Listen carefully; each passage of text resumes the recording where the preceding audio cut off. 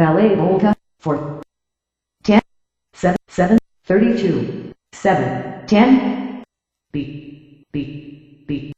XML 50% XML Windows, 20, Ballet Volta. 3 Realtek Digital Output, 3 Realtek Digital Output, Realtek High.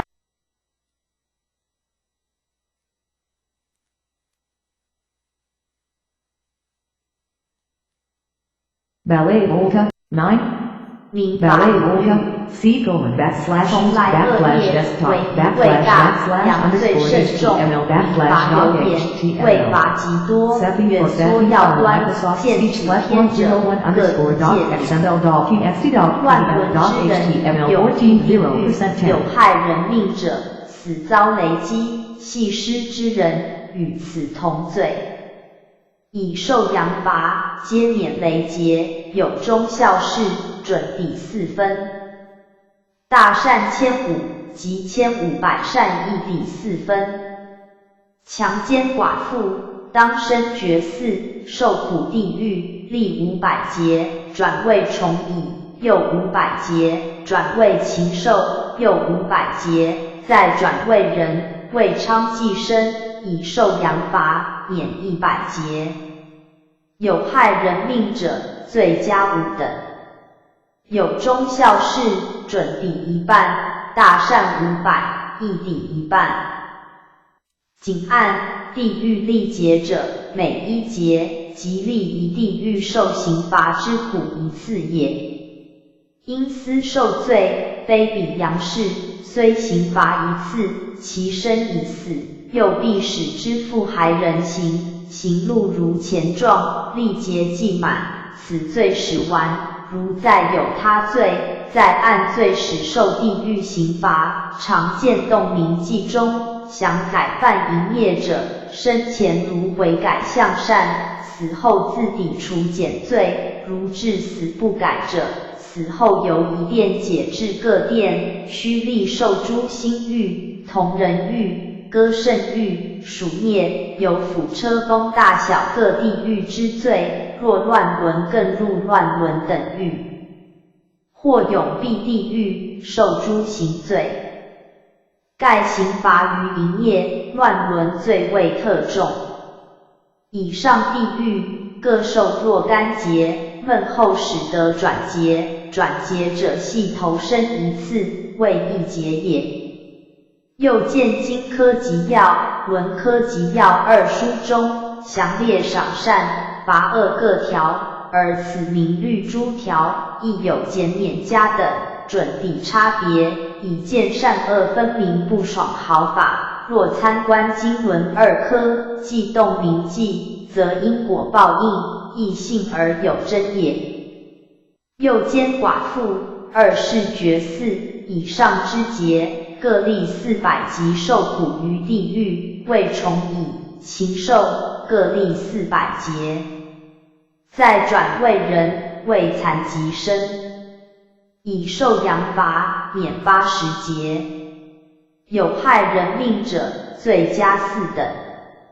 有忠孝事，准抵7分。忠善500，亦抵7分。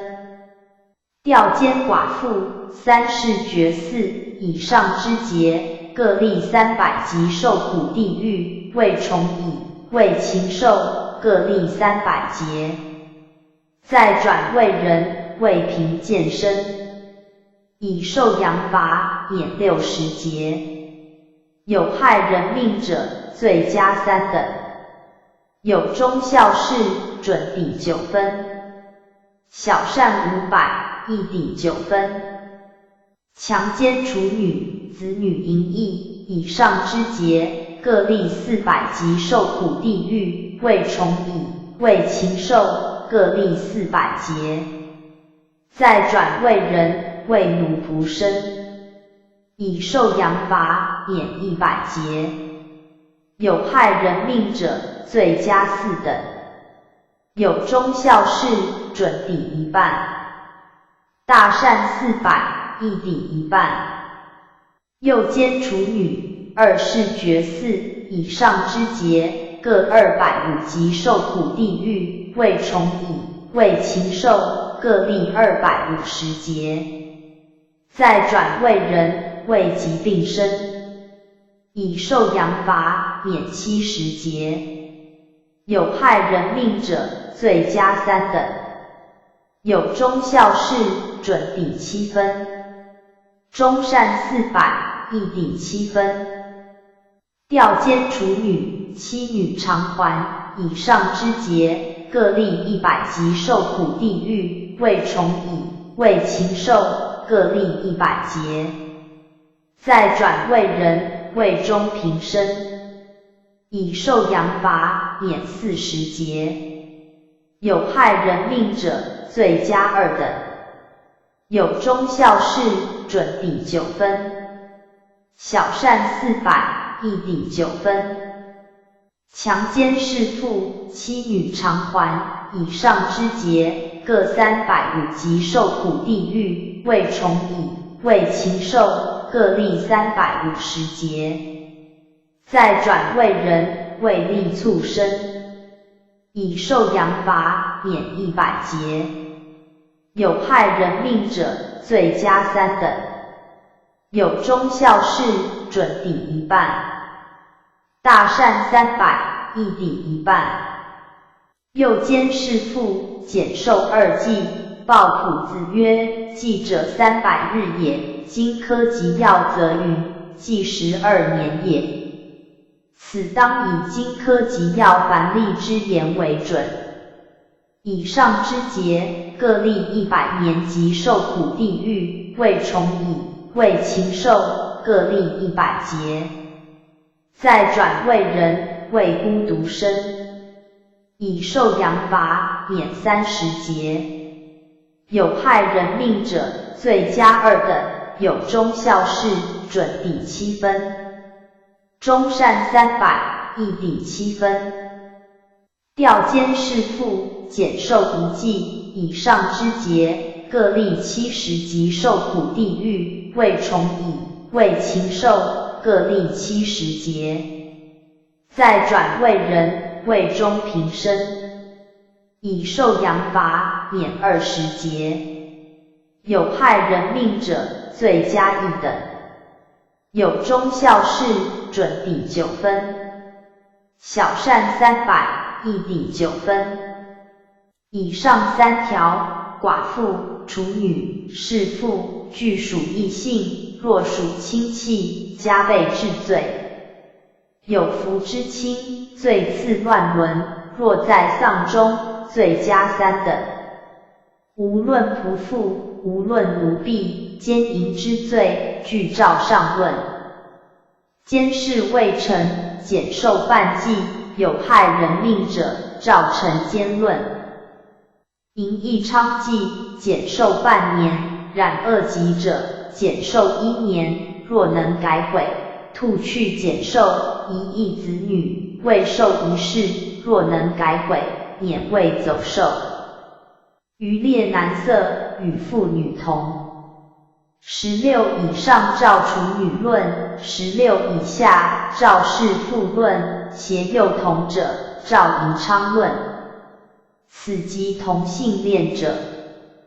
造淫书者，减寿2纪；若有因乐书造成淫害，罪作已生，书不消灭，永不超生，拍摄淫戏春宫，与此同罪。阳役淫事，减寿半纪；若有害人命，减寿1纪，谈闺阁者，与此同罪。若能改悔，罪俱减等。录判官淫律补篇，判官明之道，宋时人也。凡奸淫之事，有用药打胎，致丧遗命者，加倍治罪。凡奸淫处女，在12岁以上者，虽属诱奸调奸，俱以强奸论；若有害人命者，加倍治罪。凡以有子而诱致妾者，1人，减寿2年。有功名者，削功名8分，不减寿。凡寡妇无意改嫁而用计诱之者，减寿3年；有意改嫁，免去减寿。凡娶一寡妇，留夫家一子女者，减寿2年；子女至死者，减寿1纪。凡朋友相见，谈淫逸之事者，3次，减寿1月。至人有淫事者，减寿3年；有功名者，罚停职功名。凡路遇美色，慕逆而送之，3次，减寿半月。若假托殷勤，实存恶意者，1次，减寿1算。原著1算3月也。鲍朴子曰：算者3日也。荆轲集要则云：算者3年也。此当以原著为准。凡喜听淫戏者，1次减寿3月；有功名者，罚停职功名。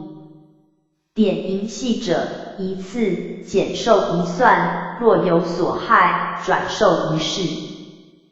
凡喜看淫书者，3次，减寿半月；致身疾病者，减寿3年。凡诱人行淫事者，照人所犯之罪减2等；父兄纵子弟行淫者，纵仆类者一同。录判官云：按此民罚，各淫罪故难稍宽，而乱伦之罪尤重，无论以卑临尊，以长期幼，死后俱入无间地狱。今日世风大坏，犯此者每出于仕宦之家，读书之子，相染日久，其以为常，靡不知耻，将不知所终。诸神仙不得已，奏明。玉帝将民罚民传扬事，不必隐晦，其有见此民罚而知悔改者，减罪；行忠孝者，减罪；积功德者，减罪。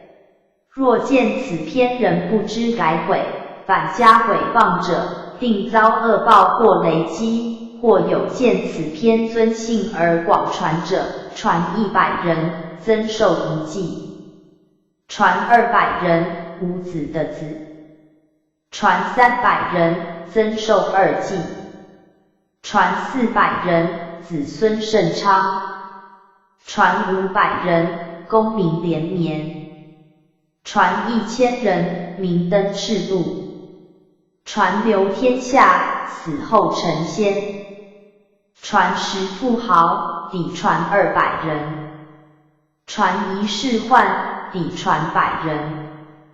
此皆经福佑帝君奏明，玉帝照准施行。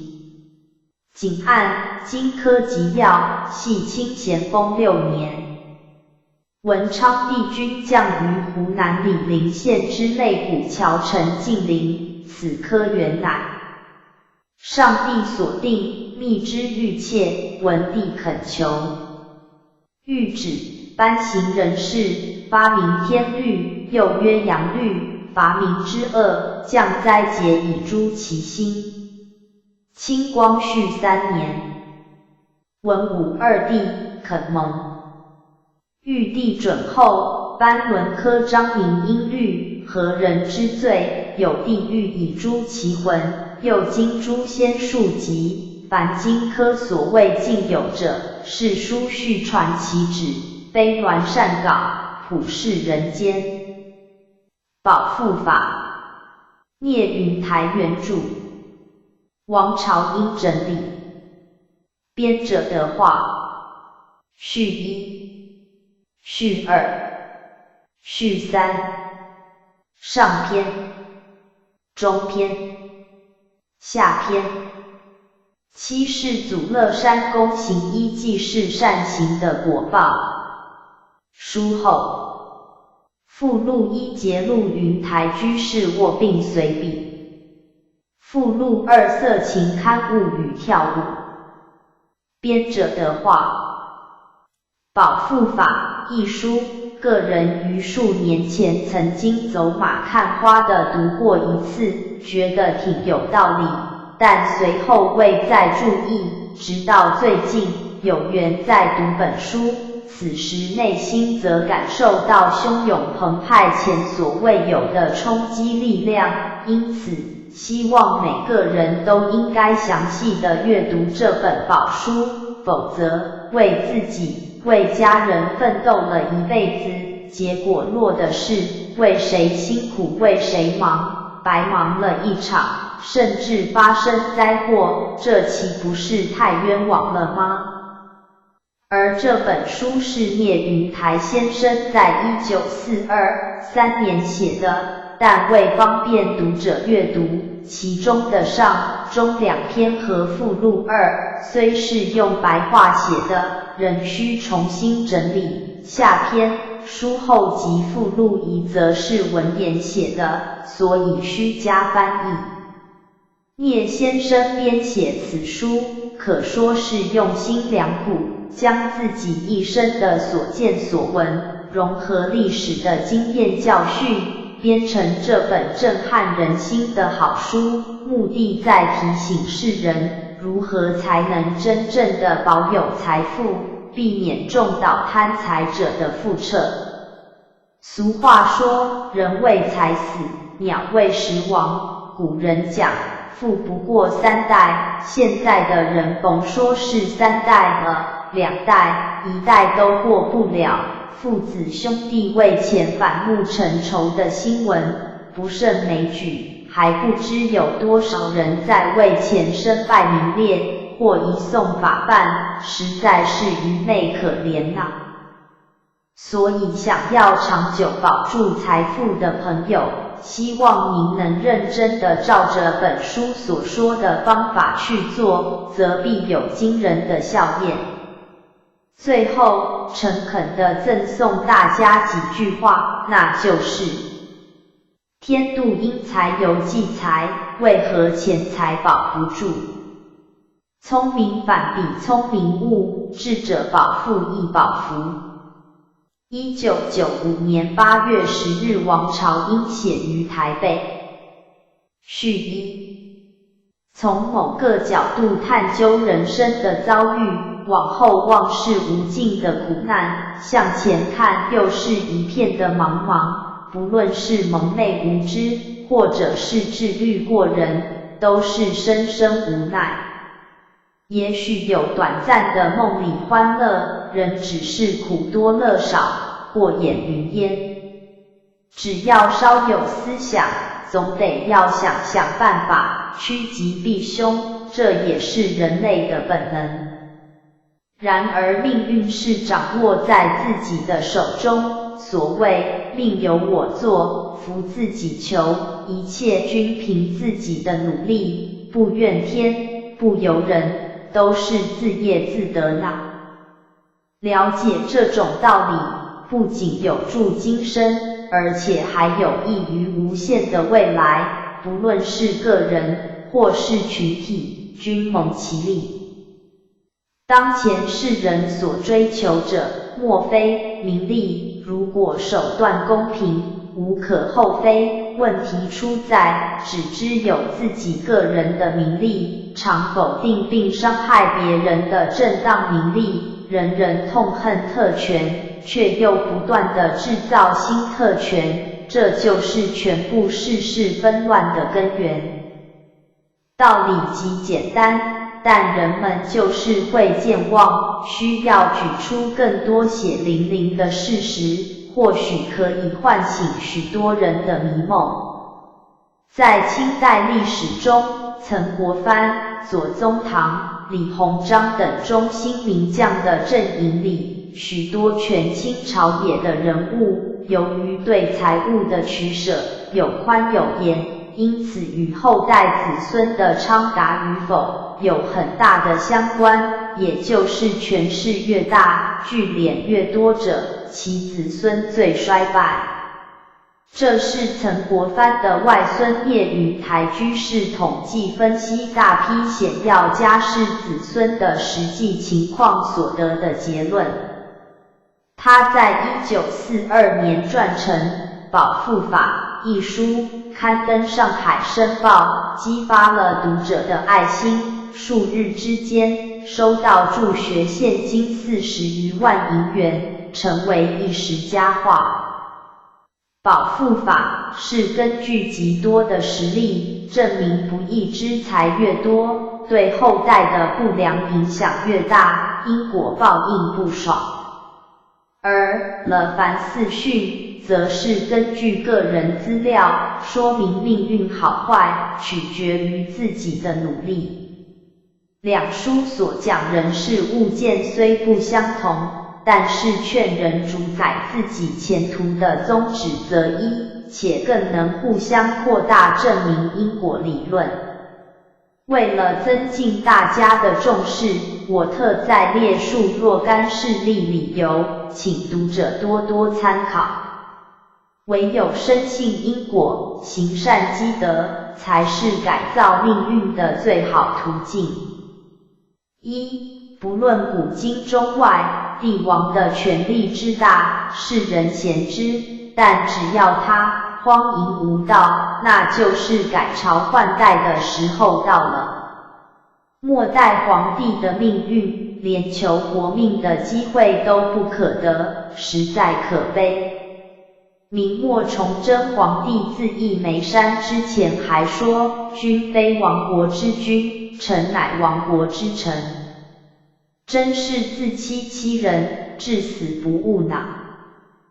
二，近代的著名人物为例，二次大战中的墨索里尼、希特勒、日本的东条等，他们权力极大，应该做很多有益人类的事，只因一念之差，不仅伤害了许多人，最后自己也落得身首异处。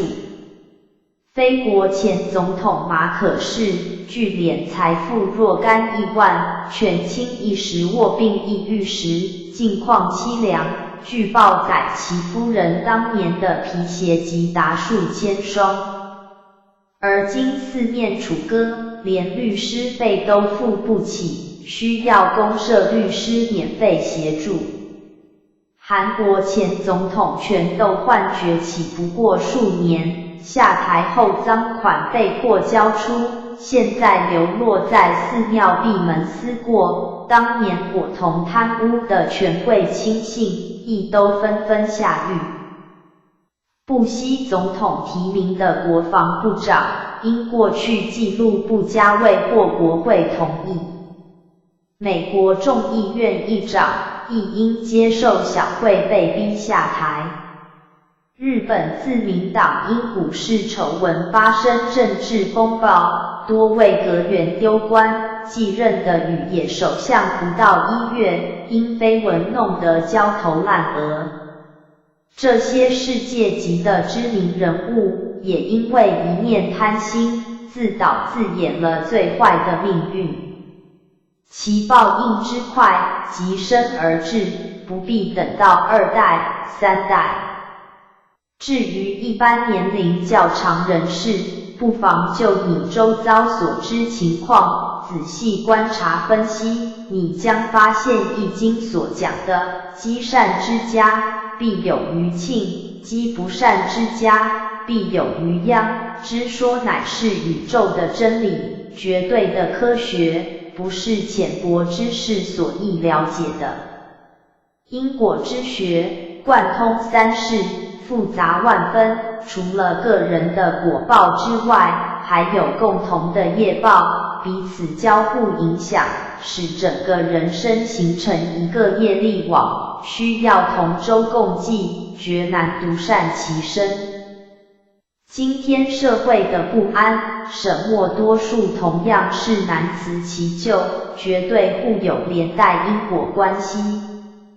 所谓天下兴亡，匹夫有责，只需去翻翻佛学大词典，定会惊奇佛法真是无边，佛学是最完善又最圆满。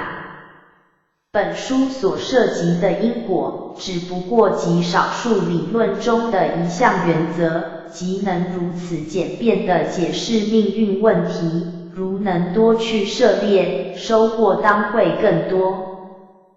3. 台湾很多人真聪明，很会赚钱，将投资变成投机。例如股票市场的大起大落，地下投资公司的兴起，害惨了多少聪明人。投资公司能够支付投资人比银行多几倍的利息，谁都知道这是很危险的事情。奇怪的是，不相信的人还是很多，对各方的警告也充耳不闻，一直等到美梦破碎，投资人还要责怪政府取缔非法，忘记了自己才该负责，真令人啼笑皆非呢。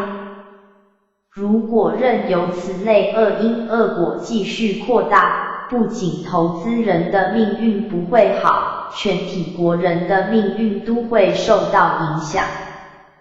倘若这些人都信因果，用他们的才智做更理性的工作，其结果必定是正面而惊人的。人生何去何从？命运是有是无？如何趋吉避凶？如何掌握命运？本书已有充分与肯定的答案，既有云台先生搜集的集体范例，更有读者们自己周遭的见证。剩下来就看自己的行动了。世人无不愿自己与子孙有好运，希望五世其昌，那就请仔细的、静心的来读本书，并起而行吧。说时不保，道理再好，并不能救人，要改命运，还是靠自己理智的行动，具有良知与人性的理智行动。傅义勇1995年8月于台北时年80又2。序2。抗战期间，于在上海租界地就读东吴大学，课余及周末，常面领就副业于台老居士教义。当时，上海社会崇尚华丽，奢侈成风。此《保护法》一书，乃就富有感之作也。盖世人大都贪财，想尽办法权谋巧算以求富，而富者骄奢淫逸，悭贪自肥，却不知饱腹，贪财而不施舍，利己而不积德利人。殊不知天道亏盈而益谦，满招损，谦受益。过分的必受制裁，吃亏的必受补益。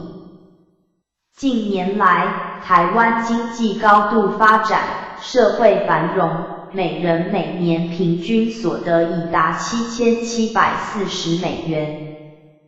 但相对而来的，却是贫富差距增大，生活奢侈淫靡，道德落后，治安恶化，绑票、勒索、盗窃、欺诈、杀人、劫财之案件几乎无日无之。昔日为千万富翁，今日沦为狱中犯人者有之；昔日为商场名人，今日却因经济犯罪而四处逃避，甚或遭人谋害者亦有之。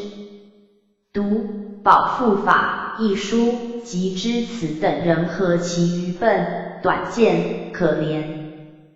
如因保护法之劝化，能觉悟出亏盈、益谦、因果报应之理，开启慧眼，放远见识，宽大心量，则此书不仅为保护法，亦为保福法矣。1990年6月着矿来进去于台北。序3。云台先生所着之保护法，字字皆从肺腑中流出。日前，黄军警完将此稿彩登申报，而阅者在数日间捐入申报读者助学金有47万5千余元之巨款，可见此书劝化之力大矣。习太仓录议事有言：造物济财，犹济财，两者兼而备之，而又非其定分之所固有，则利治其祸。与常目击之，而识其理之必然也。一具公者，登第数年，具开府，入卫青2，才略经济，卓然有闻于时，令子继起，同列清华，犹为世俗艳羡。俄而两孙夭，一子随之，具公亦没，半载之中，3代沦亡，斩燕绝后，独太夫人在堂，年90余，如积聚老人，不复能言，滴泪而已。按公在朝时，遂遣人走四方，所必复，其辞甚哀，有不忍道者。人以为不可却，多勉励以功，积而述之，待不胜计，时亦摩所获服于人，不过借在山之事，故作其廉之状，以主于必备，得之而人莫怨，然后享之也安。此其为计甚巧，所谓才与才兼焉者，而不于一朝弃之，不能挟纤毫从地下也。造物之见人也，为善者，欲其不令人知；为不善者，欲其令人知。为善不令人知，应得是也，故时报必丰。今具公之取材，使人不知其为恶，其事与种德者相反，而其异同出于因，宜乎报之亦故。虽苍苍者大难间，而举此，为巧于取材者之见，亦宜是路前车也。设某具公能用此书言之法，既积而复散之，必可化其祸为巨福。然近年来发横财者甚火，他日必为某具公之序，可无疑也。如欲保全之，非先读此书不可。素直后者，易读而即信，又能实行；素孽深者，虽读而不信，即耳提面命，亦不能从，或且背道而驰焉。盖以今世之人，大抵不知幽冥之理，以为人死无鬼，一切皆已断灭，故生时所做之事，苟一时有利于己，虽有害于人，不顾也；及人所受之害，其损失过于己之利益，重大至千万倍，亦不顾也。所以欲富己而贫人，贵己而贱人，受己而邀人，一切杀盗淫妄等12大罪，无不放胆为之。而不知受算尽时，生前一切怨鬼，皆来所命，死后同至阎王处审判，生前所得之便宜，所做之黑暗事业，皆须一一偿还，或入地狱，或入恶鬼，畜生道中，其所得之业报，与生前所做之十恶，其轻重大小，如五雀六焰之诸两称也。世人大抵不知因果报应轮回之苦，上作软毡，灵运备之无鬼论，亦大可怜矣。余续此书，而略述因果轮回之事，以劝世人。植朱云台先生以为何如？1943年4四儿童节无锡丁福宝进序10年70上篇。俗话说，发财不难，保财最难。我住在上海50余年，看见发财的人很多，发财以后有不到5年、10年就败的，有2、30年即败的，有4、50年败完的。我记得与先父往来的多数有钱人，有的做官，有的从商，都是煊赫一时的，现在已经多数凋零，家世没落了。有的是因为子孙嫖赌不务正业而挥霍一空，有的是连子孙都无影无踪了。大约算来40-50年前的有钱人，现在家务没有全败的，子孙能读书、务正业、上进的100家之中，实在是难得1-2家了。不单是上海这样，在我湖面的家乡也是一样。清朝同治、光绪年间，中兴时代的富贵人，封爵的有6-7家，做总督巡抚的有20-30家，做提镇大人的有50-60家，现在也已经多数萧条了，其中文官多人，财产比较不多的，后人较好。就我所熟悉的来说，像曾、左、彭、李这几家，钱最少的，后人比较多能读书，以学术服务社会，曾文正公的曾孙辈，在国内外大学毕业的有6-7位，担任大学教授的有3位，左文襄公的几位曾孙，也以科学专门而闻名。李永义公的孙子辈，有担任大学教授的，曾孙也多是大学毕业。彭刚直公的后人，10年前有在上海做官的。大概当时的钱来得正路，没有积蓄留钱给子孙的心，子孙就比较贤能有才干。其余文官比较钱多的10来家，现在的后人多数都是萧条了。武官数十家，当时都比文官富有，有10万、面万银两的，多数是战事平定以后继续统兵，可以缺额，才能发财。至于拥有50-60万到100万银两财产的有3-4家，如郭家、席家、杨家等，都是后来从陕西、甘肃、云南、贵州统领军务归来的人。金陵克复的时候，曾国藩因为湘军士气不振，所以全部遣散，缴缅匪的时候改用淮军，所以湘军的老将富有的非常少。各家的后人也是多数衰落了，能读书上进的就很少听见了。我家与中兴时代的各大世家，或乡或淮，多数都是世代相交的关系，所以各家的兴衰情形都略有所知。至于安徽的文武各大家，以前富有丰厚的，远远胜过了湘军诸人，但是今日都已经凋零，不堪回首了，前后不过几十年，传下来才到了第3代，已经都如浮云散尽了。然而当时不肯发财，不为子孙积钱的几家，他们的子孙反而却多优秀。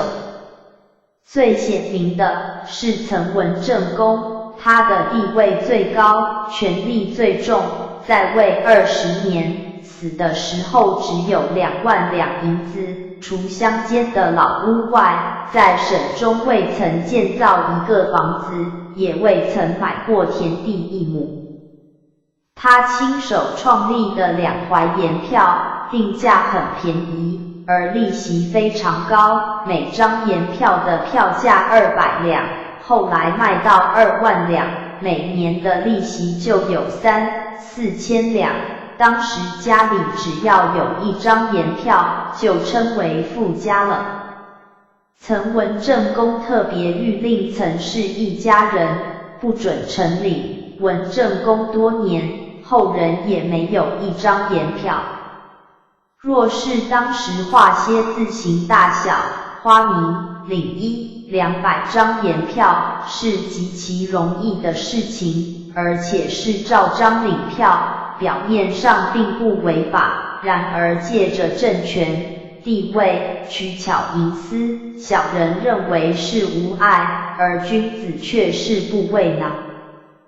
这件事，当时家母知道的很详细，外面人是很少有知道的。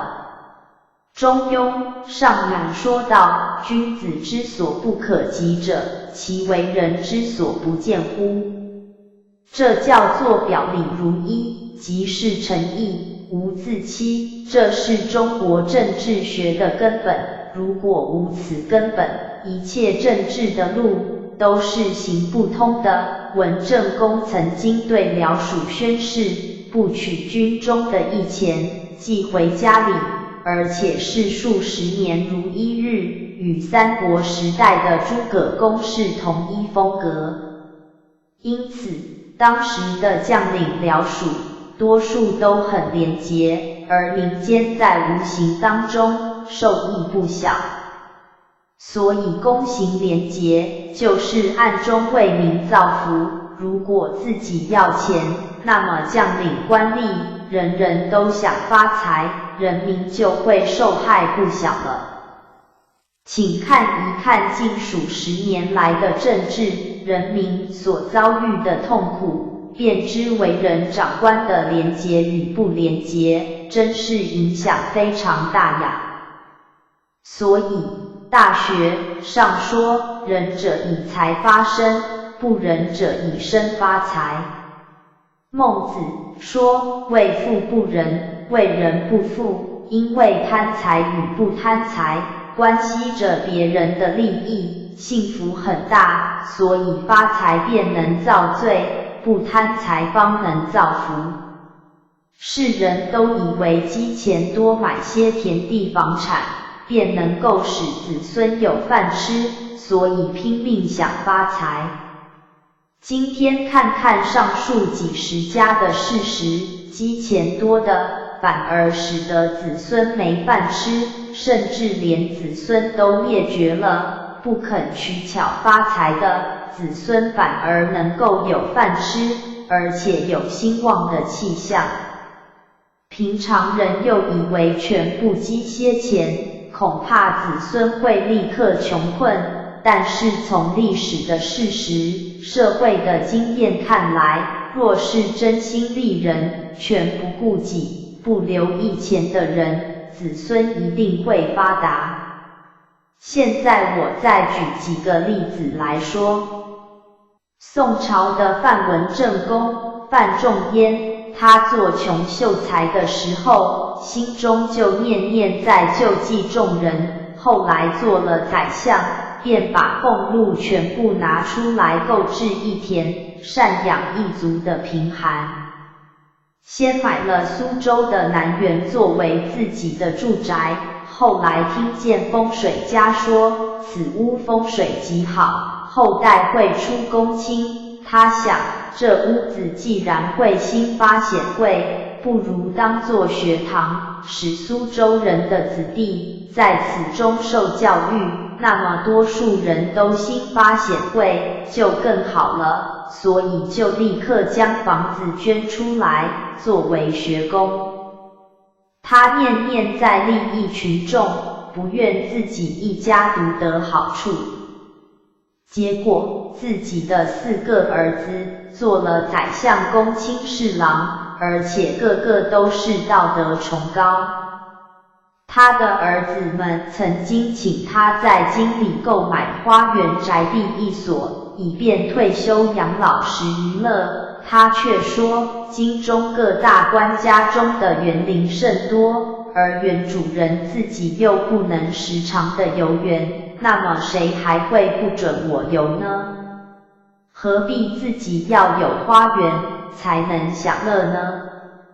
范先生的几位公子平日在家都是穿着布素衣服。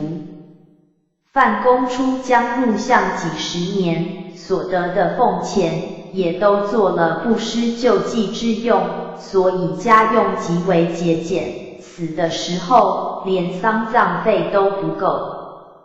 照普通人的心理，以为这样太不替子孙打算了，谁知道这才是替子孙打算最好的法子。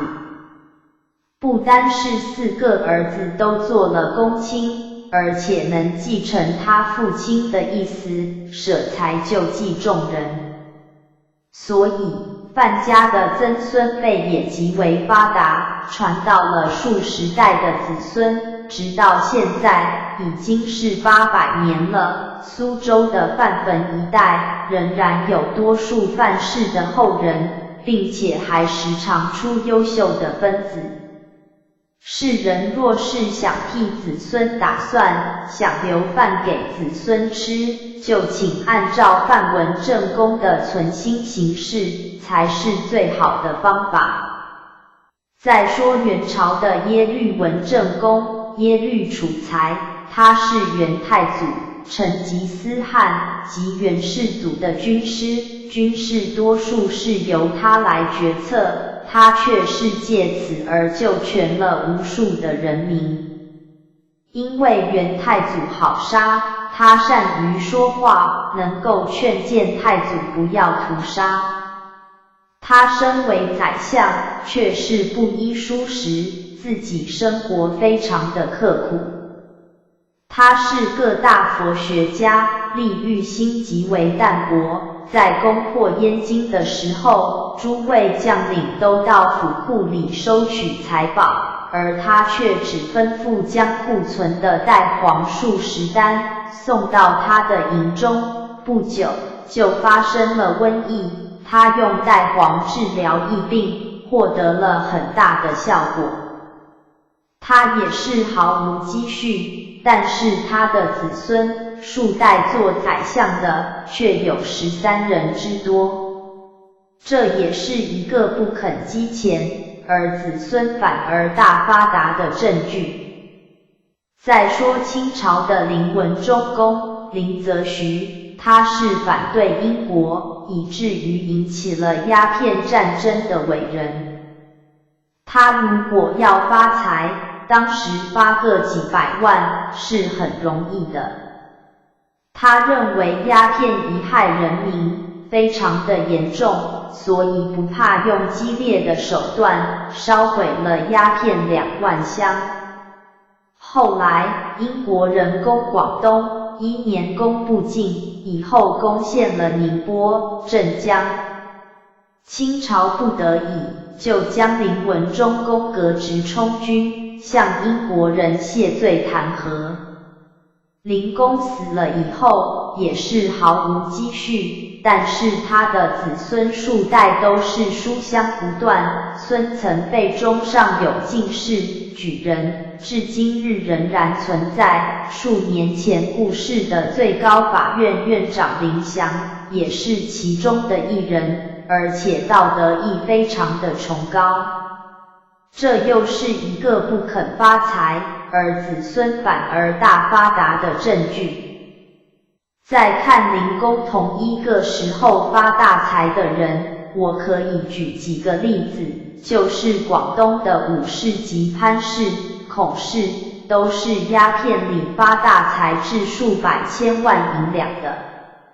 书画家大都知道，凡是海内有名的古字画碑帖，多数都盖有武士、潘氏、孔氏的图章，也就是表明了此物曾经在3家收藏过，可见得他们的豪富。但是几十年后，这些珍贵的物品又已经流到别家了。他们的楠木房屋早已被拆了，到别家做装饰、木器了。他们的后人一个闻达的也没有。这3家的主人总算是精明能干，会发这样的大财。当时的林文忠父有财却不肯发，反而弄到自己被革职犯罪，总算太笨了吧。然而至数10年以后，看看他们的子孙，就知道林文忠公是世间最有智慧的人，武氏、潘氏、孔氏却是最愚笨的人了。上海的大阔佬很多，我所认识的也可以举几个例子。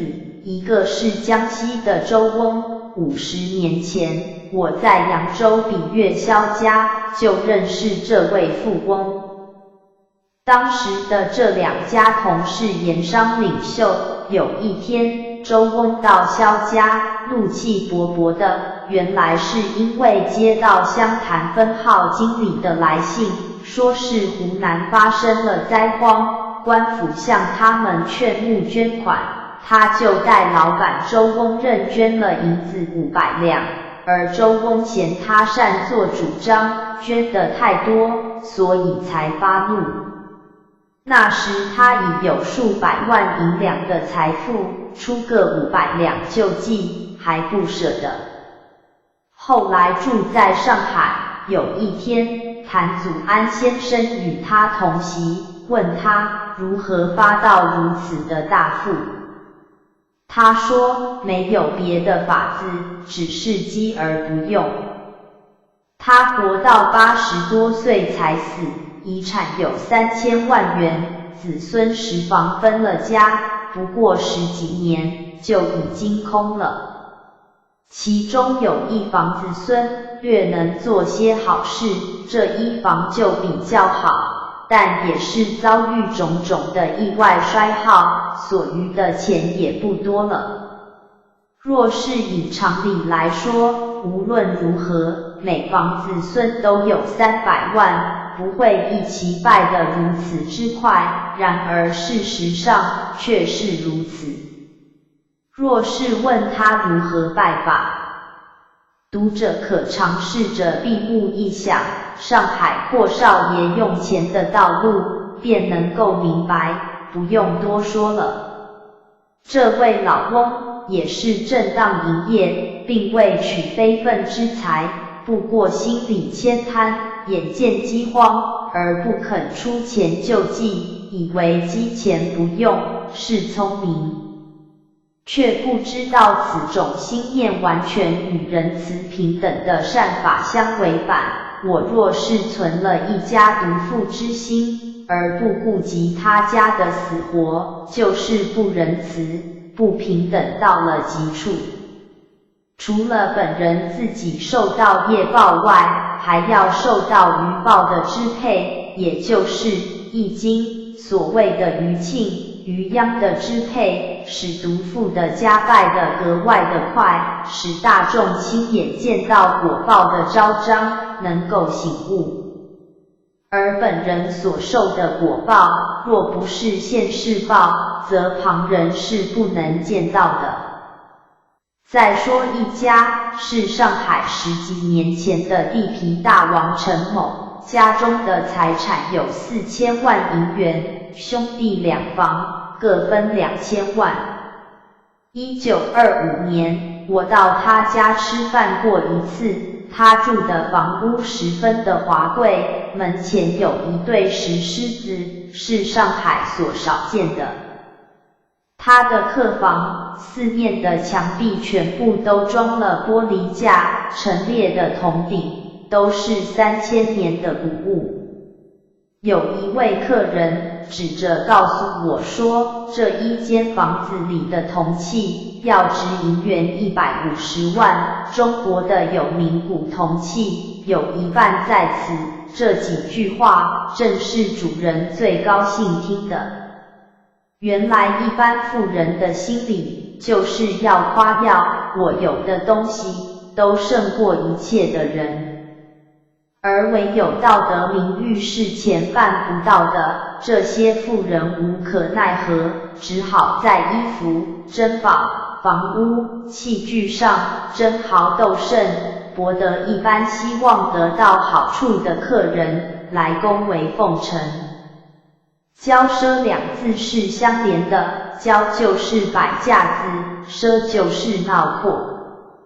上海常看见的是大出丧，1日之间花费20万的银元，以为是荣耀，但是若要请他们出几千元帮助赈灾，就不大容易了。这是普通人多有的卑劣自私的心理，并非是单说某一家。这一位主人当然也未能免俗。在我看见他之后，不过才7年的时间，上海地价忽然惨落，加以投机的损失，以至于破产。陈家的古铜珍宝、房屋地产，一切的一切都被银行没收变卖，主人也搬到内地家乡去了。再说一个实例，就是上海哈同花园的主人，近日报纸上常有讥讽的评论，说他们生平对于慈善事业不肯多多帮助，并说他有遗产8万银元。适宜设想，财产8万的收入，就照2厘的利息来计算，每年也应该有1600万。如果他们肯将这尾数的600万元用作救济平民之用，那么全上海的难民就可以得救了。在3年前，上海的难民所中有10万人，每人的粮食以每个月2元计算，全年不过才200余万元。到去年米贵的时候，难民所中的难民才不过1万几千人，每人的月费30元，1年共600万元，也还不过是他们收入年息的1/3罢了。再说上海死在马路上的穷人，去年将近有2万多人，前年不过1万多人，在前年不过是几千人。就单说去年米贵死人最多的时候，如果办几个避寒所和施粥厂，养活这2、3万人，也不过1年花个500、600万元就够了。这在他们来说不过是9牛的1毛，然而这1毛却是舍不得拔。如果能花几百万元救几万个穷民，他自己家用，若是没有特别的挥霍，就是无论如何的阔绰，还是可以将1年所余的利息若干万来用作储蓄的。这样一来，一方面得到了美名誉，一方面做了救人的大功德，在一方面又仍然每年增加了若干万的积蓄。这样的算盘实在是通极了。然而他们却没有这样智慧的眼光，一心只想这1600万元一滴不漏，全部都收到自己的银行账上，归为己有，任意的挥霍。竟然没有想到这肉身是会死的，自己既无子女，结果财产全归了他人。几万万的财产一旦变为空花，只是突然的带了一身的罪业往见阎王，而且又遗下了一片不美的口碑，留在这个社会。他们也挂信佛的招牌，但是全不知道药师经上开宗明义，就详细的说明了悭贪不舍的罪过。经上说，有诸众生不识善恶，为怀贪吝，不知不施，即施果报，愚痴无智，缺于信根，多聚财宝，勤加守护。见起者来，其心不喜，设不得已而行施时，如割生肉，心生痛惜。如此之人，由此命中生恶鬼界，或畜生道。因为大富之人钱财有余，自己也没有用处，明知道多数人将会饿死，却不肯施财救济。若是从道德上责备起来，这简直是间接的杀人。积钱最多，力量最大，而不肯布施的，他所负的杀人罪就更重了。譬如见到一个极小的孩子站在井边，快要落井了，有一个人在旁站着，全不开口，也不拉开这个小孩，而让他落井死了。我们一定会说，这个孩子算是被他杀死了一样。而妇人见灾不救，正是一样。何况是大富如此，连利息的一小部分都不肯舍，那么马路上死的几千几万的饥民，岂不是要算他杀死的一样吗？杀死几千几万人的罪过，难道是用骄慢心，以信佛作为幌子，勉强画点挥霍不尽的小钱，做点专卖面子的善事，就以为自己已经是做了功德，便可以免除一切的罪过魔？我想恐怕天地鬼神绝不会如此含糊地宽恕他。所以我说这一段事实，就是希望大家能够分别真伪，打破心里的悭贪，切不可倒积财布施的覆辙。俄国的大文豪托尔斯泰曾说过，现在社会的人，左手进了100万元，右手布施了1、2元，就称为是大慈善家。由此可知，这种行为是世界的通病。总而言之，保富的方法必须要有智慧的眼光，也就是要有辽远的见识与宏大的心量。以上所说范文正公等几位，就是属于此类。而其余不善于保富的人，普天之下滔滔皆是呀。他们不能使子孙常保富厚，只因为是自己的智慧不够，能见到一点，却遗漏了万端，只看见表面，而看不到内涵。简单点说，他们看历本，只看见初一，还不知道明天有初二，更不会晓得年底有除夕。但是像这等愚痴的人虽然很多，而社会有慧根的人也不少，一经人点拔，即可觉悟，智慧的眼光忽然就会开朗了。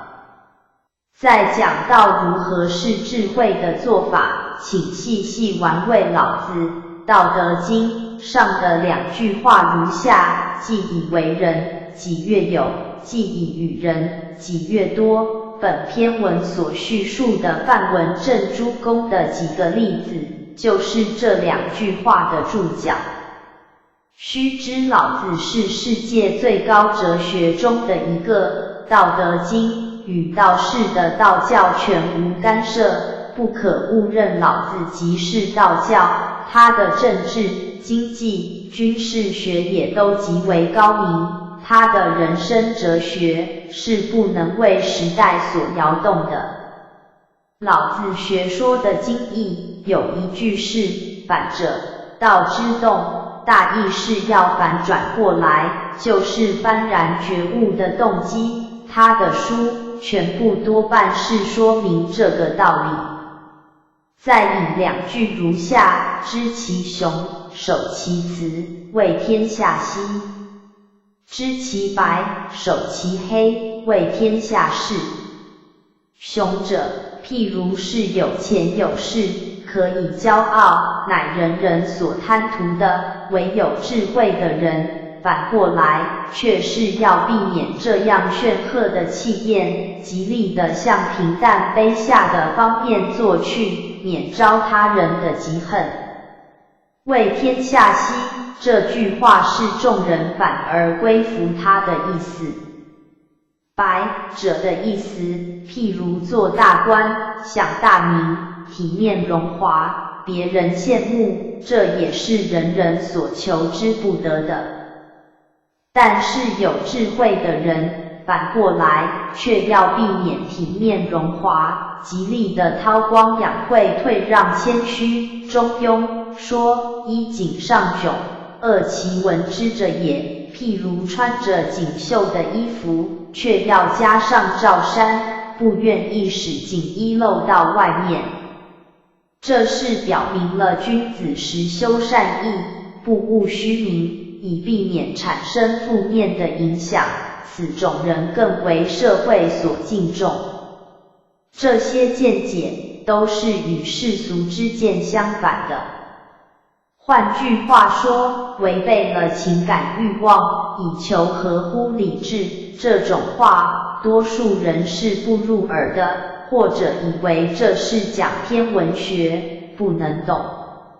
然而社会上也有不少具有慧眼的人，当然是会赞许的。中篇，天道是什么呢？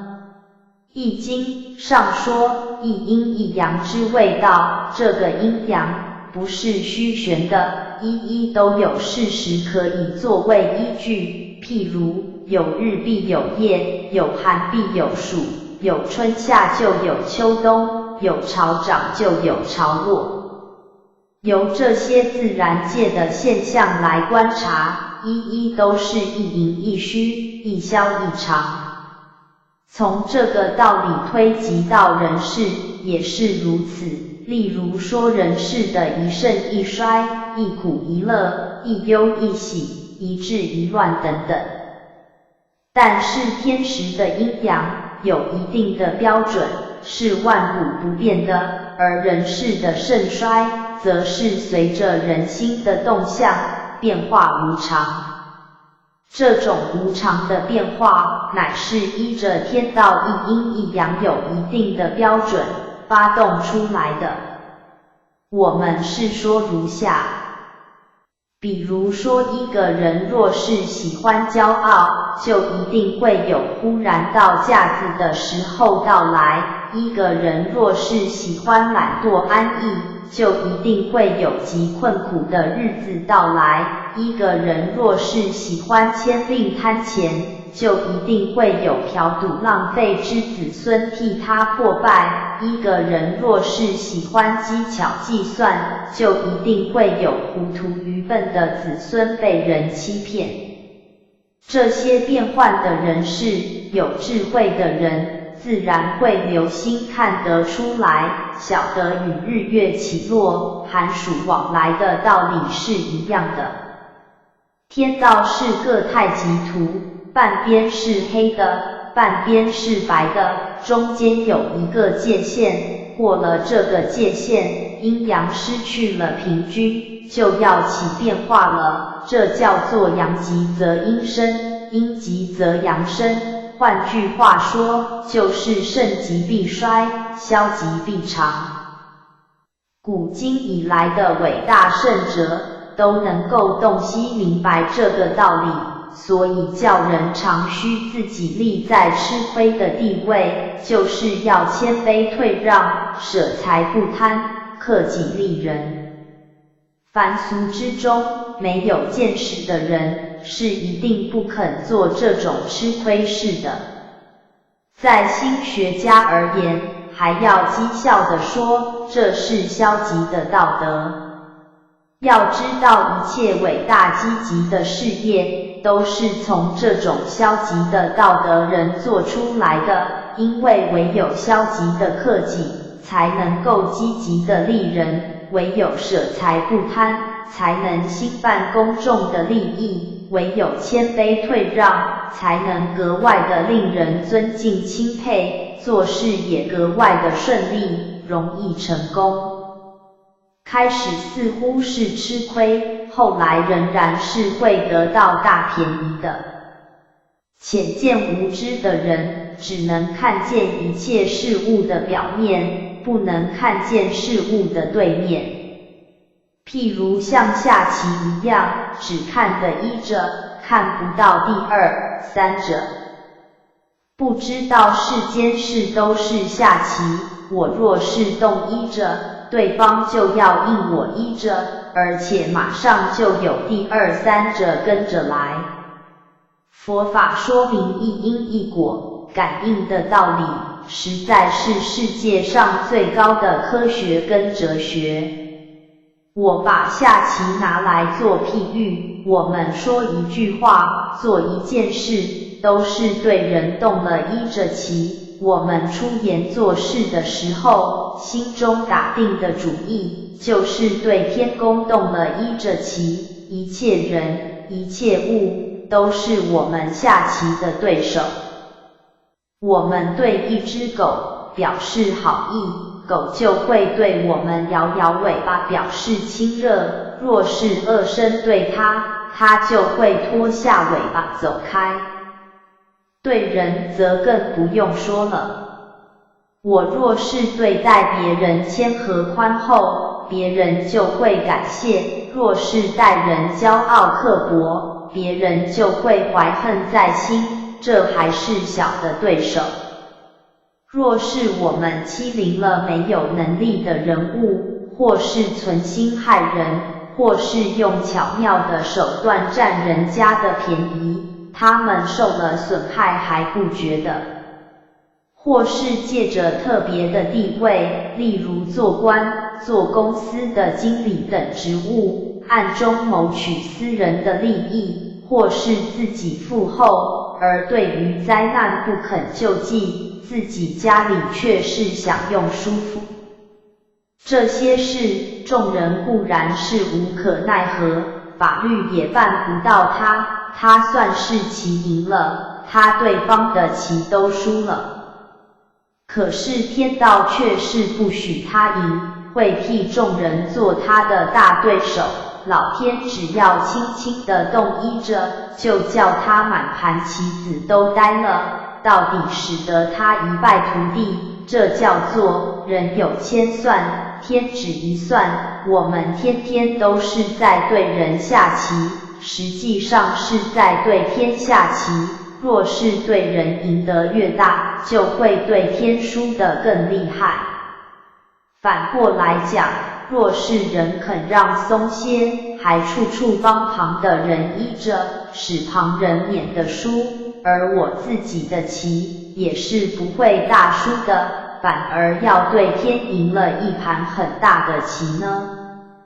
上阳所说的范文正公是个最显明的例子，他本来很穷，做了将相几十年，到死的时候仍然没有私人的田产园宅。若是从俗人的眼光看起来，他算是白忙了一世，然而他对天却是赢了一盘大棋，他的子子孙孙多是贵圣贤才呢。其余的像耶律文正公、林文忠公、岑文正公几位，都是肯输棋的，到后来都赢了天公一盘大棋。而那些会赢棋的许多人，发了几十万、几百万、几千万、几万万财的，却是后来被天动了依着，就都输完了。古人说的人定胜天，天定亦胜人，天定就是一定的天理。阴阳的定律是要平均的，人们做的事情过了分，就是失了平均。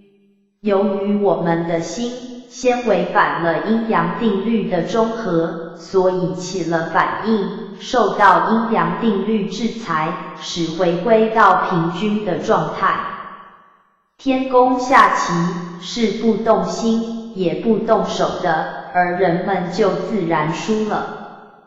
譬如对墙壁抛皮球，球自然会回抛过来，抛的力量越大，球回的力量也更大，而墙壁本身亦并未动手费力。所以《书经》上说，天作孽有可为，自作孽不可活。孟子说，出乎尔者，反乎尔者也，意思就是自作业，自受报，这跟佛经所说的自造因，自结果，正是一样的道理。而所谓的人定胜天，也不是真正的胜了天，这是说人照天的定理，存心做事，究竟会得到后来的胜利。本来穷困的，后来亨通了；本来忧患的，后来得到安乐。这样的胜利，便是天理的胜利。我虽然说善人对天赢了棋，实际上就是天赢了，须知天道是永不会输的。天道一阴一阳的平均，就是中道，又称中和、中庸。上说至中和，天地未焉，万物欲焉。世间的人事若是失去了平和，就会引起天道的变化，就像如战争及饥荒等等的大结束，都是由于人事的不公平、人心的不中和而引起的。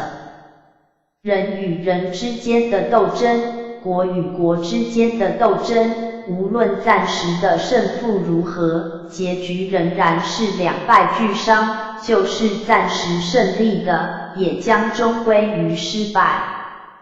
请翻一翻世界各国的历史，就知道赢棋的，到底也都是输了，这就可以知道天理终究是公平的。人心的不平不和，究竟是会被天理裁制的。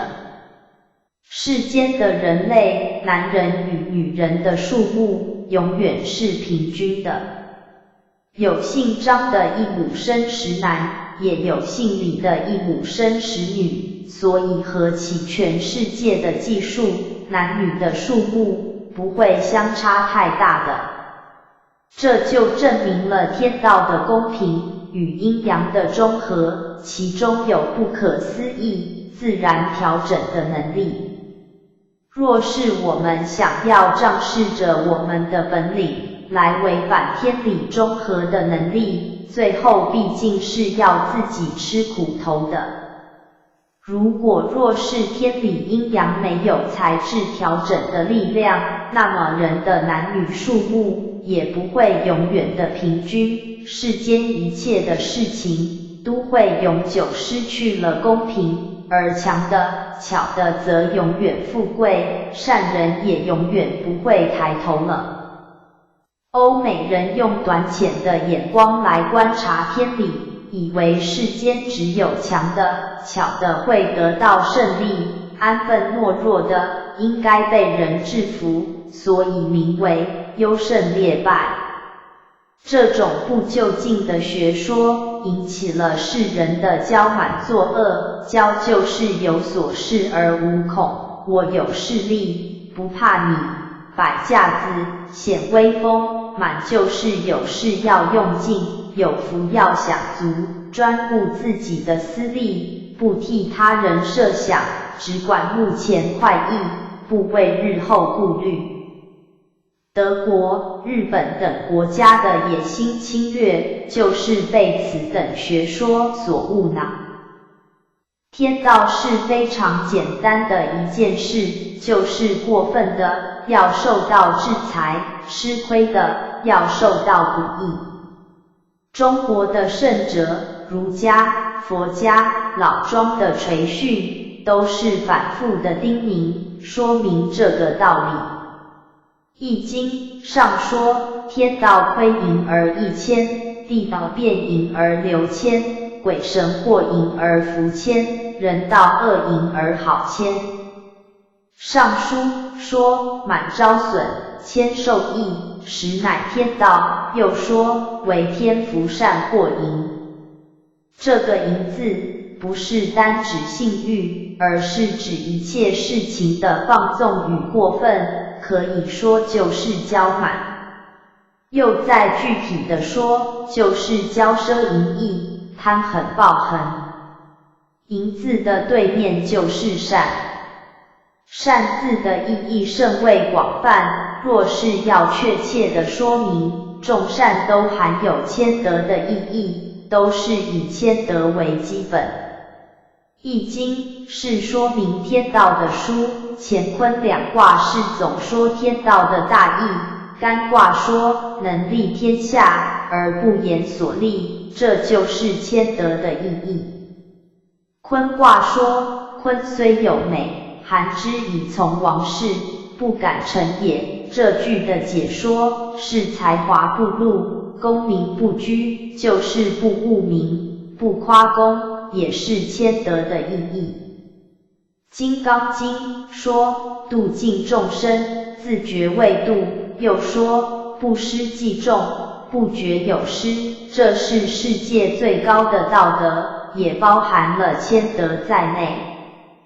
再说孝弟忠信礼义廉耻，都是义务心重，权力心轻。而义务心是自己觉得我对他还有义务应尽，这就是谦。世间作恶的人，不过是权力心重，没有义务心。古语说重利轻义，正是谦德的反面。所以一切道德都在谦德里面，由谦发动，对父母兄弟就是孝弟，对社会人群就是忠信礼义廉耻。凡人对于谦德善行都是恭敬欢喜，而对于骄满恶行都是怨怒隐恨。那么天道的降福降祸，说是天道，实是人情；说是天降，实由自作恼。上梁的文已说过，天道就是人事的表现。上书说天视自我明视，天听自我明听。华严经说若令众生生欢喜者，则令一切如来欢喜。所以我们为善加福于人，我们自然还得祈福；我们为恶加害于人，我们自然还得祈祸。从此可知，我们对面的一切人、一切物，就是天，随处都是有天理存在其中的。除此以外，更没有别的天理可以表现。那么我们对他们做事、说话、起念头、表示脸色，都要格外的小心注意。虽然他们或是愚笨，或是怯懦，或是老弱、孤儿、寡妇，无人帮助，我们若是欺凌了他们，我们在不久的将来，我自己或我的子孙，也会同样的愚懦孤寡，被人欺凌。反过来说，若是我们对于这些无力可怜的人心存慈悯，并且设法帮助他们，后来我也会得别人的帮助，而我的子孙则永远不会愚懦孤寡，被人欺凌了。这种天理循环的感应果报，有智慧眼光的人，自然能在社会上一家一家的人事上来观察，更可以在历史上一个一个善恶的人的结果来证明。这也是社会科学中最重要的一件事呀。1942年6月云台卧病书下篇。去年1942年春天，我曾经写了《保护法》上中2篇文章，送请罗汉菜月刊刊出，后来因为患病卧床，未能继续撰写下篇。今年春天，金荣博云、黄景完2位先生将该文在送登申报，颇受读者们赞许，并有许多人出钱印单行本，但是因为没有见到下篇而感到遗憾。我写下篇的计划原本想专门收集些古人行善积德，能使子孙富贵显赫的事迹作为印证。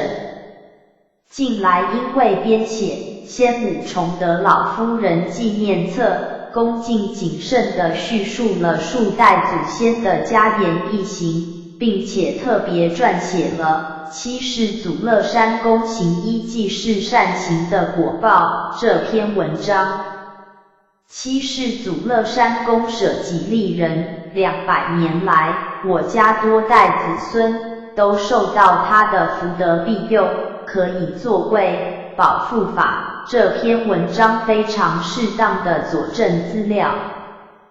这虽然只是一家人的私事，但是乐山公的善行事迹曾经刊载于《府县志》这本书中，而且又为当时的社会贤达所推崇重视，祖先数代的积善事迹也有历史资料可以考证，堪称足以取信于社会大众，正好是保护法的证据，所以将它作为保护法的下篇，我想应该会得到读者们的认同。我时常自我检讨，听闻圣贤的道理，既然已是很晚，知道自己的过错，又已经是太迟，回想生平所作所为，所犯的罪恶过失，不胜枚举，真是愧对祖宗父母、天地鬼神啊！而现在自己则已是衰老迟暮，疾病缠身，更是觉得缺乏补过的勇气和力量，深恐祖先的德泽自我而坠，从此梅梅无闻，所以恭谨地撰述祖先的德行，用来告诉后人，使大家能获得一些警惕、启示和策力，以略补我的过失。开始的时候，并不敢将此文刊出问世，实在是因为好友们一再的督促与要求，务必要完成保护法这篇文章的全文，这才敢将此文拿出刊行，并盼望能对读者们有所交代。1943年4月灭云台卧病书。七世祖乐山公行医济世善行的果报。我家祖籍是江西，从9世祖启隆公才开始迁居湖南衡山。七世祖乐山公出生于清朝康熙11年，也就是西元1672年。他的学问积得很深，文章做得很好，但却未参加考试，而是跟从祖父学医，并开了一家小药店。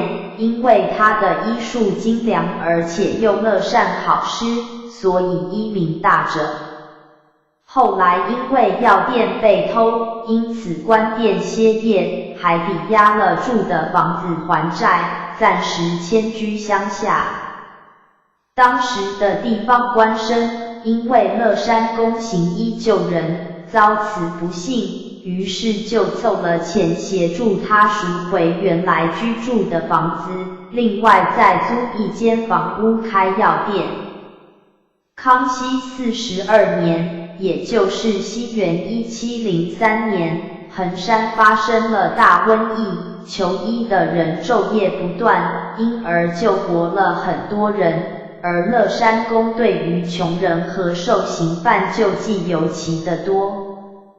当时的县长葛公以乐山公的圣德及博学多闻，特别聘请他到县府里担任幕僚，并且向乐山公说：“你存心救人，我没法报答，就叫你的儿子读书成名，作为对你济世救人的回馈吧。”乐山公接受了葛县长的建议，就送儿子仙涛进入了文风与集贤两书院读书。后来仙涛不久即考中了举人，又考中进士。乐山公当时已67岁，送儿子进京参加会试，经过一个名叫社口的地方，就是现在湖北省黄陂县西南40里处，正好碰到严冬的时候发生了瘟疫，经公医治的病患都能立即病愈。乐山公74岁的时候，又带领儿子进京等候任用，经由运河北上，当时的运粮船工有许多人得了传染病，经乐山公医治都能立刻痊愈。此事便传于各粮船间，许多粮船的病患纷纷于船旁呼叫，并用绳子将乐山公乘的船系住，使船无法前行。乐山公不忍见死不救，就嘱咐儿子先涛改从陆路故乘罗轿赶赴京城，自己留下继续治病救人。经过了几个月，等到传染病停止了，他才到达京城。人若是能够放下自己重要的事情去救人，实在是最难能可贵的了。此时正好先涛已奉派担任陕西省正安县的县长，乐山公于是陪同儿子上任。到达正安县以后，指示山地民众就地采药，以增加收入。4年，返回湖南衡山老家后，即寄信给儿子，教他爱民治世的方法和道理。信中情辞恳切，被儿子的上司陕西巡抚陈文公见到，大加称赞。即将这封信印发送给全省的官府参考，以资侧勉。这封信以后被刊入《黄巢经世文编》这本书中，为世人所传颂。乐山公在衡山的时候，常到监狱里为犯人义诊。儿子富贵显赫的时候，乐山公已经80多岁了，仍然常到监狱探视病患义诊。县官见他年老，派人向乐山公辞谢，他回答说，救人是我最快乐的事情。乐山公84岁的时候，儿子先涛因为继母逝世辞官回家，而又因为父亲年事已高，就决定不再复出做官。在某一天的深夜里，大雪纷飞，有一个病患的家属敲门求医外出复诊，先涛就起身开门，并对来人说，我父亲年老，深夜不方便惊动，您可否明天早晨再来？不料这时候乐山公已经听到声音，披衣起床，就叫先涛入内室，并且对他说，这应该是生产急诊，怎么可以延迟医治呢？于是就穿上木屐，随同来人前往复诊。这种舍己救人的情操，如此的真切，着实令人钦佩。所以老天有眼，明察秋毫，报施给乐山公的果报也特别的丰厚。因此乐山公93岁的时候，孙子赵逵获得乾隆壬子年乡试的第2名。曾孙有7人，镐敏、铁敏2人都是翰林，并应任主考学政的官职。遂敏、玉敏2人都是举人，做过县官。晋敏在拔贡考试通过后，派在军机处任职，而郑敏担任京官。敏则选上孝廉方正，当时人们尊称他们为衡山七子。先高祖母康太夫人70寿辰的时候，当时的名士阮文达曾送有一副贺联称，南岳钟鸣，南该衍庆，七旬介寿，妻子成名，赫连的词意贴切，实在是人间佳话呢。我的祖父义丰公是乐山公的玄孙，考中咸丰癸丑年的翰林后，历任广东石城新会的知县、高州府的知府及奏讲道员，而且军官廉洁，尽心民事，造福地方，对于当时所发生的械斗巨案，宽厚的处理，保全了很多生命，积德甚厚。民间还特别建立了生祠来纪念他，可见其受人尊敬的程度。我私下常想孟子所说的“君子之泽，五世而斩”这句话的含义。乐山公的子孙曾玄四代都发了科第做官，到了第5代的义丰公，也仍然能够积极的行善积德，发扬祖先的遗德，而到了我的父亲忠成公，则更为的贵显。本人则忝为第7代，仍然承受着乐山公的余荫遗泽，所以说乐山公的厚德，则被子孙，实在是已经超过孟子所说的5代了。探讨其原因，乐山公的医术高明，能救活病人，已经是不容易了，而医术经又能够轻财仗义，诚心济人，则更是难上加难了。我们所见到各的许多名医，靠行医而积了不少财，甚至千万、亿万财富的，也大有人在，但是财富能够传到第3代的却是很少，就算偶然有例外，也必然是医术勤而且又好行善布施的医生。我真希望能够多遇到几位像这样行善救人的医师应试，才是社会之福啊。近来生活较艰苦，医药又昂贵，贫病的人多无力就医服药，这正是医药界发心行善的最好时机了。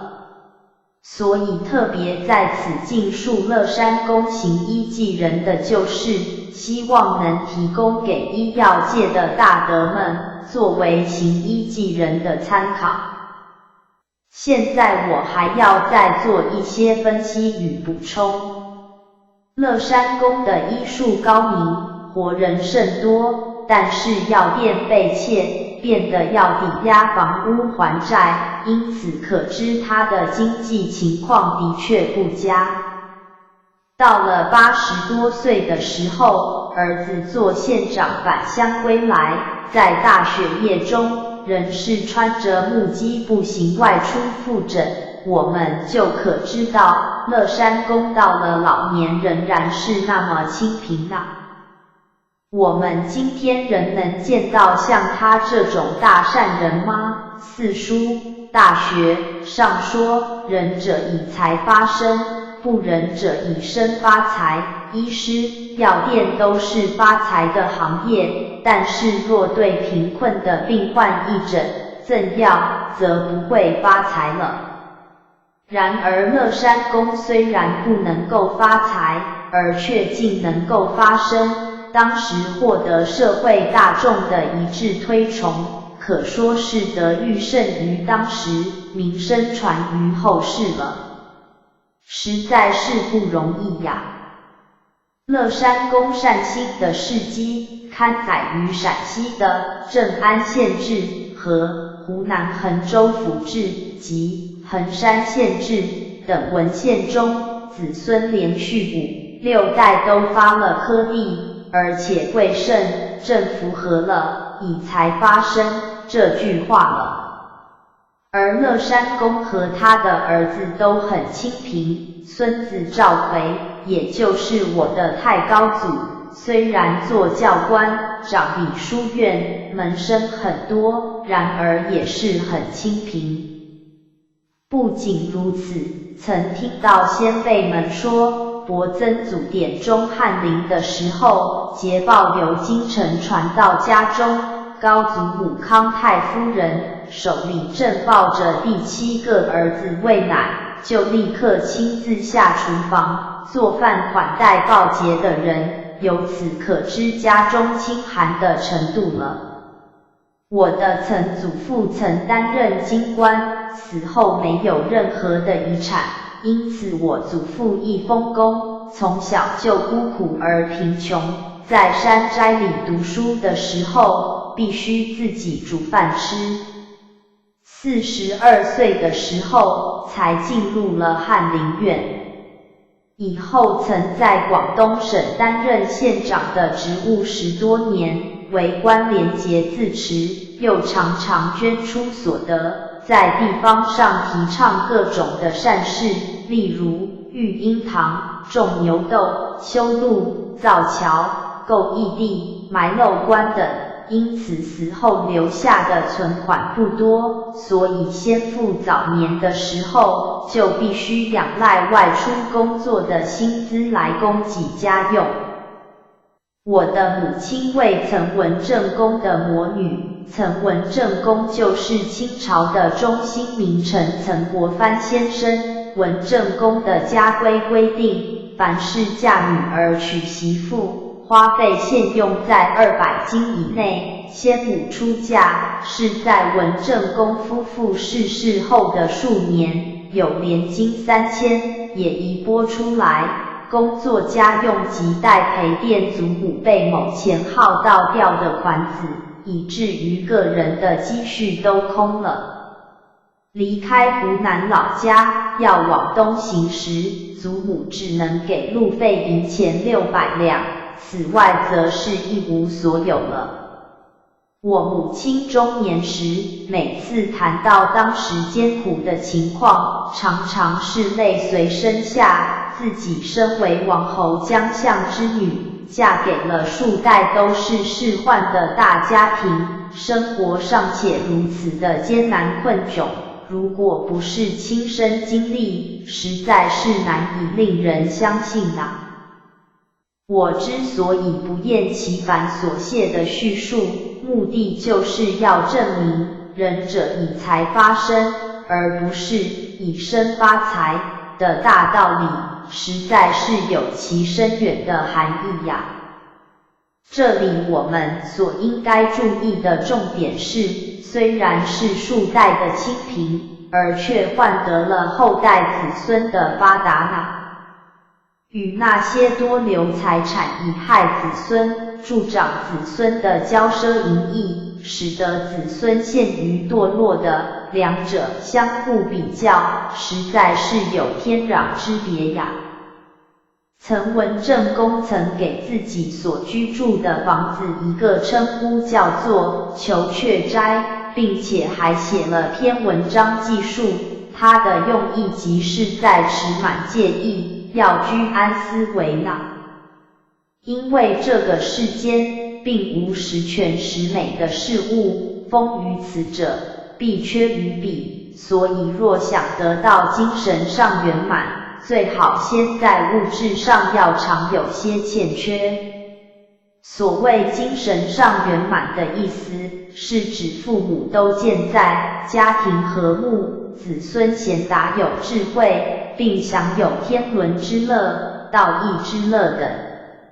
物质者是指衣服、饮食、车马、宫室，乃至官阶财富，一切的享用等。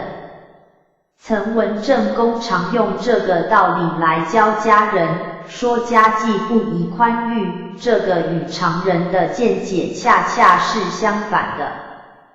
文正公又常说，古人有花未全开月未圆的话，这乃是智者的境界，因为花全开了，则表示快将凋谢了，月已圆时，转瞬间即要缺了呀。所谓盛极必衰，乐极生悲，这岂是古人喜欢说这些众人听起来不悦耳的话，实在是这些话都是真理呢。而且自古到今，从社会现象中去观察，这句话没有错呀。而且是历历不爽啊。俗话也说事无三代父，又说天下无不散的筵席，有智慧的人就深深地体会到这个道理，所以处事的时候就会先考虑到，凡事不要求太过圆满，也不要使得太甚，过了头。对于财务聚散也有周全良好的计划，而对于自己的生活，遵守着持盈保泰的因果法则，个人的享受不可丰厚，而且时时都要想到街头上那些流离失所、三餐不继的穷人啊。常想到各处的善堂掩埋露天的尸体，位数是那么的多呀。我应当节省自己的享受，去救死续孤才对呀。因为一念仁慈的心，即能使天地间产生了一种祥和之气，如果付诸行动，则这种祥和之气就会常常环集在我的四周，而且能使家庭子孙都受到福音。这些道理只要用心研究古今以来的事实，就可了解此话不虚了。反过来说，如果只知道贪图自己个人的享乐，而不顾别人的生死苦痛，使用诈术权谋来巧取豪夺，百计钻营，这种人积的钱可以很多，权势也可能很大，谄媚他、恭维他的人也多得不得了，一时看起来似乎是非常的显赫，然而天道的盈虚消长，有它一定不变的道理呀。50年的时间转眼就过去了，时间不断的向前推移，景物也不断的变化迁移。原本是陋巷寒微，忽然的崛起，成了暴发户，然而好景不长，豪华的门的却在瞥而短暂的瞬间凋零没落了。因为这世间并没有一个坚固不坏的东西，也没有一个能永久可靠的事业，凡是用巧取豪夺的方法所得到的财富地位，一定是更为快速的被出败落呢。唯有孝悌忠厚的家庭，修得积善的后代，才能够确实地保有家业，并且是可大可久呢。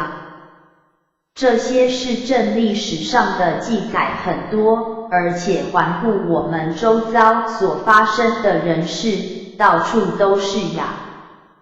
所以只要头脑冷静有智慧的人，自然就看得出来了。书后，近来社会的奢侈风气非常的盛，这种奢靡之风对政治会有极为不良的影响。关于这种道理，明朝的大学问家顾亭林先生早已见到，并曾作有专文，引证许多历史事实，现在仅抄录这些事实如后，提供给研究政治的人参考。国家社会的风气若是奢靡，为政的人应以崇尚简朴来转移风气。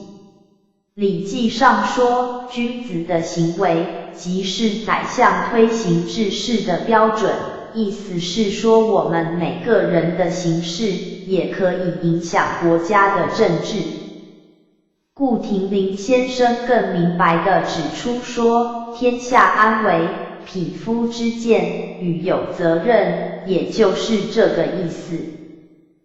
东汉时，汝南郡的许绍担任郡里的地方官，而与他同郡的袁绍，他的车马随从非常的多，但是每当袁绍走到郡的边界时，都把随行的人马平去，自己单单驾着一辆车回家，并且说，我的随从车驾，岂可让许绍先生看到？袁绍为一代的英雄豪杰，曾经举兵讨伐当时奸雄曹操，然而却对一郡的小官许绍，竟是如此的敬畏。晋朝的蔡冲，为人好学且有名声，当时的高平人刘枕，车驾衣着都是非常的奢侈华丽，但是刘枕曾经对人说，我虽然有喜好穿着华丽衣着的坏习惯，可是每当我碰到与蔡冲见面同坐以后，那天我的心整天就不免感到不安，觉得自己实在是庸俗不堪啊。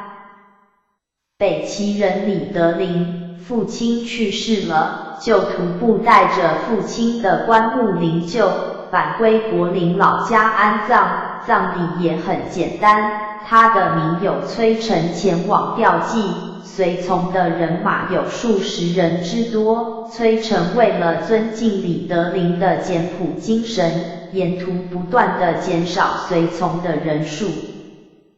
到了李家门前，只剩了5名随从，并且说，我不能让我的朋友李兄误会我是气焰嚣张、不可一世的人。李僧家隐居在山中的时候，当时朝廷下令征召他出来做官，李僧家推辞不愿前往就任。尚书袁书德前往拜访李僧家，也是沿途减少随行的仆从，并且说，拜访像李先生这样高明淡泊的贤士，会令我有羞于见到自己所拥有华丽的车驾与官服呀。所以君子高贵的行事，若是担任地方上的官职，则可以化导一方；若是在朝廷任官，则可以教化天下了。唐朝的大历年间，皇帝下诏发布杨婉为宰相，杨婉为官一向廉明方正，而且生活非常的简朴。当时的御史中丞崔宽非常的富有，财产很多。崔宽家中花园里的楼台亭榭不但多而且美，当时可称为天下第一了。但是当他听到杨婉当上了宰相的消息，当天立刻就默默地自行撤毁了花园中的楼台亭阁。而郭子仪听到杨婉就任宰相的消息，也将自己家里的月季裁减了4/5。须知郭子仪军功甚大，曾经立下了收复2个京师的大功劳，并封为汾阳王，威势权力可称震惊当世。然而对一个崇尚廉洁简朴的宰相，却是如此的敬畏呀。可惜今天再也看不到杨婉，也没有崔宽与郭子仪这类的人物了。李师古这个人拥兵自重，而且相当的跋扈，常常抗拒朝廷的命令，但却对宰相黄常有所畏惧。李师古曾经命令自己一个干练的亲信，带着数千两黄金赴皇家送礼，想攀些交情。这位亲信到达皇家门前，正巧碰见一个轿子自宰相府里面出来，轿旁却只有2个婢女徒步随行，而且衣着甚是简陋，并称轿内坐的是宰相夫人。这位亲信非常的机警，当下就明白宰相清廉简朴的作风，不敢贸然地进入宰相府送礼，就带回礼金，急急归去，并将自己的所见所闻详细地报告李师古。李师古因此更加的敬畏皇常，并且改变了自己原有的叛意，终身服从朝廷的命令，再也不敢有所违背了。从上面的实例来看，可以知道，由道德学问俱佳的人担任地方官吏，可以使地方祸福，而中央的官吏清廉正直，则会使全国都得到利益。所以崇尚清廉简朴与政治的互动关系，实在是非常的密切呢。古人说，为俭可以养廉，而它的相反是奢侈则不能不贪污，贪污的结果必然会使得社会天下大乱。大学上也说，生财有大道，生之者众，食之者寡，为之者急，用之者疏，则财恒足矣。这是经济学的定律，也像数学上的公式，是不能改变的呀。今天的社会风气糜烂，竞相崇洋，揣摩学习欧美的不良风气，衣履服饰、饮食享用，无不是穷奢极侈，动辄千金，风气影响所及，政治哪有不乱的道理呢？若是论到政治上的正本清源，就好比是瘟疫，细菌毒素就是从这些地方发出来的呀。为政者怎么能够掉以轻心呢？个人以为我国本为崇尚简朴的民族，善良的古风即应保存，部分邪恶的欧美文明，则应是选择取舍，不可照单全收。可能有人会说我开倒车，但是遇到道路不能通行时，前进极有危险，这时只能速开倒车，以保住性命，这又有何不可呢？希望当世的贤达不吝指教。1947年11月列云台。按以上乃是1947年前后上海的情形，请看1995年现在的台湾实况，我们做了多少改进呢？我们应该怎样呢？请读者指教。附录一节录云台居士卧病随笔。财富之来，不觉得而来，财富之去，也不觉得而去。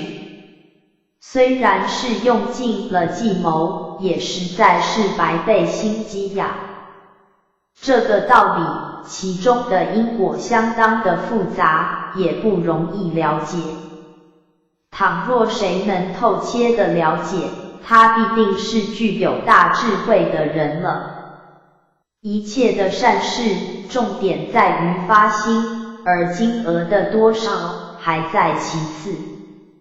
若是发心真切而力量不及，虽然钱少而功德却是极大；若是缺乏真实的慈悯心，钱虽多而功德却是很小。子女的智慧愚蠢、贤良或是不孝，教育的影响也实在是有限的。儿女体格的强弱、寿命的短长，就是医药卫生，也不是决定性的因素呢。必须要自己多培养慈悲心，常以利人济物为做人处事的目标。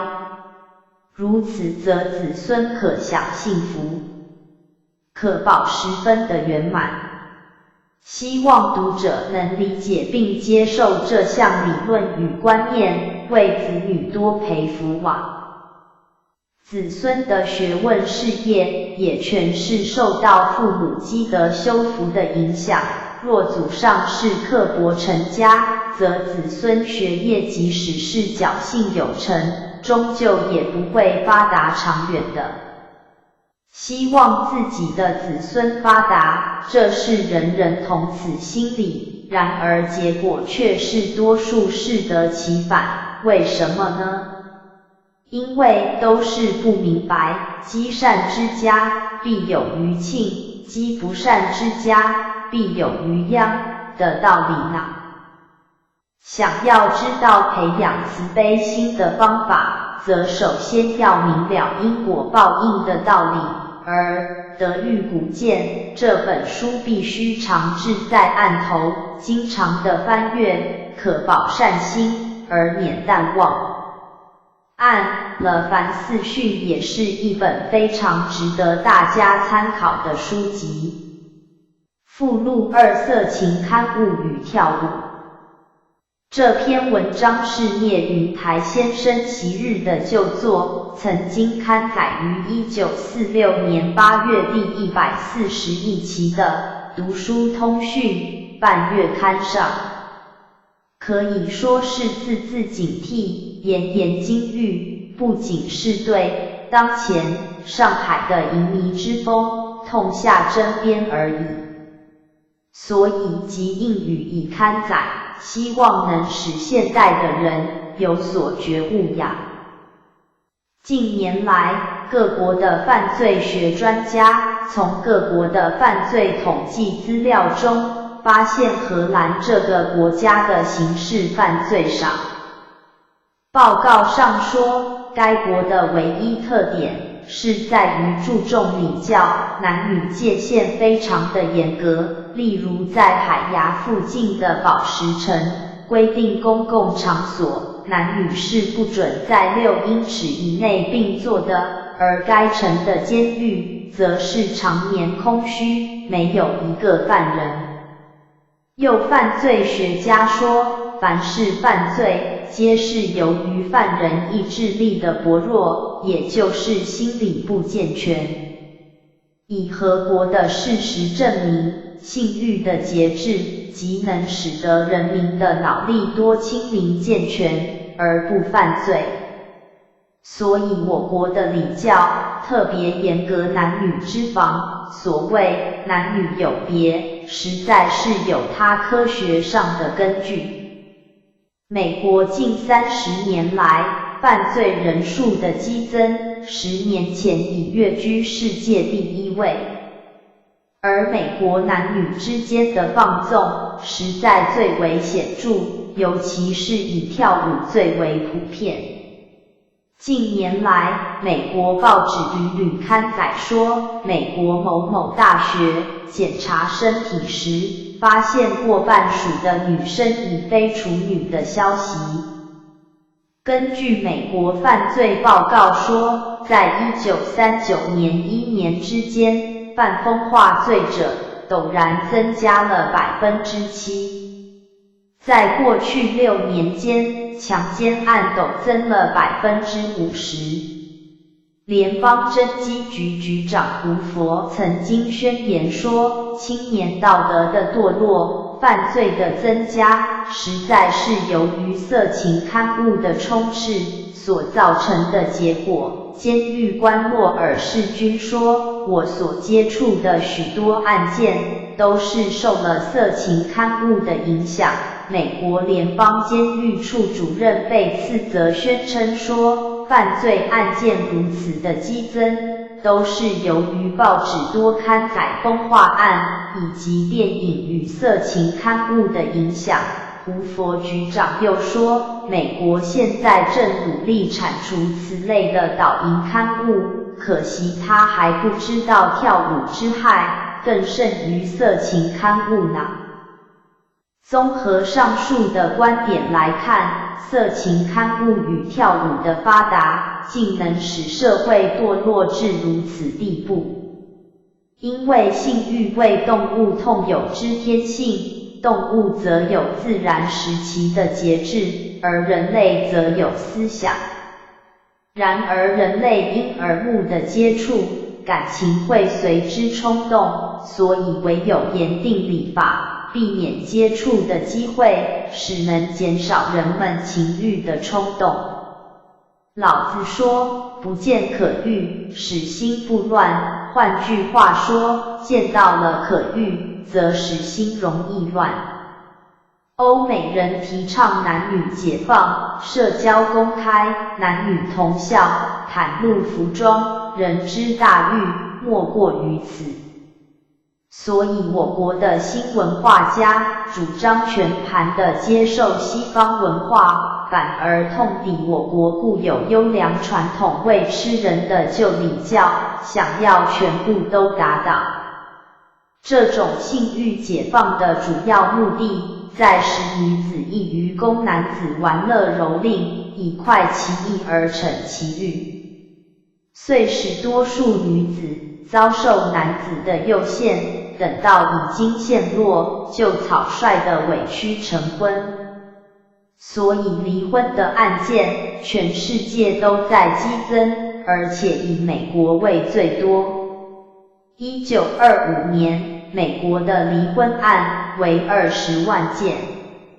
我在10数年前曾经写文章讨论过此事。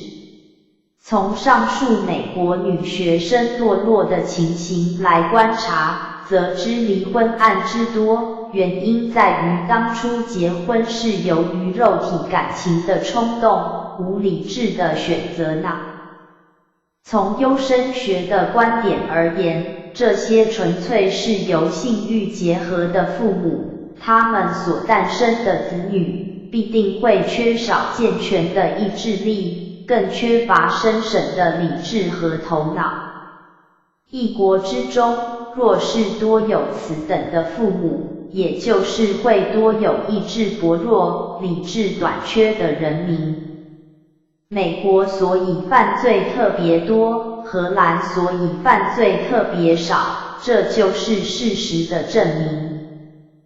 关于风化罪，多数是由于色情刊物之引诱及跳舞所发生的感情冲动。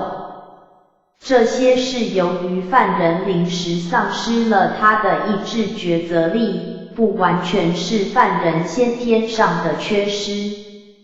至于普通的刑事犯罪，例如欺诈、斗殴、抢劫、强盗、谋杀等，则是由于犯人先天上意志力的薄弱，缺乏理智和脑力所致。例如荷兰男女的界限很严格，则一切的刑事犯罪极少，而礼防最严的宝石城，则监狱中年无人。此则完全是因为先天上禀赋的脑力清明、思想纯洁所致。人民既然都有充分的谋生技能，自然就不肯做卑劣的犯罪行为了。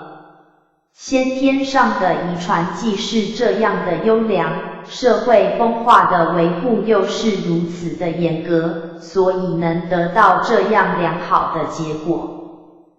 反观犯罪特别多的国家，其损害之大，实在是不可胜言。美国于1925年1年之间，因为杀人罪而损失的人命，共计12000人，每年因犯罪所蒙受的损害，约达100万美金。然而更值得忧虑的是，青少年犯罪日渐增加。1925年，纽约州裁判所中所关的囚犯，16岁至念5岁的占46%，地方裁判所中则同样年龄层的青少年占了61%。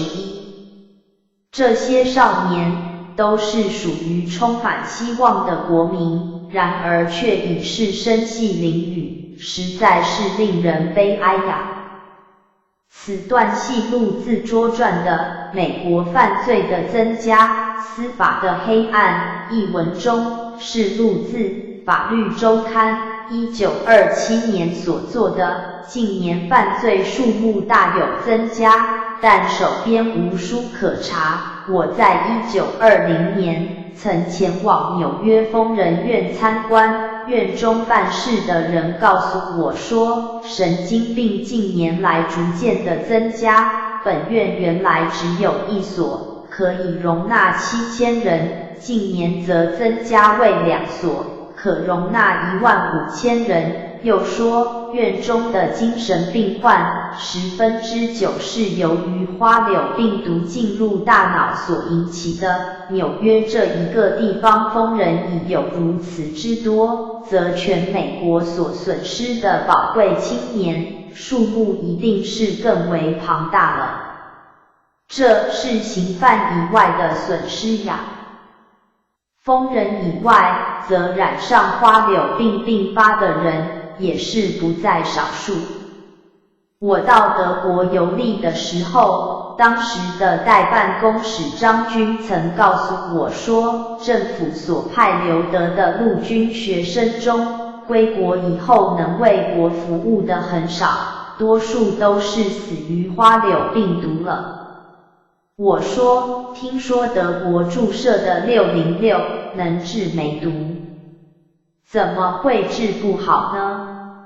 张军说，606确实能够治愈梅毒，然而606的药力非常猛烈，梅毒虽治好，而心脏却受到了损害，所以多数是死于心脏病。我有几个亲戚，其中一人是在法国染上花柳毒病死了，另一人在美国因为梅毒导致发疯，进了疯人院，也是终身不愈。我一个人所碰到染上花柳病的，就已经有好几个人，那么这类人的总数之多，就可以想见了，这又是一项重大的损失呀。然而当前的损失还属有限，而从此种退化人种所产出的后一代的国民，其道德理智的薄弱，工作效能的低下，实在是难以避免了。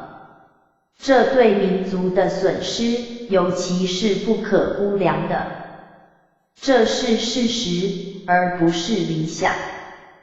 法国为性欲放纵著称的民族，我游巴黎时，看见巴黎各处公园的出入口，都有人拿着春宫照片在求售，而警察也不加干涉。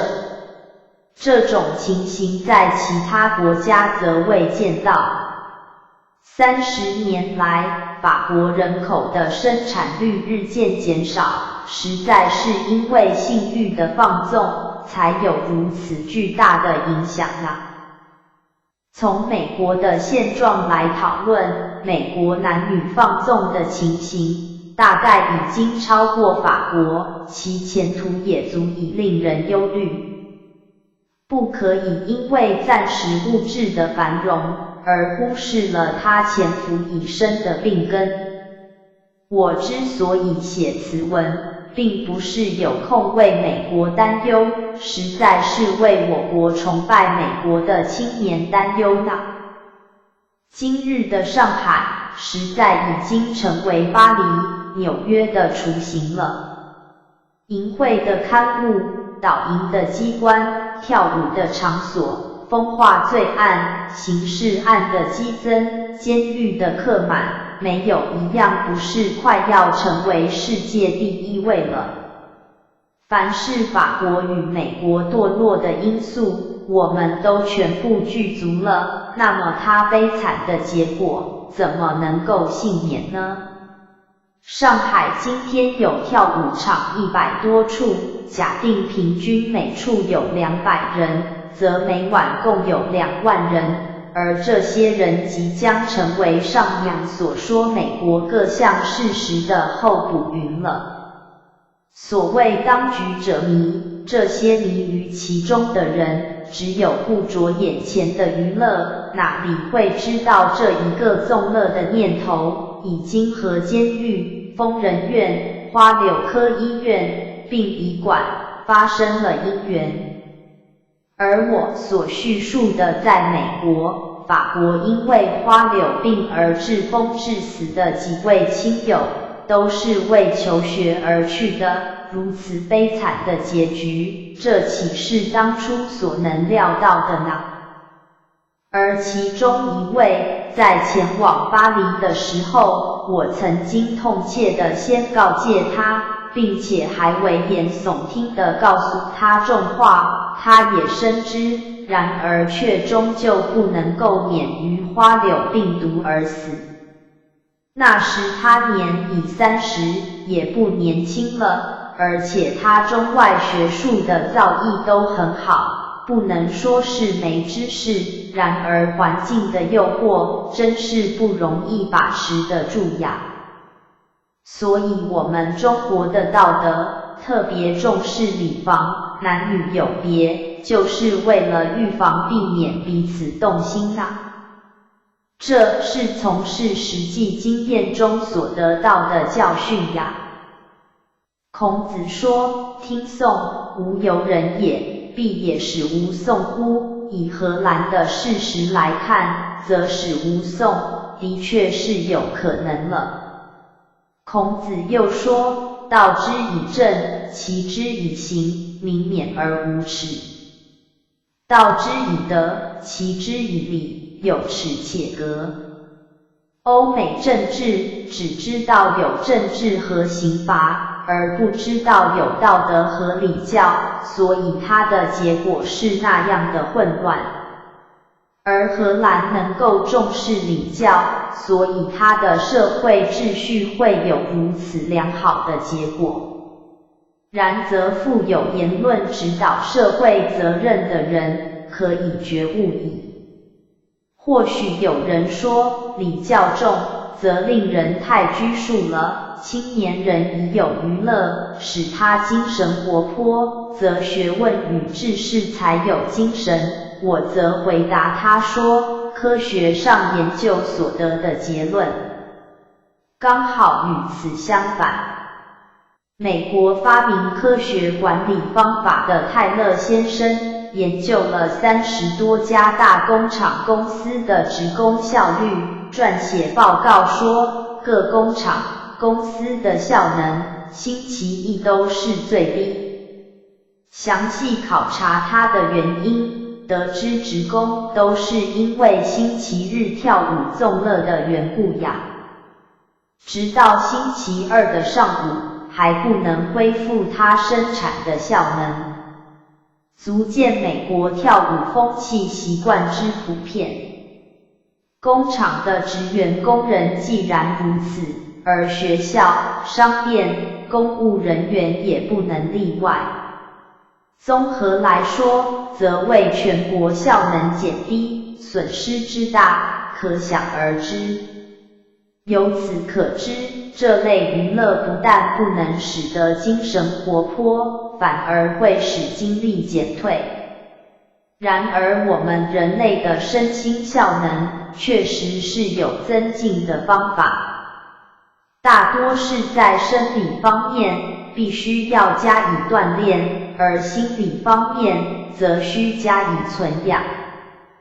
曾文正公常说，精神越用而越出，智慧越苦而越明。又说，主静则身强，其劳则神清。主静就是振作精神，一切都不敢懈怠。曾文正公在军中的时候，黎明时就和幕僚们共用早餐，到夜间2鼓以后才就寝。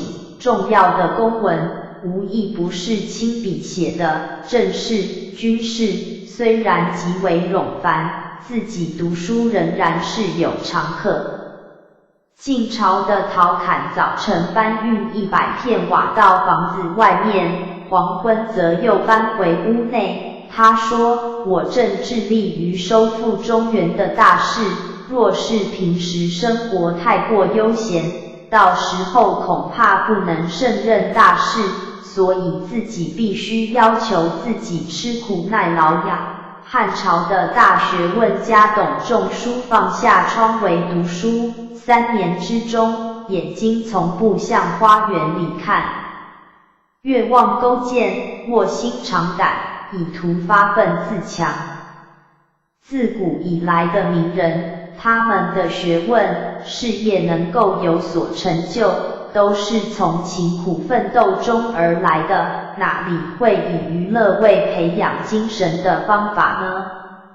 因为人的意志力必须经由砥砺磨练才会更加的坚强，若是认为娱乐为不可缺少的，那么他的意志力已经先薄弱了，何况娱乐是属于低级情感的，则心思的放纵将更不可收拾。工厂的职员工人尚且因此而大大的减少了工作效能，更何况是担当大事的人呢？以上所说的是生理上的锻炼。诸葛武侯说：非淡泊，无以明志；非明镜，无以致远。淡泊是说欲望少，一切欲望都能使人心智昏昧，而低级的欲望就更为严重了。宁静是指心思的安定，若是心系于情欲，就没有宁静可能，所以要保存青年人聪明敏锐的脑力、活泼的精神，应当避开这些低级的感官接触为最重要的事。孟子说：其为人也寡欲，虽有不存焉者，寡矣；其为人也多欲，虽有存焉者，寡矣。这句话是指清明的心智是否存在。简单的说，一个人的事欲深则天机浅，物欲少则心智明。以上是属于心理的存养。这两项要点是中外古今一切圣贤哲人修养的原则，是不能够违反的，也没有例外。以上所举的人证、事证都是有根据的，并不是空泛的理论啊。而所谓的科学眼光，是说以冷静的头脑来观察客观的事实。今天所谓的物质学者、新文化家主张全盘接受欧美文化，都是对于客观的事实没有能够潜心的观察，也是由于自身的嗜好欲望大多，失去了他们冷静的头脑的缘故呀。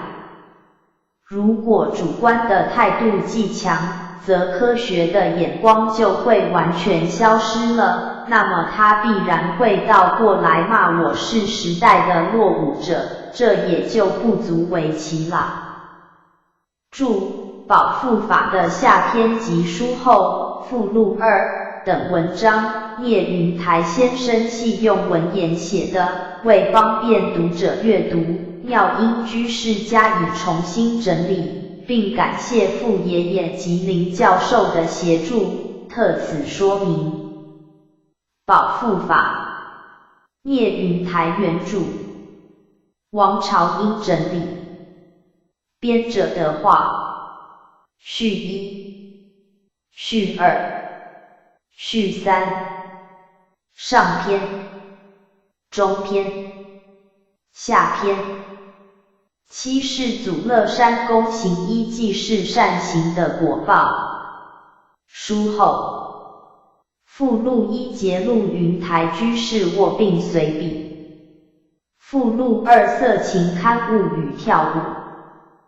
编者的话，保护法一书，个人于数年前曾经走马看花的读过一次，觉得挺有道理，但随后未再注意，直到最近有缘再读本书，此时内心则感受到汹涌澎湃前所未有的冲击力量，因此希望每个人都应该详细的阅读这本宝书，否则为自己、为家人奋斗了一辈子，结果落的是为谁辛苦为谁忙，白忙了一场，甚至发生灾祸，这岂不是太冤枉了吗？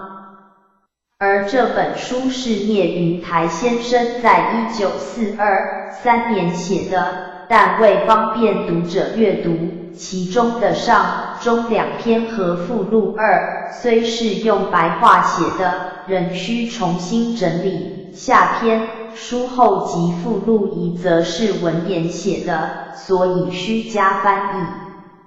聂先生编写此书，可说是用心良苦，将自己一生的所见所闻、融合历史的经验教训，编成这本震撼人心的好书，目的在提醒世人，如何才能真正的保有财富，避免重蹈贪财者的覆辙。俗话说，人为财死，鸟为食亡。古人讲，富不过三代，现在的人甭说是三代了，2代、1代都过不了。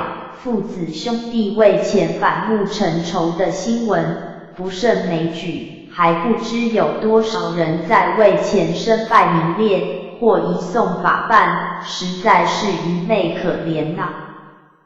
所以想要长久保住财富的朋友，希望您能认真地照着本书所说的方法去做，则必有惊人的效验。最后，诚恳地赠送大家几句话，那就是：天妒英才犹济财，为何钱财保不住？聪明反比聪明误，智者保富亦保福。1995年8月10日，王朝英写于台北。序一：从某个角度探究人生的遭遇，往后望是无尽的苦难，向前看又是一片的茫茫。不论是蒙昧无知，或者是智虑过人，都是深深无奈。也许有短暂的梦里欢乐，人只是苦多乐少，过眼云烟。只要稍有思想，总得要想办法趋吉避凶，这也是人类的本能。然而命运是掌握在自己的手中，所谓命由我作，福自己求，一切均凭自己的努力，不怨天，不尤人，都是自业自得呐。了解这种道理，不仅有助今生，而且还有益于无限的未来，不论是个人或是群体，均蒙其利。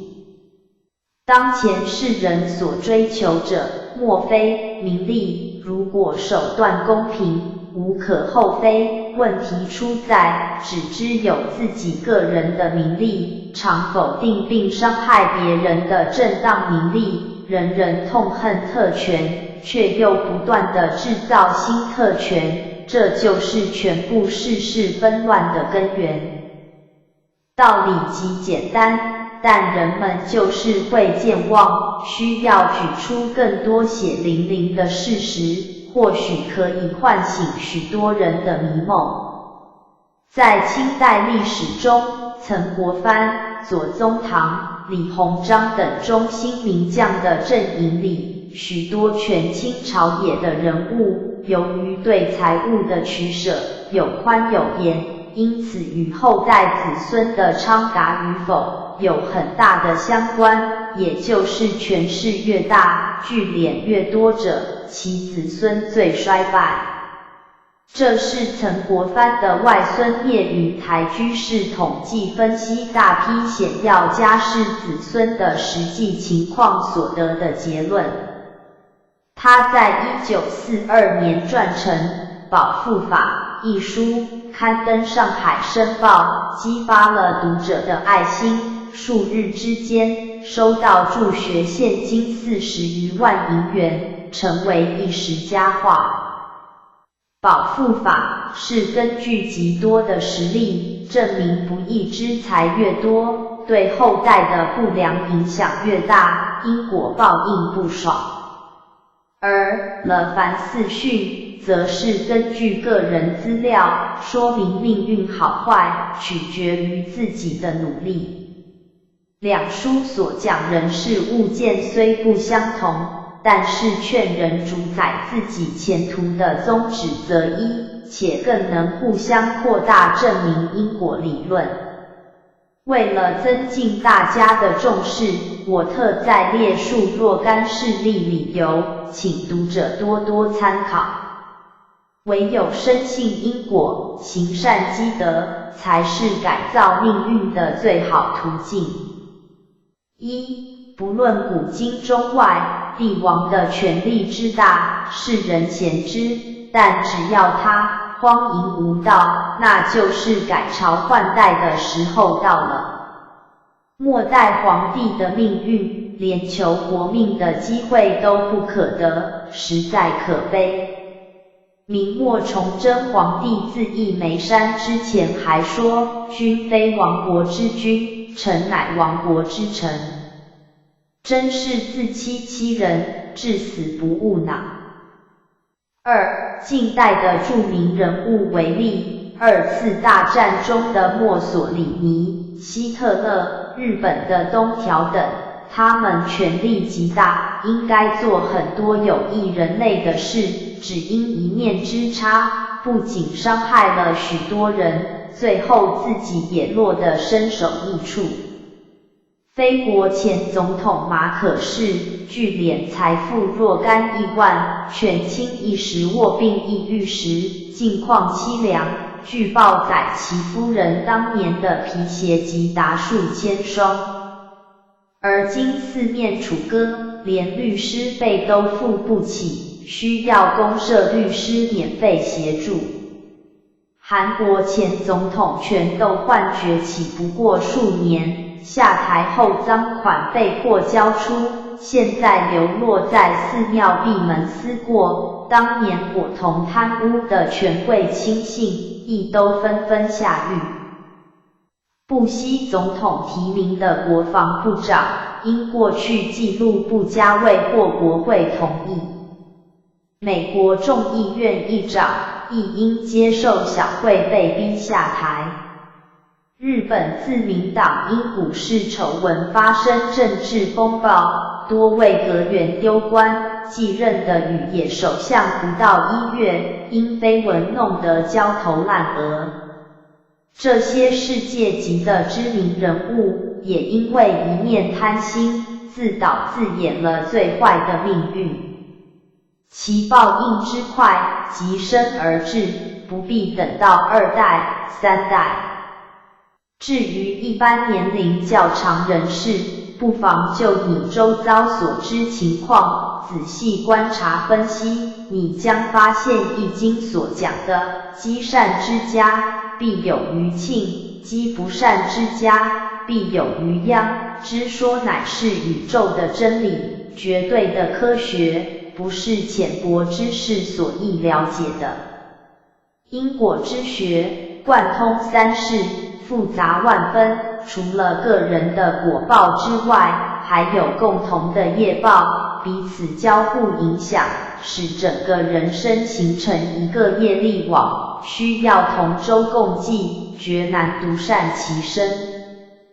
今天社会的不安，沈默多数同样是难辞其咎，绝对互有连带因果关系。所谓天下兴亡，匹夫有责，只需去翻翻佛学大词典，定会惊奇佛法真是无边，佛学是最完善又最圆满。本书所涉及的因果，只不过极少数理论中的一项原则，即能如此简便地解释命运问题，如能多去涉猎，收获当会更多。台湾很多人真聪明，很会赚钱，将投资变成投机。例如股票市场的大起大落，地下投资公司的兴起，害惨了多少聪明人。投资公司能够支付投资人比银行多几倍的利息，谁都知道这是很危险的事情。奇怪的是，不相信的人还是很多，对各方的警告也充耳不闻，一直等到美梦破碎，投资人还要责怪政府取缔非法，忘记了自己才该负责，真令人啼笑皆非呢。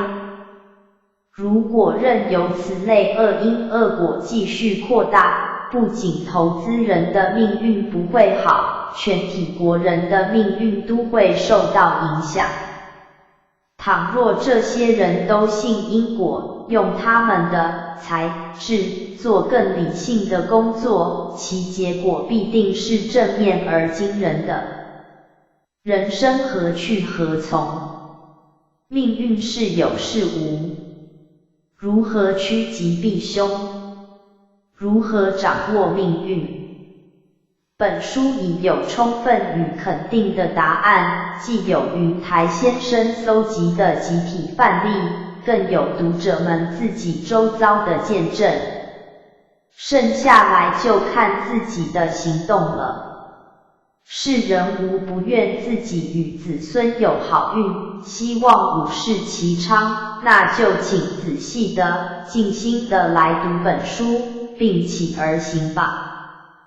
说时不保，道理再好，并不能救人，要改命运，还是靠自己理智的行动，具有良知与人性的理智行动。傅义勇1995年8月于台北时年80又2。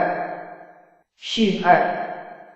抗战期间，于在上海租界地就读东吴大学，课余及周末，常面领就父聂云台老居士教义。当时，上海社会崇尚华丽，奢侈成风。此《保父法》一书，乃就父有感之作也。盖世人大都贪财，想尽办法权谋巧算以求富，而富者骄奢淫逸，谦贪自肥，却不知保父，贪财而不施舍，利己而不积德利人。殊不知天道亏盈而益谦，满招损，谦受益，过分的必受制裁，吃亏的必受补益。近年来，台湾经济高度发展，社会繁荣，每人每年平均所得已达7740美元。但相对而来的，却是贫富差距增大，生活奢侈淫靡，道德落后，治安恶化，绑票、勒索、盗窃、欺诈、杀人、劫财之案件几乎无日无之。昔日为千万富翁，今日沦为狱中犯人者有之；昔日为商场名人，今日却因经济犯罪而四处逃避，甚或遭人谋害者亦有之。读《保父法》一书，即知此等人何其愚笨、短见、可怜。如因《保父法》之劝化，能觉悟出亏盈、益谦、因果报应之理，开启慧眼，放远见识，宽大心量，则此书不仅为保父法，亦为保福法矣。1990年6月着矿来进去于台北。序3。云台先生所着之保父法，字字皆从肺腑中流出。日前，黄军警完将此稿彩登申报，而阅者在数日间捐入申报读者助学金，有47万5千余元之巨款，可见此书劝化之力大矣。习太仓录亦是有言：造物济财，犹济财，两者兼而备之，而又非其定分之所固有，则利致其祸。予常目击之，而识其理之必然也。一具公者，登第数年，具开府，入卫清2，才略经济，卓然有闻于时，令子记起，同列清华，犹为世俗艳羡。俄而两孙夭，一子随之，具功一没，半载之中，3代沦亡，斩焉绝后，独太夫人在堂，年90余，如积聚老人，不复能言，滴泪而已。按公在朝时，遂遣人走四方，所必附，其辞甚哀，有不忍道者。人以为不可却，多勉励以功，积而数之，待不胜计，时以魔所祸福于人，不过介在山之事，故作其廉之状，以主于必得，得之而人莫怨，然后享之也安。此其为计甚巧，所谓才与才兼焉者，而不于一朝弃之，不能挟纤毫从地下也。造物之见人也，为善者，欲其不令人知；为不善者，欲其令人知。为善不令人知，应得是也，故时暴必疯。今具公之取材，使人不知其为恶，其事与种德者相反，而其意同出于因，宜乎报之亦库。虽苍苍者大难间，而举此，为巧于取材者之见，亦宜是路前车也。设某具公能用此书言之法，既积而复散之，必可化其祸为巨福。然近年来发横财者甚火，他日必为某具公之序，可无疑也。如欲保全之，非先读此书不可。素直后者，易读而即信，又能实行；素孽深者，虽读而不信，即耳提面命，亦不能从，或且背道而驰焉。盖以今世之人，大抵不知幽冥之理，以为人死无鬼，一切皆已断灭，故生时所做之事，苟一时有利于己，虽有害于人，不顾也。即人所受之害，其损失过于己之利益，重大至千万倍，亦不顾也。所以欲富己而贫人，贵己而贱人，受己而邀人，一切杀盗淫妄等12大罪，无不放胆为之。而不知受算尽时，生前一切怨鬼，皆来所命，死后同至阎王处审判，生前所得之便宜，所做之黑暗事业，皆须一一偿还，或入地狱，或入恶鬼、畜生道中。其所得之业报，与生前所做之十恶，其轻重大小，如五雀六焰之诸两称也。世人大抵不知因果报应轮回之苦，上作软毡，灵运备之无鬼论，亦大可怜矣。余续此书，而略述因果轮回之事，以劝世人。执朱云台先生以为何如？1943年4四儿童节无锡丁福宝进序10年70上篇。俗话说，发财不难，保财最难。我住在上海50余年，看见发财的人很多，发财以后有不到5年、10年就败的，有2、30年即败的，有4、50年败完的。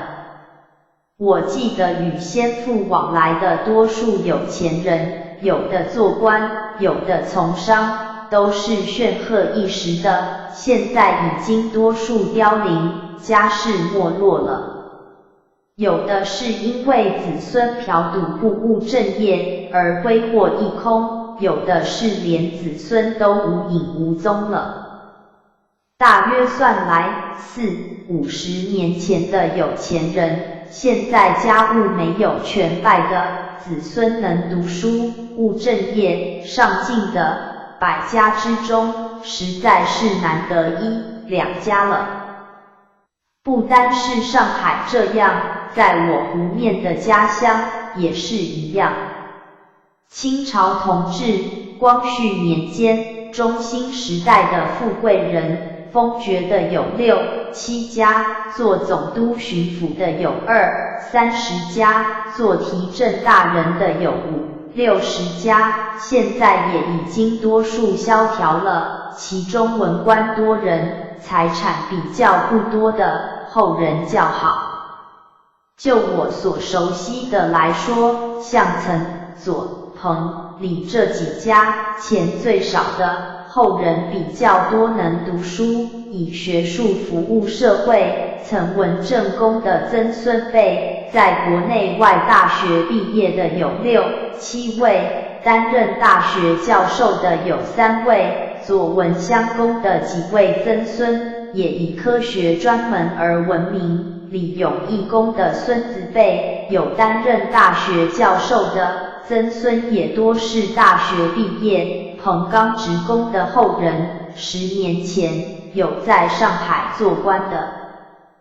大概当时的钱来的正路，没有积蓄留钱给子孙的心，子孙就比较贤能有才干。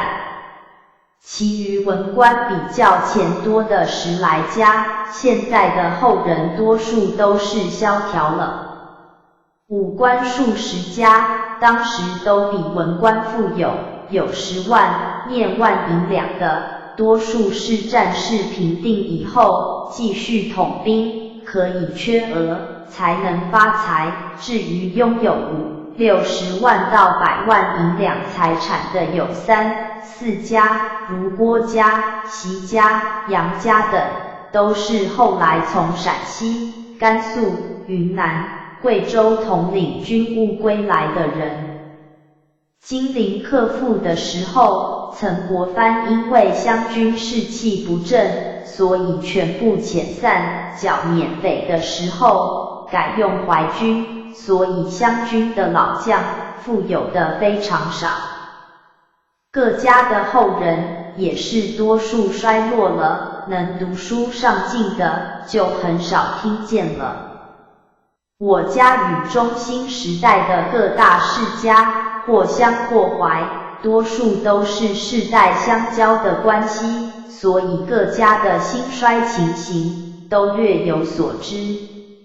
至于安徽的文武各大家，以前富有丰厚的，远远胜过了湘军诸人，但是今日都已经凋零，不堪回首了，前后不过几10年，传下来才到了第3代，已经都如浮云散尽了。然而当时不肯发财，不为子孙积钱的几家，他们的子孙反而却多优秀。最显明的是曾文正公，他的地位最高，权力最重，在位20年，死的时候只有2万两银子，除乡间的老屋外，在省中未曾建造一个房子，也未曾买过田地1亩。他亲手创立的2淮盐票，定价很便宜，而利息非常高，每张盐票的票价200两，后来卖到2万两，每年的利息就有3、4千两。当时家里只要有1张盐票，就称为富家了。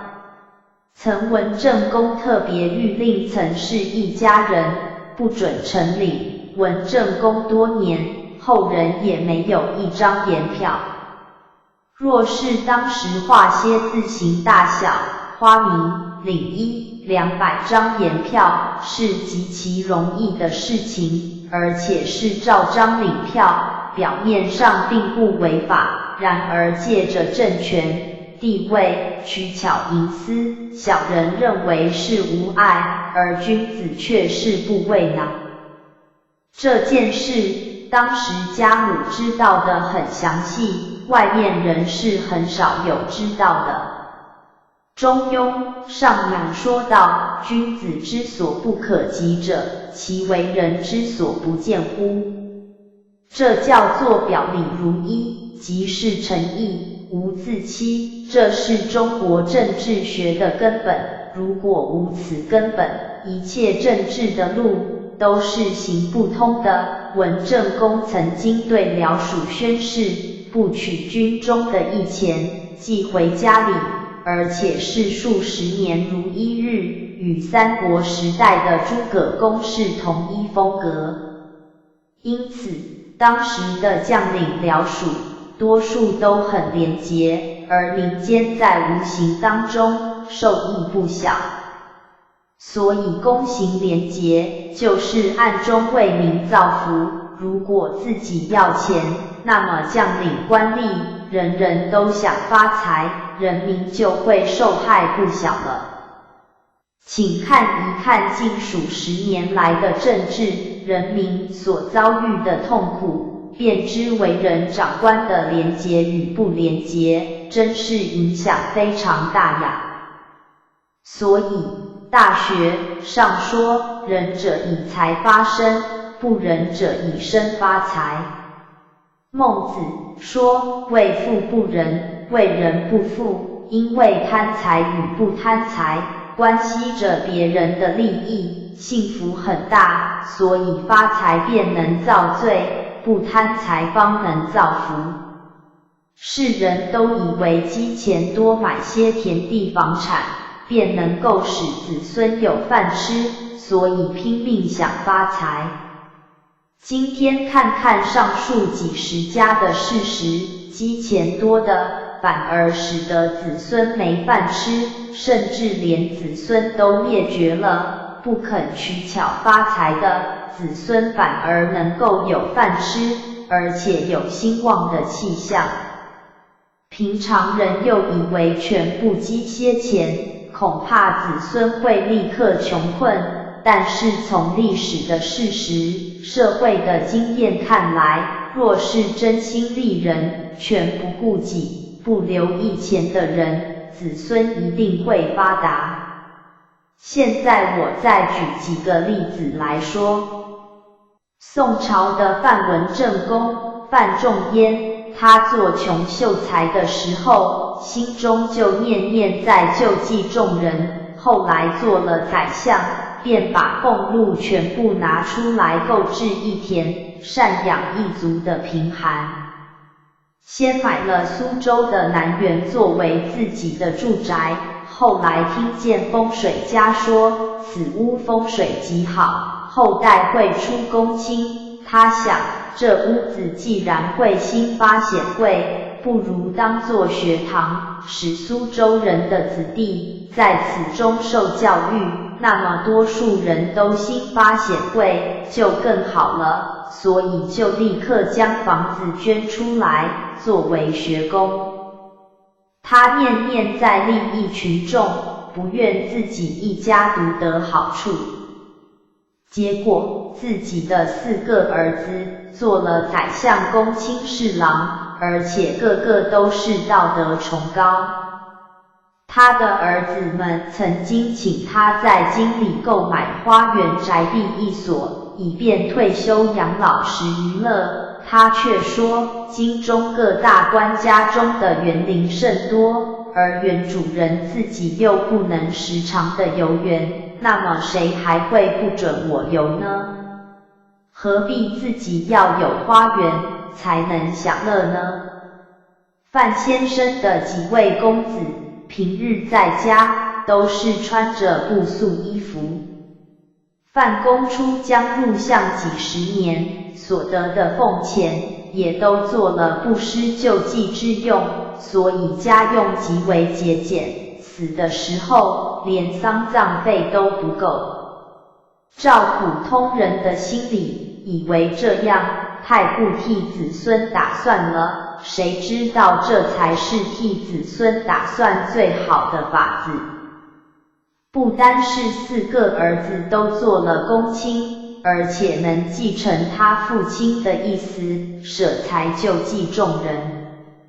所以范家的曾孙辈也极为发达，传到了数十代的子孙，直到现在已经是800年了。苏州的范坟一带仍然有多数范氏的后人，并且还时常出优秀的分子。世人若是想替子孙打算，想留饭给子孙吃，就请按照范文正公的存心行事，才是最好的方法。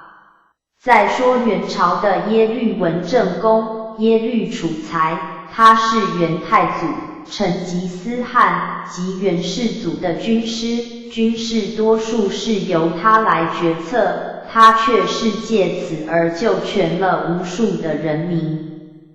因为元太祖好杀，他善于说话，能够劝谏太祖不要屠杀。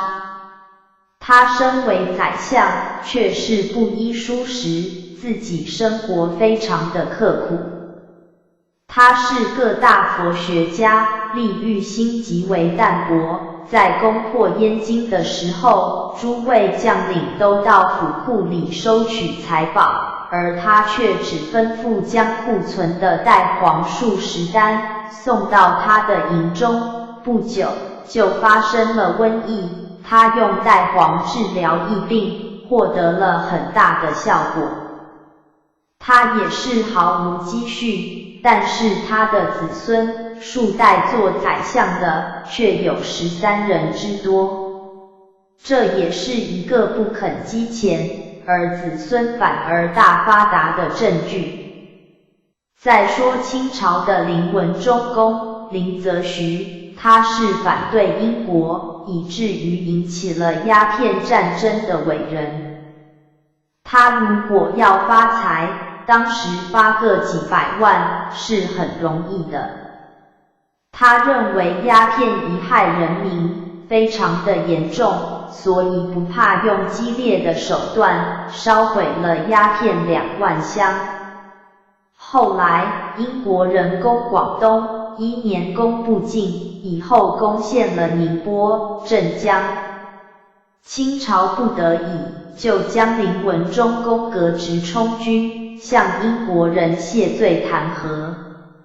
林公死了以后，也是毫无积蓄，但是他的子孙数代都是书香不断，孙曾辈中上有进士、举人，至今日仍然存在。数年前故世的最高法院院长林祥，也是其中的一人，而且道德亦非常的崇高。这又是一个不肯发财，而子孙反而大发达的证据。再看林公同一个时候发大财的人，我可以举几个例子，就是广东的武士及潘氏、孔氏，都是鸦片里发大财至数百千万银两的。书画家大都知道，凡是海内有名的古字画碑帖，多数都盖有武士、潘氏、孔氏的图章，也就是表明了此物曾经在3家收藏过，可见得他们的豪富。但是几十年后，这些珍贵的物品又已经流到别家了。他们的楠木房屋早已被拆了，到别家做装饰、木器了。他们的后人一个闻达的也没有。这3家的主人总算是精明能干，会发这样的大财。当时的林文忠父有财却不肯发，反而弄到自己被革职犯罪，总算太笨了吧。然而至数10年以后，看看他们的子孙，就知道林文忠公是世间最有智慧的人，武士、潘氏、孔氏却是最愚笨的人了。上海的大阔佬很多，我所认识的也可以举几个例子。一个是江西的周翁，50年前我在扬州比月霄家就认识这位富翁。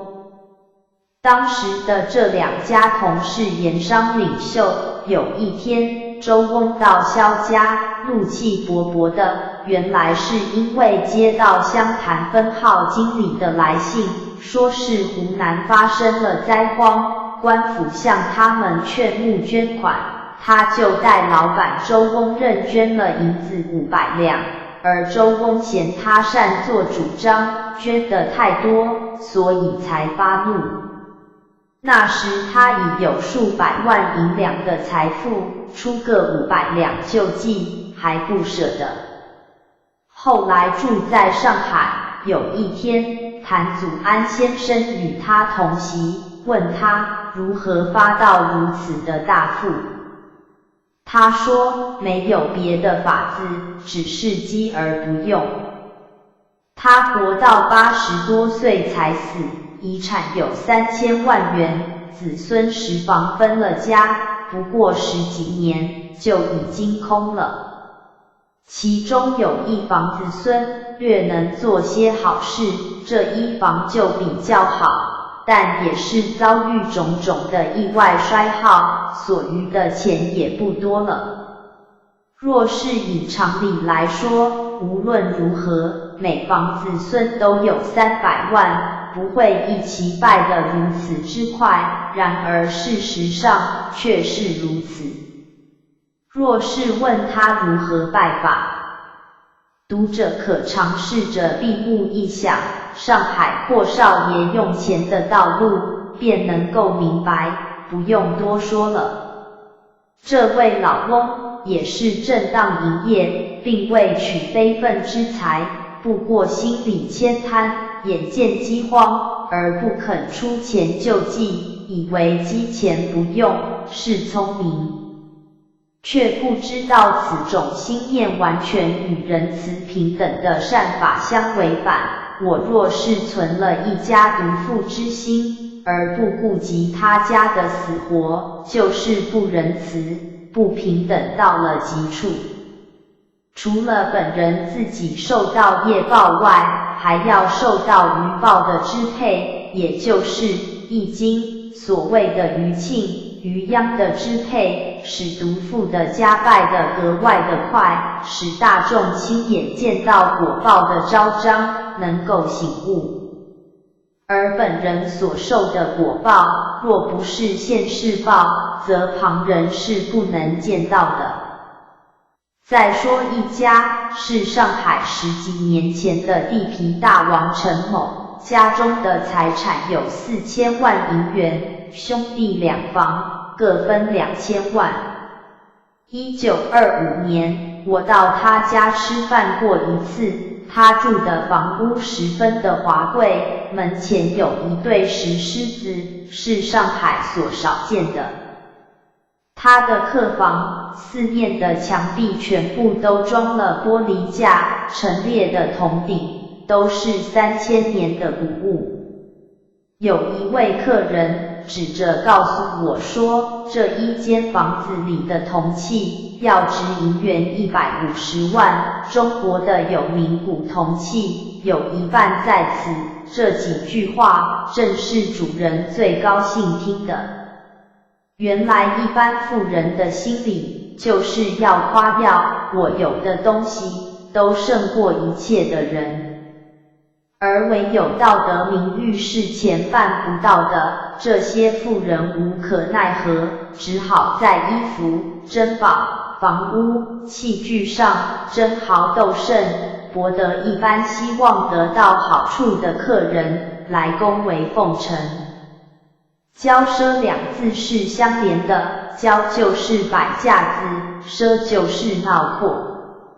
上海常看见的是大出丧，一日之间花费20万的银元，以为是荣耀，但是若要请他们出几千元帮助赈灾，就不大容易了。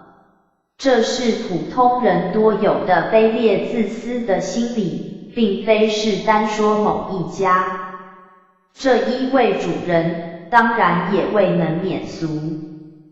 在我看见他之后，不过才7年的时间，上海地价忽然惨落，加以投机的损失，以至于破产。陈家的古铜珍宝、房屋地产，一切的一切都被银行没收变卖，主人也搬到内地家乡去了。再说一个实例，就是上海哈同花园的主人，近日报纸上常有讥讽的评论，说他们生平对于慈善事业不肯多多帮助，并说他有遗产8万万银元。适宜设想，财产8万万的收入，就照2厘的利息来计算，每年也应该有1600万。如果他们肯将这尾数的600万元用作救济平民之用，那么全上海的难民就可以得救了。在3年前，上海的难民所中有10万人，每人的粮食以每个月2元计算，全年不过才200余万元。到去年米贵的时候，难民所中的难民才不过1万几千人，每人的月费30元，1年共500-600万元，也还不过是他们收入年息的1/3罢了。再说上海死在马路上的穷人，去年将近有2万多人，前年不过1万多人，在前年不过是几千人。就单说去年米贵死人最多的时候，如果办几个避寒所和施粥厂，养活这2-3万人，也不过1年花个500-600万元就够了。这在他们来说不过是9牛的1毛，然而这1毛却是舍不得拔。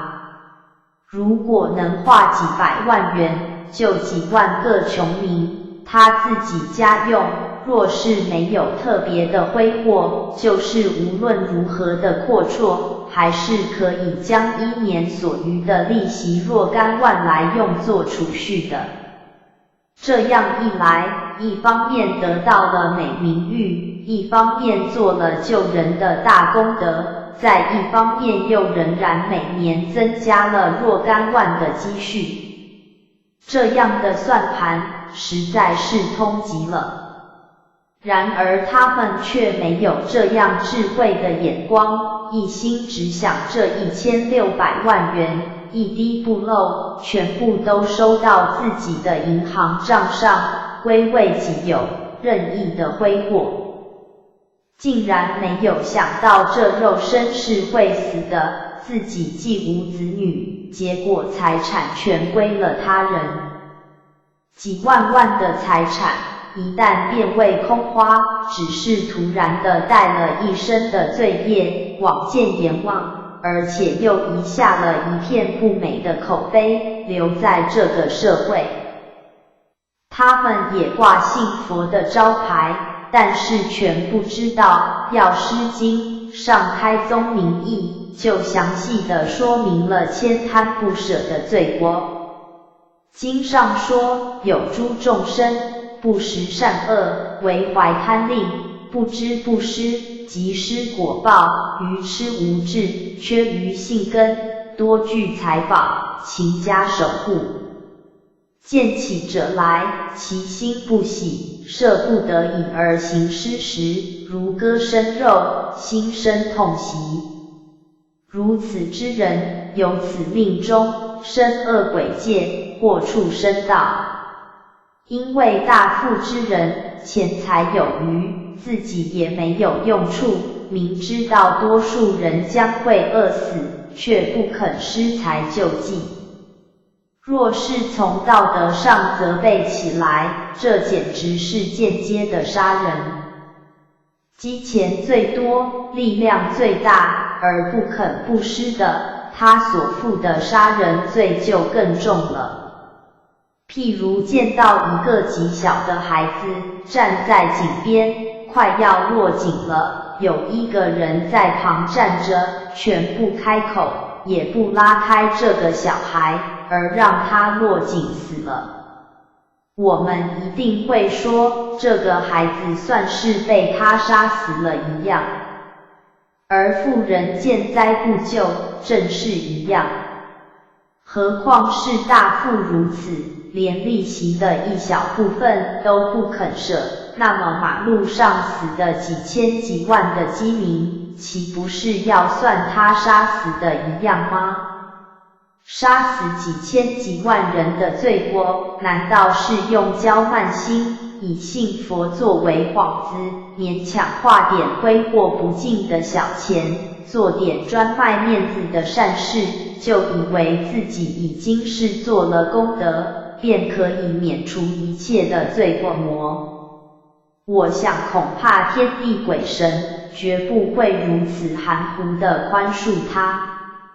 所以我说这一段事实，就是希望大家能够分别真伪，打破心里的悭贪，切不可倒积财布施的覆辙。俄国的大文豪托尔斯泰曾说过，现在社会的人，左手进了100万元，右手布施了1、2元，就称为是大慈善家，由此可知这种行为是世界的通病。总而言之，保富的方法必须要有智慧的眼光，也就是要有辽远的见识与宏大的心量。以上所说范文正公等几位，就是属于此类。而其余不善于保富的人，普天之下滔滔皆是养。他们不能使子孙常保富后，只因为是自己的智慧不够，能见到一点，却遗漏了万端，只看见表面，而看不到内涵。简单点说，他们看历本，只看见初一，还不知道明天有初二，更不会晓得年底有除夕。但是像这等愚痴的人虽然很多，而社会有慧根的人也不少，一经人点拔，即可觉悟，智慧的眼光忽然就会开朗了。在讲到如何是智慧的做法，请细细玩味老子《道德经》上的2句话如下：既以为人，己越有；既以与人，己越多。本篇文所叙述的范文正诸公的几个例子，就是这2句话的注脚。须知老子是世界最高哲学中的一个，《道德经》与道士的道教全无干涉，不可误认老子即是道教。他的政治、经济、军事学也都极为高明，他的人生哲学是不能为时代所摇动的。老子学说的精义有一句是反者，道之动，大意是要反转过来，就是幡然觉悟的动机。他的书全部多半是说明这个道理。再引2句如下：知其雄，守其雌，为天下溪；知其白，守其黑，为天下士。雄者，譬如是有钱有势，可以骄傲，乃人人所贪图的，唯有智慧的人，反过来，却是要避免这样炫赫的气焰，极力地向平淡卑下的方面做去，免招他人的嫉恨。为天下溪，这句话是众人反而归服他的意思。白者的意思，譬如做大官，享大名，体面荣华，别人羡慕，这也是人人所求之不得的。但是有智慧的人，反过来，却要避免体面荣华，极力的韬光养晦，退让谦虚，中庸，说衣锦上迥，恶其闻之者也。譬如穿着锦绣的衣服，却要加上罩衫，不愿意使锦衣露到外面。这是表明了君子实修善意，不务虚名，以避免产生负面的影响，此种人更为社会所敬重。这些见解都是与世俗之见相反的。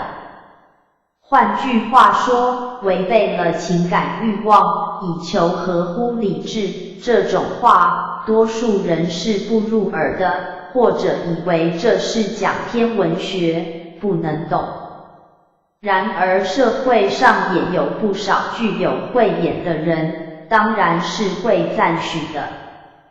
中篇，天道是什么呢？易经上说，一阴一阳之谓道，这个阴阳不是虚玄的，一都有事实可以作为依据。譬如有日必有夜，有寒必有暑，有春夏就有秋冬，有潮涨就有潮落。由这些自然界的现象来观察，一都是一盈一虚，一消一长。从这个道理推及到人事也是如此，例如说人事的一盛一衰，一苦一乐，一忧一喜，一治一乱等等。但是天时的阴阳有一定的标准，是万古不变的，而人事的盛衰则是随着人心的动向变化无常。这种无常的变化，乃是依着天道一阴一阳有一定的标准发动出来的。我们是说如下，比如说一个人若是喜欢骄傲，就一定会有忽然到架子的时候到来；一个人若是喜欢懒惰安逸，就一定会有极困苦的日子到来；一个人若是喜欢谦吝贪钱，就一定会有嫖赌浪费之子孙替他破败；一个人若是喜欢机巧计算，就一定会有糊涂愚笨的子孙被人欺骗。这些变幻的人事，有智慧的人自然会留心看得出来，晓得与日月起落、寒暑往来的道理是一样的。天道是个太极图，半边是黑的，半边是白的，中间有一个界限，过了这个界限，阴阳失去了平均，就要起变化了，这叫做阳极则阴生，阴极则阳生。换句话说，就是盛极必衰，消极必长。古今以来的伟大圣哲都能够洞悉明白这个道理，所以叫人常须自己立在吃亏的地位，就是要谦卑退让，舍财不贪，克己利人。凡俗之中，没有见识的人是一定不肯做这种吃亏事的。在新学家而言，还要讥笑地说，这是消极的道德。要知道一切伟大积极的事业，都是从这种消极的道德人做出来的，因为唯有消极的克己，才能够积极的利人；唯有舍财不贪，才能兴办公众的利益；唯有谦卑退让，才能格外的令人尊敬钦佩，做事也格外的顺利，容易成功。开始似乎是吃亏，后来仍然是会得到大便宜的。浅见无知的人只能看见一切事物的表面，不能看见事物的对面。譬如像下棋一样，只看得一者，看不到第二、三者。不知道世间事都是下棋，我若是动一者，对方就要应我一者，而且马上就有第二、三者跟着来。佛法说明一因一果，感应的道理，实在是世界上最高的科学跟哲学。我把下棋拿来做譬喻，我们说一句话，做一件事，都是对人动了依着棋。我们出言做事的时候，心中打定的主意，就是对天公动了依着棋。一切人，一切物，都是我们下棋的对手。我们对一只狗表示好意，狗就会对我们摇摇尾巴表示亲热；若是恶声对它，它就会脱下尾巴走开。对人则更不用说了。我若是对待别人谦和宽厚，别人就会感谢；若是待人骄傲刻薄，别人就会怀恨在心，这还是小的对手。若是我们欺凌了没有能力的人物，或是存心害人，或是用巧妙的手段占人家的便宜，他们受了损害还不觉得，或是借着特别的地位，例如做官、做公司的经理等职务，暗中谋取私人的利益，或是自己富厚，而对于灾难不肯救济，自己家里却是享用舒服。这些事，众人固然是无可奈何，法律也办不到他算是棋赢了，他对方的棋都输了。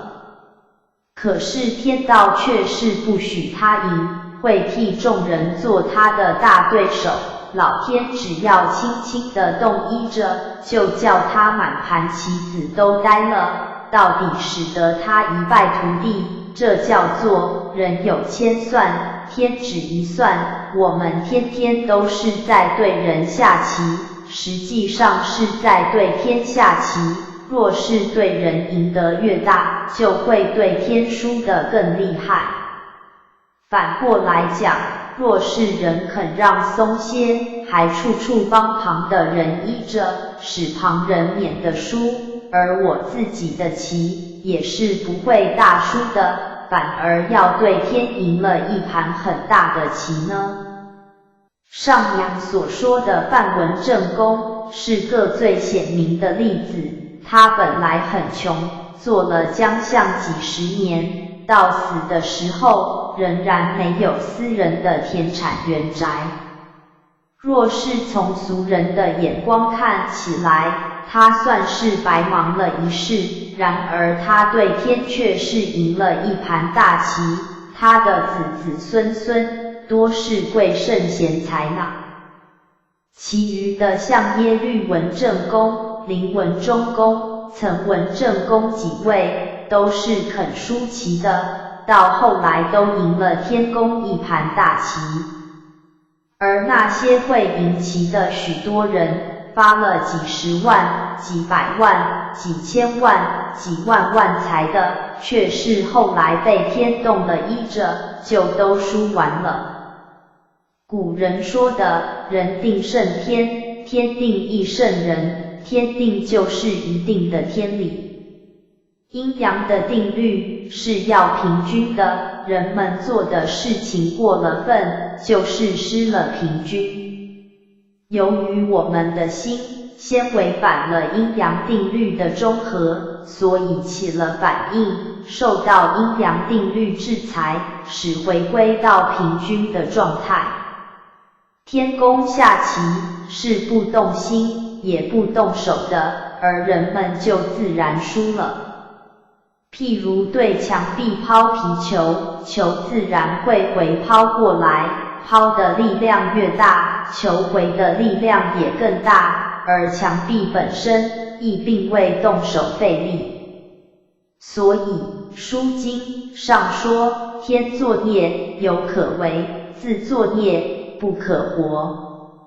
孟子说，出乎尔者，反乎尔者也，意思就是自作业，自受报，这跟佛经所说的自造因，自结果，正是一样的道理。而所谓的人定胜天，也不是真正的胜了天，这是说人照天的定理，存心做事，究竟会得到后来的胜利。本来穷困的，后来亨通了；本来忧患的，后来得到安乐。这样的胜利，便是天理的胜利。我虽然说善人对天赢了棋，实际上就是天赢了，须知天道是永不会输的。天道一阴一阳的平均，就是中道，又称中和、中庸。上说至中和，天地未焉，万物欲焉。世间的人事若是失去了平和，就会引起天道的变化，就像如战争及饥荒等等的大劫数，都是由于人事的不公平、人心的不中和而引起的。人与人之间的斗争，国与国之间的斗争，无论暂时的胜负如何，结局仍然是两败俱伤，就是暂时胜利的，也将终归于失败。请翻一翻世界各国的历史，就知道赢棋的到底也都是输了，这就可以知道天理终究是公平的。人心的不平不和，究竟是会被天理裁制的。世间的人类，男人与女人的数目，永远是平均的。有姓张的一母生10男，也有姓李的一母生10女，所以合起全世界的计数，男女的数目不会相差太大的。这就证明了天道的公平与阴阳的中和，其中有不可思议、自然调整的能力。若是我们想要仗势着我们的本领来违反天理中和的能力，最后必竟是要自己吃苦头的。若是天理阴阳没有材质调整的力量，那么人的男女数目也不会永远的平均，世间一切的事情都会永久失去了公平，而强的、巧的则永远富贵，善人也永远不会抬头了。欧美人用短浅的眼光来观察天理，以为世间只有强的、巧的会得到胜利，安分懦弱的应该被人制服，所以名为优胜劣败。这种不究竟的学说引起了世人的骄满作恶，骄就是有所恃而无恐，我有势力，不怕你，摆架子，显威风，满就是有事要用尽，有福要享足，专顾自己的私利，不替他人设想，只管目前快意，不为日后顾虑。德国、日本等国家的野心侵略，就是被此等学说所误导。天道是非常简单的一件事，就是过分的要受到制裁，吃亏的要受到补益。中国的圣哲、儒家、佛家、老庄的垂训，都是反复的叮咛，说明这个道理。易经上说，天道亏盈而益谦，地道变盈而流谦，鬼神祸盈而福谦，人道恶盈而好谦。尚书说，满招损，谦受益，实乃天道，又说，为天福善祸盈。这个盈字不是单指性欲，而是指一切事情的放纵与过分，可以说就是骄满。又再具体的说，就是骄奢淫逸，贪狠暴横。淫字的对面就是善。善字的意义甚为广泛，若是要确切的说明，众善都含有谦德的意义，都是以谦德为基本。易经是说明天道的书，乾坤两卦是总说天道的大义，干卦说能利天下而不言所利，这就是谦德的意义。坤卦说，坤虽有美，含之以从王事，不敢成也。这句的解说是才华不露，功名不居，就是不务名，不夸功，也是谦德的意义。金刚经说，度尽众生，自觉为度，又说，不施济众，不觉有失，这是世界最高的道德，也包含了谦德在内。再说，孝悌忠信礼义廉耻，都是义务心重，权力心轻。而义务心是自己觉得我对他还有义务应尽，这就是谦。世间作恶的人，不过是权力心重，没有义务心。古语说，重利轻义，正是谦德的反面。所以，一切道德都在谦德里面，由谦发动，对父母兄弟就是孝弟，对社会人群就是忠信礼义廉耻。凡人对于谦德善行，都是恭敬欢喜，而对于骄满恶行，都是怨怒隐恨。那么天道的降福降祸，说是天道，实是人情；说是天降，实由自作恼。上梁的文已说过，天道就是人事的表现。上书说，天视自我明视，天听自我明听。华严经说，若令众生生欢喜者，则令一切如来欢喜。所以，我们为善加福于人，我们自然还得祈福；我们为恶加害于人，我们自然还得祈祸。从此可知，我们对面的一切人、一切物，就是天，随处都是有天理存在其中的。除此以外，更没有别的天理可以表现。那么我们对他们做事、说话、起念头、表示脸色，都要格外的小心注意。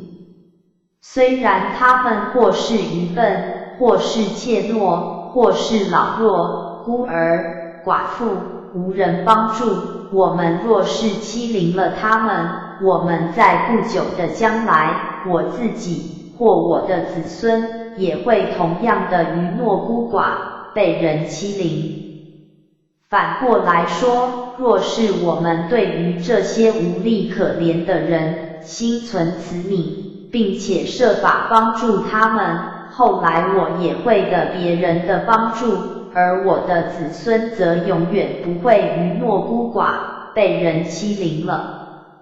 这种天理循环的感应果报，有智慧眼光的人，自然能在社会上一家一家的人事上来观察，更可以在历史上一个一个善恶的人的结果来证明。这也是社会科学中最重要的一件事呀。1942年6月云台卧病书下篇。去年1942年春天，我曾经写了《保护法》上中2篇文章，送请罗汉菜月刊刊出，后来因为患病卧床，未能继续撰写下篇。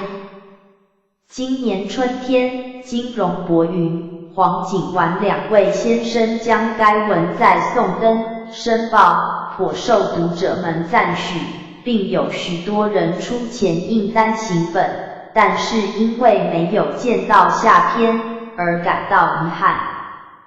我写下篇的计划，原本想专门收集些古人行善积德，能使子孙富贵显赫的事迹，作为印证。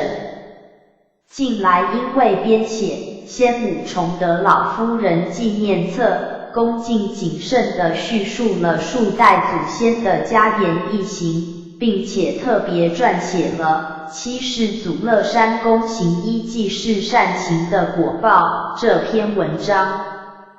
七世祖乐山公舍己利人，200年来，我家多代子孙都受到他的福德庇佑，可以作为保护法这篇文章非常适当的佐证资料。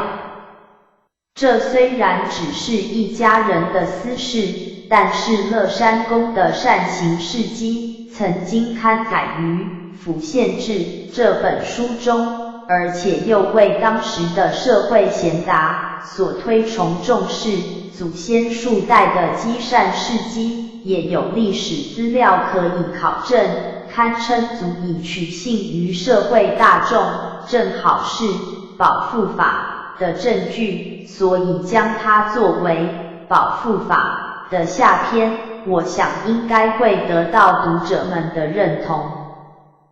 我时常自我检讨，听闻圣贤的道理，既然已是很晚，知道自己的过错，又已经是太迟，回想生平所作所为，所犯的罪恶过失，不胜枚举，真是愧对祖宗父母、天地鬼神啊！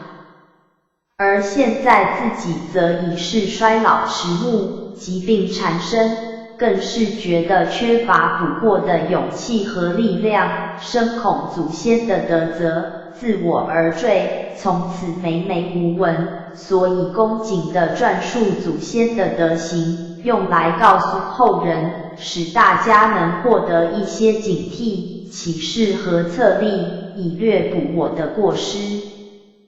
开始的时候，并不敢将此文刊出问世，实在是因为好友们一再的督促与要求，务必要完成《保护法》这篇文章的全文，这才敢将此文拿出刊行，并盼望能对读者们有所交代。1943年4月列云台卧病书。七世祖乐山公行医济世善行的果报。我家祖籍是江西，从9世祖启隆公才开始迁居湖南衡山。七世祖乐山公出生于清朝康熙11年，也就是西元1672年。他的学问积得很深，文章做得很好，但却未参加考试，而是跟从祖父学医，并开了一家小药店。因为他的医术精良，而且又乐善好施，所以医名大振。后来因为药店被偷，因此关店歇业，还抵押了住的房子还债，暂时迁居乡下。当时的地方官绅因为乐山公行医救人，遭此不幸，于是就凑了钱协助他赎回原来居住的房子，另外再租一间房屋开药店。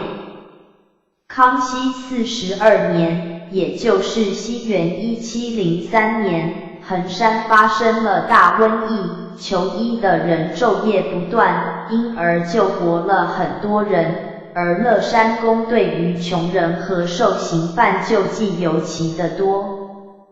当时的县长葛公以乐山公的圣德及博学多闻，特别聘请他到县府里担任幕僚，并且向乐山公说：“你存心救人，我没法报答，就叫你的儿子读书成名，作为对你济世救人的回馈吧。”乐山公接受了葛县长的建议，就送儿子仙涛进入了文风与集贤两书院读书。后来仙涛不久即考中了举人，又考中进士。乐山公当时已67岁，送儿子进京参加会试，经过一个名叫社口的地方，就是现在湖北省黄陂县西南40里处，正好碰到严冬的时候发生了瘟疫，经公医治的病患都能立即病愈。乐山公74岁的时候，又带领儿子进京等候任用，经由运河北上。当时的运粮船工有许多人得了传染病，经乐山公医治都能立刻痊愈。此事便传于各粮船间，许多粮船的病患纷纷于船旁呼叫，并用绳子将乐山公乘的船系住，使船无法前行。乐山公不忍见死不救，就嘱咐儿子仙涛改从陆路故城罗教赶赴京城，自己留下继续治病救人。经过了几个月，等到传染病停止了，他才到达京城。人若是能够放下自己重要的事情去救人，实在是最难能可贵的了。此时正好先涛已奉派担任陕西省正安县的县长，乐山公于是陪同儿子上任。到达正安县以后，指示山地民众就地采药，以增加收入。4年，返回湖南衡山老家后，即寄信给儿子，教他爱民治世的方法和道理。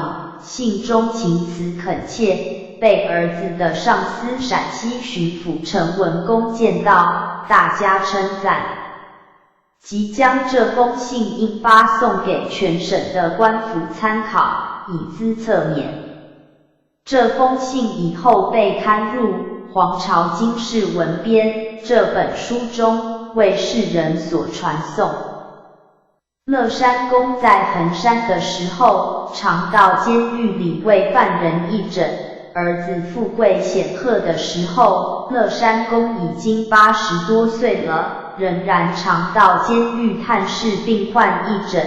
县官见他年老，派人向乐山公辞谢，他回答说，救人是我最快乐的事情。乐山公84岁的时候，儿子先涛因为继母逝世辞官回家，而又因为父亲年事已高，就决定不再复出做官。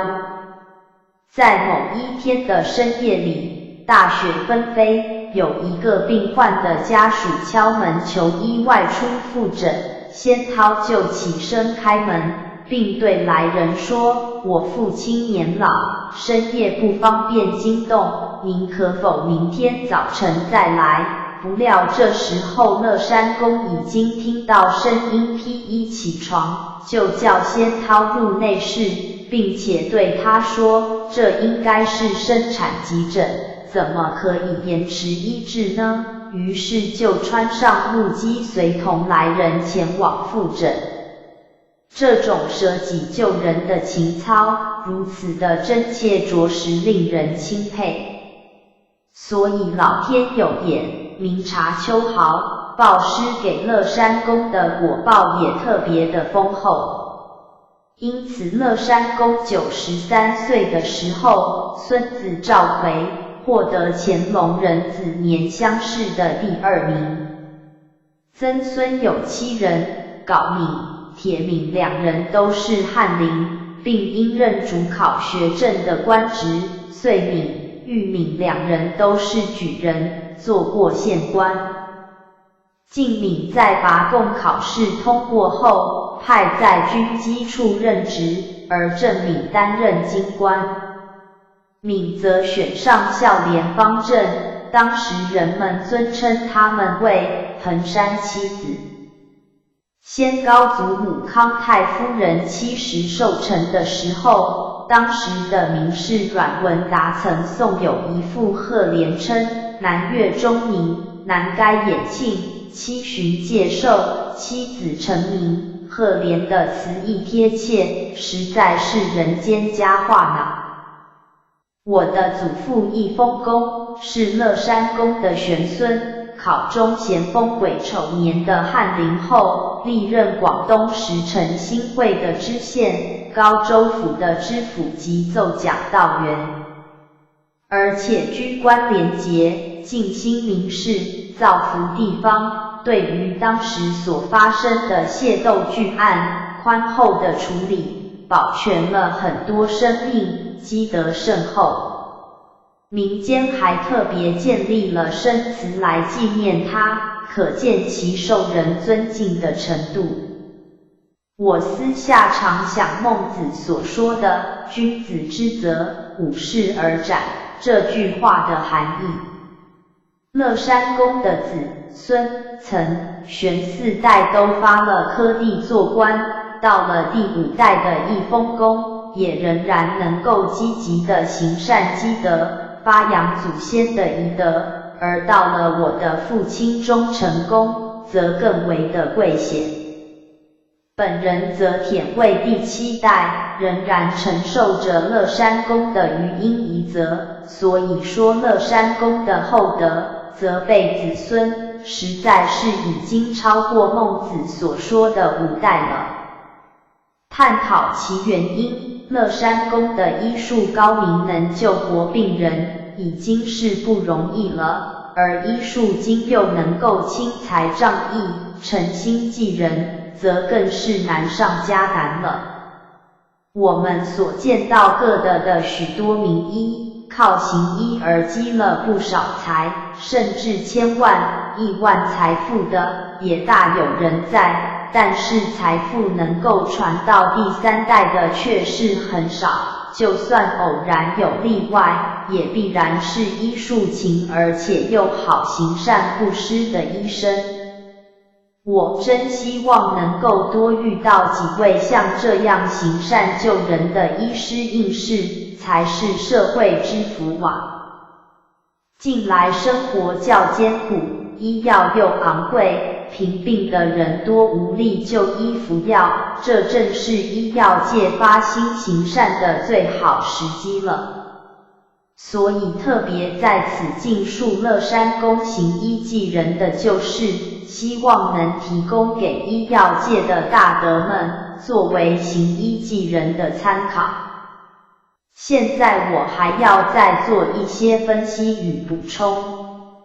乐山宫的医术高明，活人甚多，但是药店被窃，变得要抵押房屋还债，因此可知他的经济情况的确不佳。到了80多岁的时候，儿子做县长返乡归来，在大雪夜中，仍是穿着木屐步行外出复诊，我们就可知道乐山宫到了老年仍然是那么清贫啊。我们今天仍能见到像他这种大善人吗？四书、大学上说，仁者以财发身，不仁者以身发财。医师、药店都是发财的行业，但是若对贫困的病患义诊、赠药，则不会发财了。然而乐山宫虽然不能够发财，而却竟能够发身，当时获得社会大众的一致推崇，可说是德育甚于当时，名声传于后世了，实在是不容易呀。乐山宫善心的事迹，刊载于陕西的正安县志和湖南衡州府志及衡山县志等文献中，子孙连续5、6代都发了科第，而且贵甚，正符合了以财发身这句话了。而乐山公和他的儿子都很清贫，孙子赵奎，也就是我的太高祖，虽然做教官，掌理书院，门生很多，然而也是很清贫。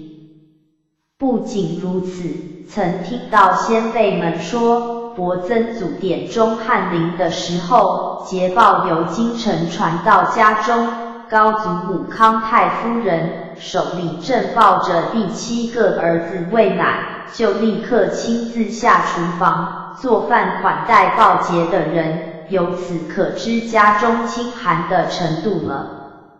我的曾祖父曾担任京官，死后没有任何的遗产，因此我祖父一封公，从小就孤苦而贫穷，在山斋里读书的时候，必须自己煮饭吃。42岁的时候，才进入了翰林院。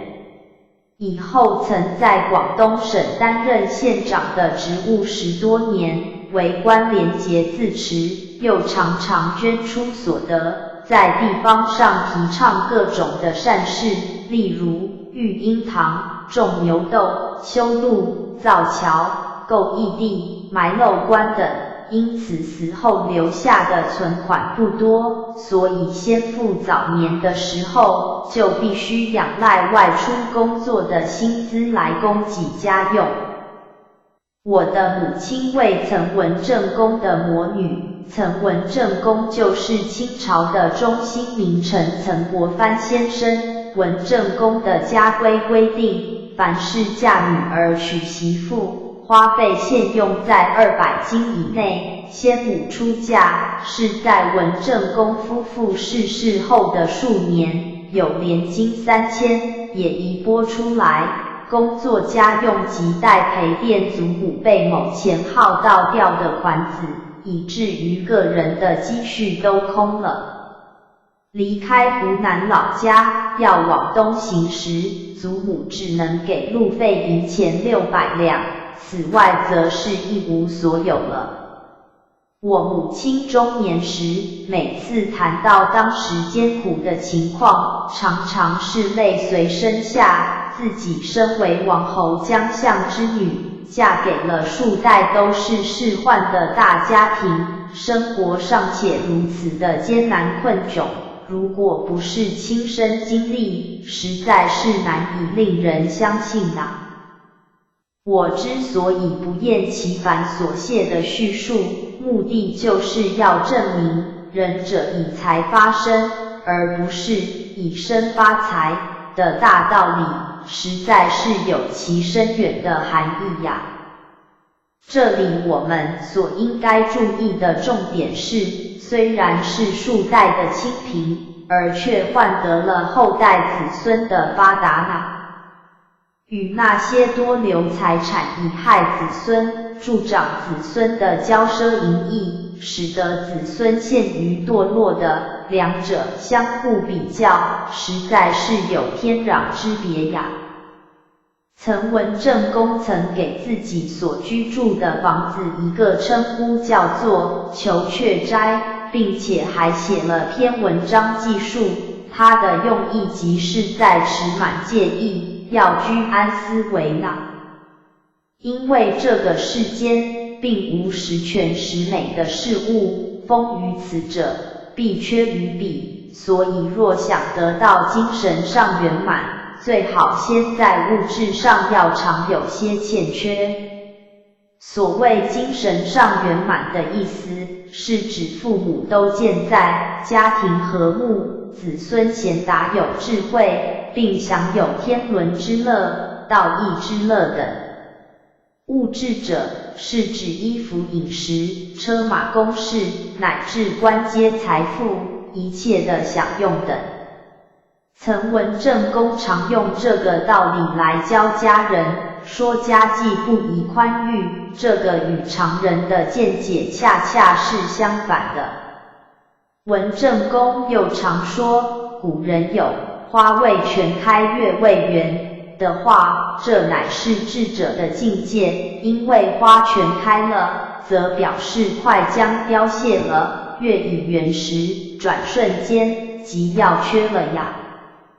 所谓盛极必衰，乐极生悲，这岂是古人喜欢说这些众人听起来不悦耳的话，实在是这些话都是真理呢。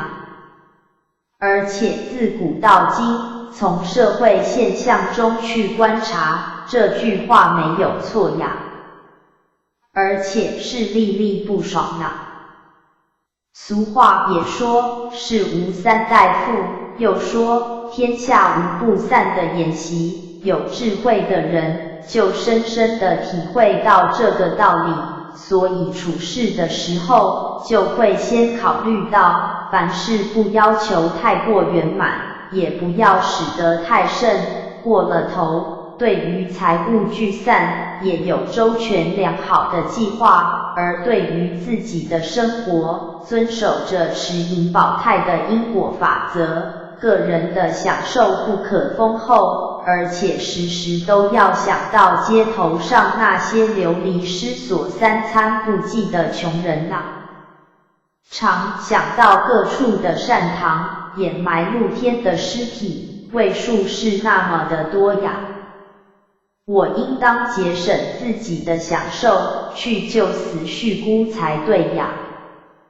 因为一念仁慈的心，即能使天地间产生了一种祥和之气，如果付诸行动，则这种祥和之气就会常常环集在我的四周，而且能使家庭子孙都受到福音。这些道理只要用心研究古今以来的事实，就可了解此话不虚了。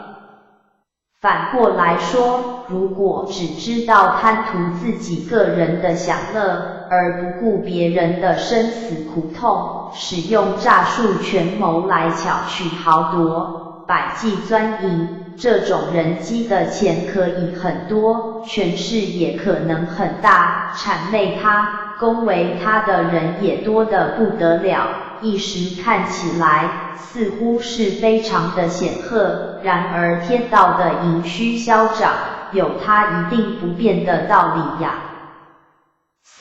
50年的时间转眼就过去了，时间不断的向前推移，景物也不断的变化迁移。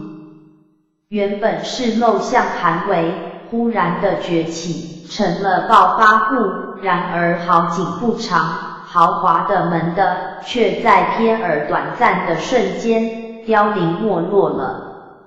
因为这世间并没有一个坚固不坏的东西，也没有一个能永久可靠的事业，凡是用巧取豪夺的方法所得到的财富地位，一定是更为快速的被出败落呢。唯有孝悌忠厚的家庭，修得积善的后代，才能够确实地保有家业，并且是可大可久呢。这些是正历史上的记载很多，而且环顾我们周遭所发生的人事，到处都是呀。所以只要头脑冷静有智慧的人，自然就看得出来了。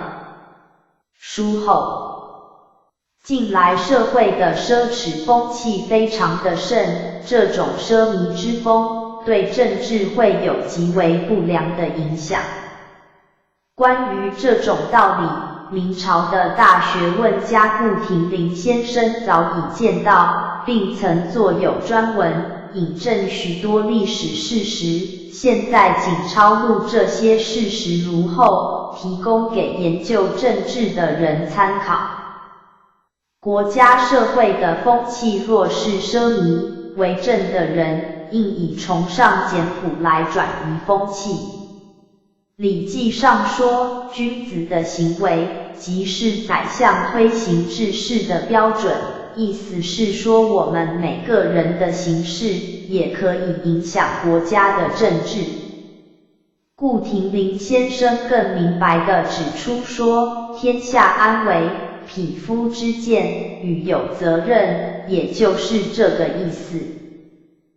东汉时，汝南郡的许绍担任郡里的地方官，而与他同郡的袁绍，他的车马随从非常的多，但是每当袁绍走到郡的边界时，都把随行的人马平去，自己单单驾着一辆车回家，并且说，我的随从车驾，岂可让许绍先生看到？袁绍为一代的英雄豪杰，曾经举兵讨伐当时奸雄曹操，然而却对一郡的小官许绍竟是如此的敬畏。晋朝的蔡冲为人好学且有名声，当时的高平人刘枕，车驾衣着都是非常的奢侈华丽，但是刘枕曾经对人说，我虽然有喜好穿着华丽衣着的坏习惯，可是每当我碰到与蔡冲见面同坐以后，那天我的心整天就不免感到不安，觉得自己实在是庸俗不堪啊。北齐人李德林，父亲去世了，就徒步带着父亲的棺木灵柩，返归柏林老家安葬，葬礼也很简单，他的名友崔成前往吊祭，随从的人马有数十人之多。崔成为了尊敬李德林的简朴精神，沿途不断地减少随从的人数。到了李家门前，只剩了5名随从，并且说，我不能让我的朋友李兄误会我是气焰嚣张、不可一世的人。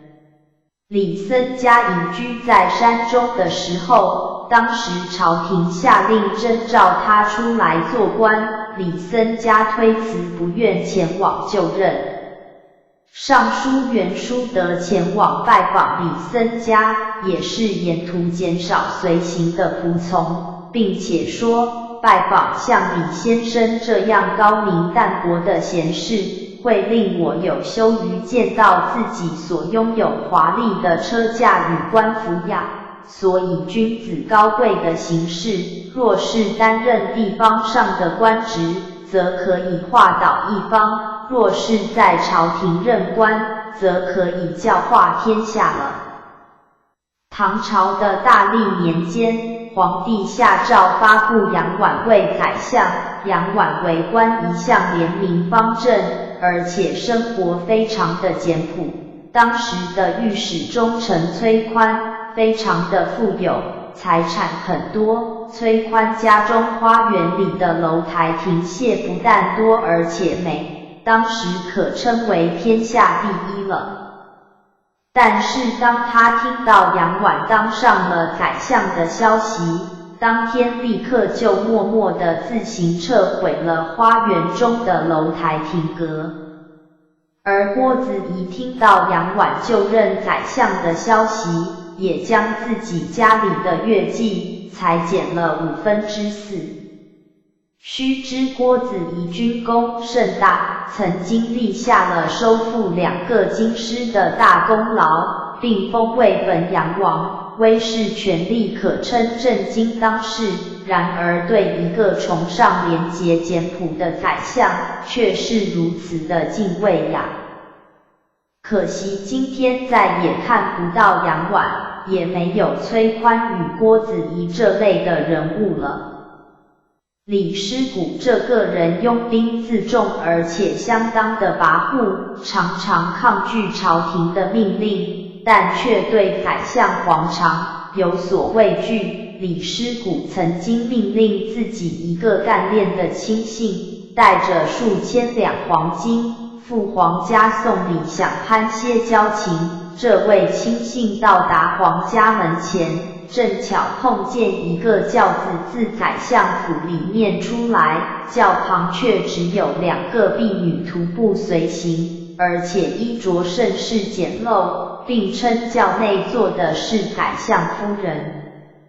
这位亲信非常的机警，当下就明白宰相清廉简朴的作风，不敢贸然地进入宰相府送礼，就带回礼金，急急归去，并将自己的所见所闻详细地报告李师古。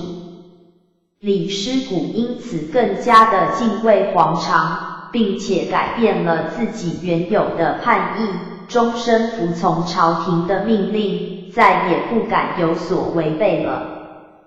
从上面的实例来看，可以知道，有道德学问俱佳的人担任地方官吏，可以使地方祸福；而中央的官吏清廉正直，则会使全国都得到利益。所以崇尚清廉简朴与政治的互动关系，实在是非常的密切呐。古人说，为俭可以养廉，而它的相反是奢侈则不能不贪污，贪污的结果必然会使得社会天下大乱。大学上也说，生财有大道，生之者众，食之者寡，为之者急，用之者疏，则财恒足矣。这是经济学的定律，也像数学上的公式，是不能改变的呀。今天的社会风气糜烂，竞相崇洋，揣摩学习欧美的不良风气，衣履服饰、饮食享用，无不是穷奢极侈，动辄千金，风气影响所及，政治哪有不乱的道理呢？若是论到政治上的正本清源，就好比是瘟疫，细菌毒素就是从这些地方发出来的呀。为政者怎么能够掉以轻心呢？个人以为我国本为崇尚简朴的民族，善良的古风极应保存，部分邪恶的欧美文明则应是选择取舍，不可照单全收。可能有人会说我开倒车，但是遇到道路不能通行时，前进极有危险，这时只能速开倒车，以保住性命，这又有何不可呢？希望当事的贤达不吝指教。1947年11月聂云台案，以上乃是1947年前后上海的情形，请看1995年现在的台湾实况，我们做了多少改进呢？我们应该怎样呢？请读者指教。附录一节录云台居士卧病随笔。财富之来，不觉得而来；财富之去，也不觉得而去。虽然是用尽了计谋，也实在是白费心机呀。这个道理，其中的因果相当的复杂，也不容易了解。倘若谁能透切地了解，他必定是具有大智慧的人了。一切的善事，重点在于发心，而金额的多少还在其次。若是发心真切而力量不及，虽然钱少而功德却是极大；若是缺乏真实的慈悯心，钱虽多而功德却是很小。子女的智慧愚蠢、贤良或是不孝，教育的影响也实在是有限的。儿女体格的强弱、寿命的短长，就是医药卫生，也不是决定性的因素呢。必须要自己多培养慈悲心，常以利人济物为做人处事的目标。如此则子孙可享幸福，可保十分的圆满。希望读者能理解并接受这项理论与观念，为子女多培福网。子孙的学问事业也全是受到父母积德修福的影响，若祖上是刻薄成家，则子孙学业即使是侥幸有成，终究也不会发达长远的。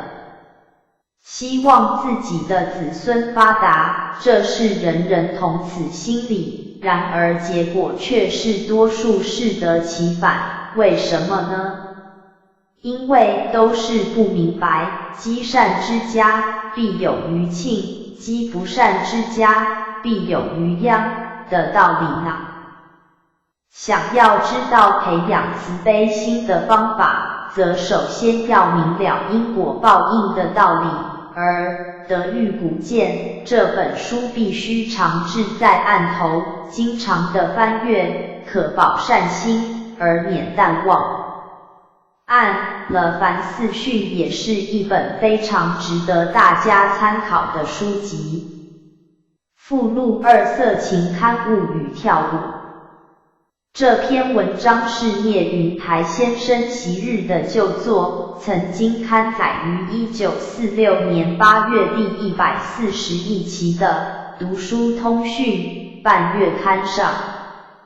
可以说是字字警惕，言言金玉，不仅是对当前上海的淫靡之风痛下针砭而已。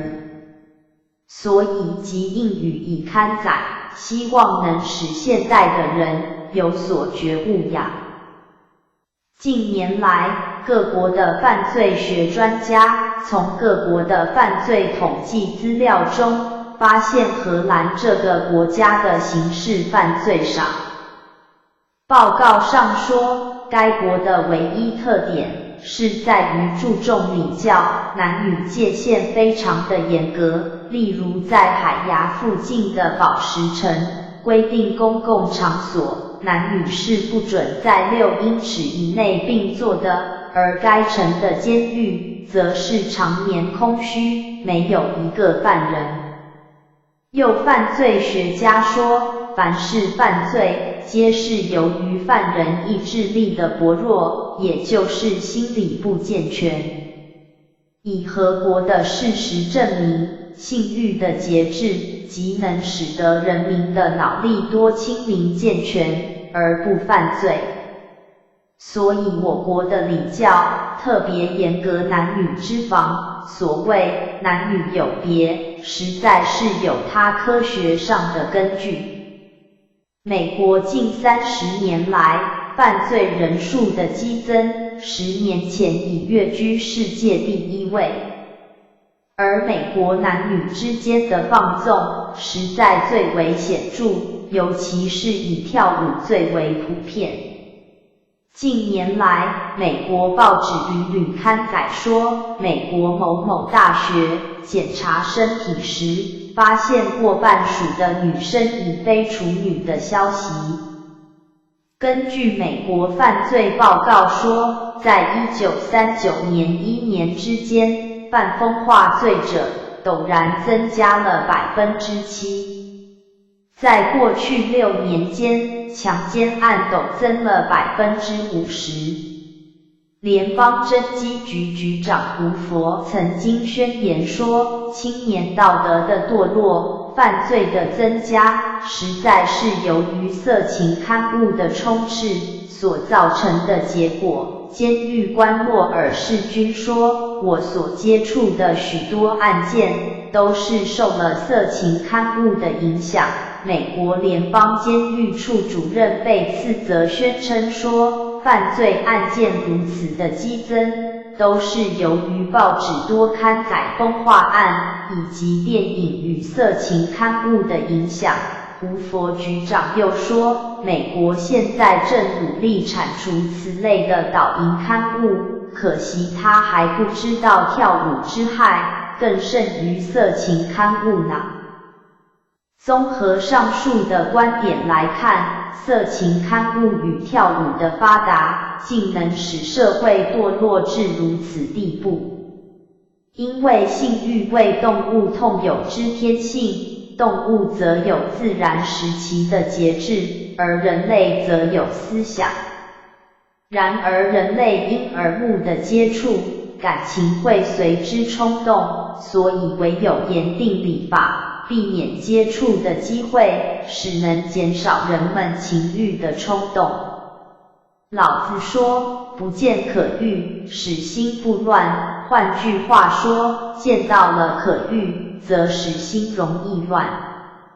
欧美人提倡男女解放，社交公开，男女同校，袒露服装，人之大欲，莫过于此。所以我国的新文化家主张全盘地接受西方文化，反而痛抵我国固有优良传统为吃人的旧礼教，想要全部都打倒。这种性欲解放的主要目的，在使女子易于供男子玩乐蹂躏，以快其意而逞其欲，遂使多数女子遭受男子的诱陷，等到已经陷落，就草率地委屈成婚。所以离婚的案件，全世界都在激增，而且以美国为最多。1925年，美国的离婚案为20万件。我在10数年前曾经写文章讨论过此事。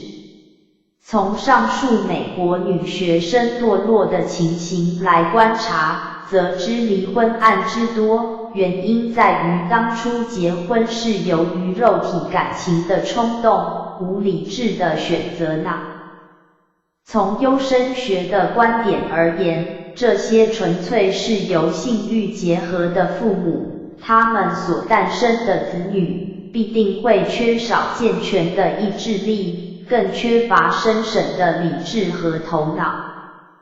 一国之中，若是多有此等的父母，也就是会多有意志薄弱、理智短缺的人民。美国所以犯罪特别多，荷兰所以犯罪特别少，这就是事实的证明。关于风化罪，多数是由于色情刊物之引诱及跳舞所发生的感情冲动。这些是由于犯人临时丧失了他的意志抉择力，不完全是犯人先天上的缺失。至于普通的刑事犯罪，例如欺诈、斗殴、抢劫、强盗、谋杀等，则是由于犯人先天上意志力的薄弱，缺乏理智和脑力所致。例如荷兰男女的界限很严格，则一切的刑事犯罪极少，而礼防最严的保时城，则监狱中年无人。此则完全是因为先天上禀赋的脑力清明、思想纯洁所致。人民既然都有充分的谋生技能，自然就不肯做卑劣的犯罪行为了。先天上的遗传既是这样的优良，社会风化的维护又是如此的严格，所以能得到这样良好的结果。反观犯罪特别多的国家，其损害之大，实在是不可胜言。美国于1925年1年之间，因为杀人罪而损失的人命，共计12000人，每年因犯罪所蒙受的损害，约达100万美金。然而更值得忧虑的是，青少年犯罪日渐增加。1925年，纽约州裁判所中所关的囚犯，16岁至念5岁的占46%，地方裁判所中则同样年龄层的青少年占了61%。这些少年都是属于充满希望的国民，然而却已是身系囹圄，实在是令人悲哀呀。此段系录自卓撰的《美国犯罪的增加：司法的黑暗》一文中，是录自《法律周刊》1927年所做的。近年犯罪数目大有增加，但手边无书可查。我在1920年曾前往纽约疯人院参观，院中办事的人告诉我说，神经病近年来逐渐的增加，本院原来只有1所，可以容纳7000人，近年则增加为2所，可容纳15000人。又说，院中的精神病患9%是由于花柳病毒进入大脑所引起的。纽约这一个地方疯人已有如此之多，则全美国所损失的宝贵青年数目一定是更为庞大了。这是刑犯以外的损失呀。疯人以外，则染上花柳病并发的人也是不在少数。我到德国游历的时候，当时的代办公使张军曾告诉我说，政府所派留德的陆军学生中，归国以后能为国服务的很少，多数都是死于花柳病毒了。我说，听说德国注射的606能治梅毒，怎么会治不好呢？张军说，606确实能够治愈梅毒，然而606的药力非常猛烈，梅毒虽治好，而心脏却受到了损害，所以多数是死于心脏病。我有几个亲戚，其中一人是在法国染上花柳毒病死了，另一人在美国因为梅毒导致发疯，进了疯人院，也是终身不愈。我一个人所碰到染上花柳病的，就已经有好几个人，那么这类人的总数之多，就可以想见了，这又是一项重大的损失呀。然而当前的损失还属有限，而从此种退化人种所产出的后一代的国民，其道德理智的薄弱，工作效能的低下，实在是难以避免了。这对民族的损失，尤其是不可估量的。这是事实，而不是理想。法国为性欲放纵著称的民族，我游巴黎时，看见巴黎各处公园的出入口，都有人拿着春宫照片在求售，而警察也不加干涉。这种情形在其他国家则未见到。30年来，法国人口的生产率日渐减少，实在是因为性欲的放纵，才有如此巨大的影响啊。从美国的现状来讨论，美国男女放纵的情形，大概已经超过法国，其前途也足以令人忧虑。不可以因为暂时物质的繁荣，而忽视了它潜伏已深的病根。我之所以写此文，并不是有空为美国担忧，实在是为我国崇拜美国的青年担忧呢。今日的上海，实在已经成为巴黎、纽约的雏形了。淫秽的刊物、导淫的机关、跳舞的场所、风化罪案、刑事案的激增、监狱的客满，没有一样不是快要成为世界第1位了。凡是法国与美国堕落的因素，我们都全部具足了，那么它悲惨的结果，怎么能够幸免呢？上海今天有跳舞场100多处，假定平均每处有200人，则每晚共有2万人，而这些人即将成为上面所说美国各项事实的候补云了。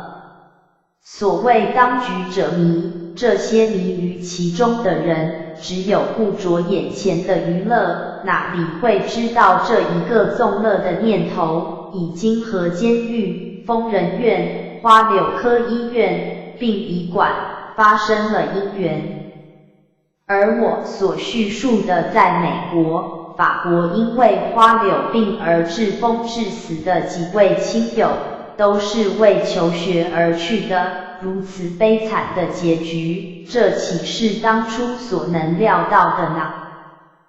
而其中一位，在前往巴黎的时候，我曾经痛切地先告诫他，并且还危言耸听地告诉他重话，他也深知，然而却终究不能够免于花柳病毒而死。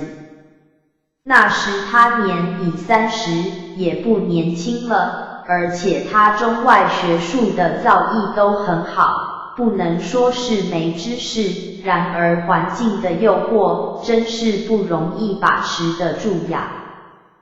所以我们中国的道德特别重视礼防，男女有别，就是为了预防避免彼此动心啊。这是从事实际经验中所得到的教训呀。孔子说：“听讼，无由人也，必也使无讼乎？”以荷兰的事实来看，则使无讼的确是有可能了。孔子又说：“道之以政，齐之以刑，民免而无耻；道之以德，齐之以礼，有耻且格。”欧美政治只知道有政治和刑罚，而不知道有道德和礼教，所以它的结果是那样的混乱。而荷兰能够重视礼教，所以它的社会秩序会有如此良好的结果。然则负有言论指导社会责任的人，可以觉悟矣。或许有人说，礼教重，则令人太拘束了。青年人已有娱乐，使他精神活泼，则学问与知识才有精神。我则回答他说，科学上研究所得的结论，刚好与此相反。美国发明科学管理方法的泰勒先生，研究了30多家大工厂公司的职工效率，撰写报告说，各工厂公司的效能，星期一都是最低。详细考察它的原因，得知职工都是因为星期日跳舞纵乐的缘故呀。直到星期二的上午，还不能恢复它生产的效能，足见美国跳舞风气习惯之普遍。工厂的职员工人既然如此，而学校、商店、公务人员也不能例外。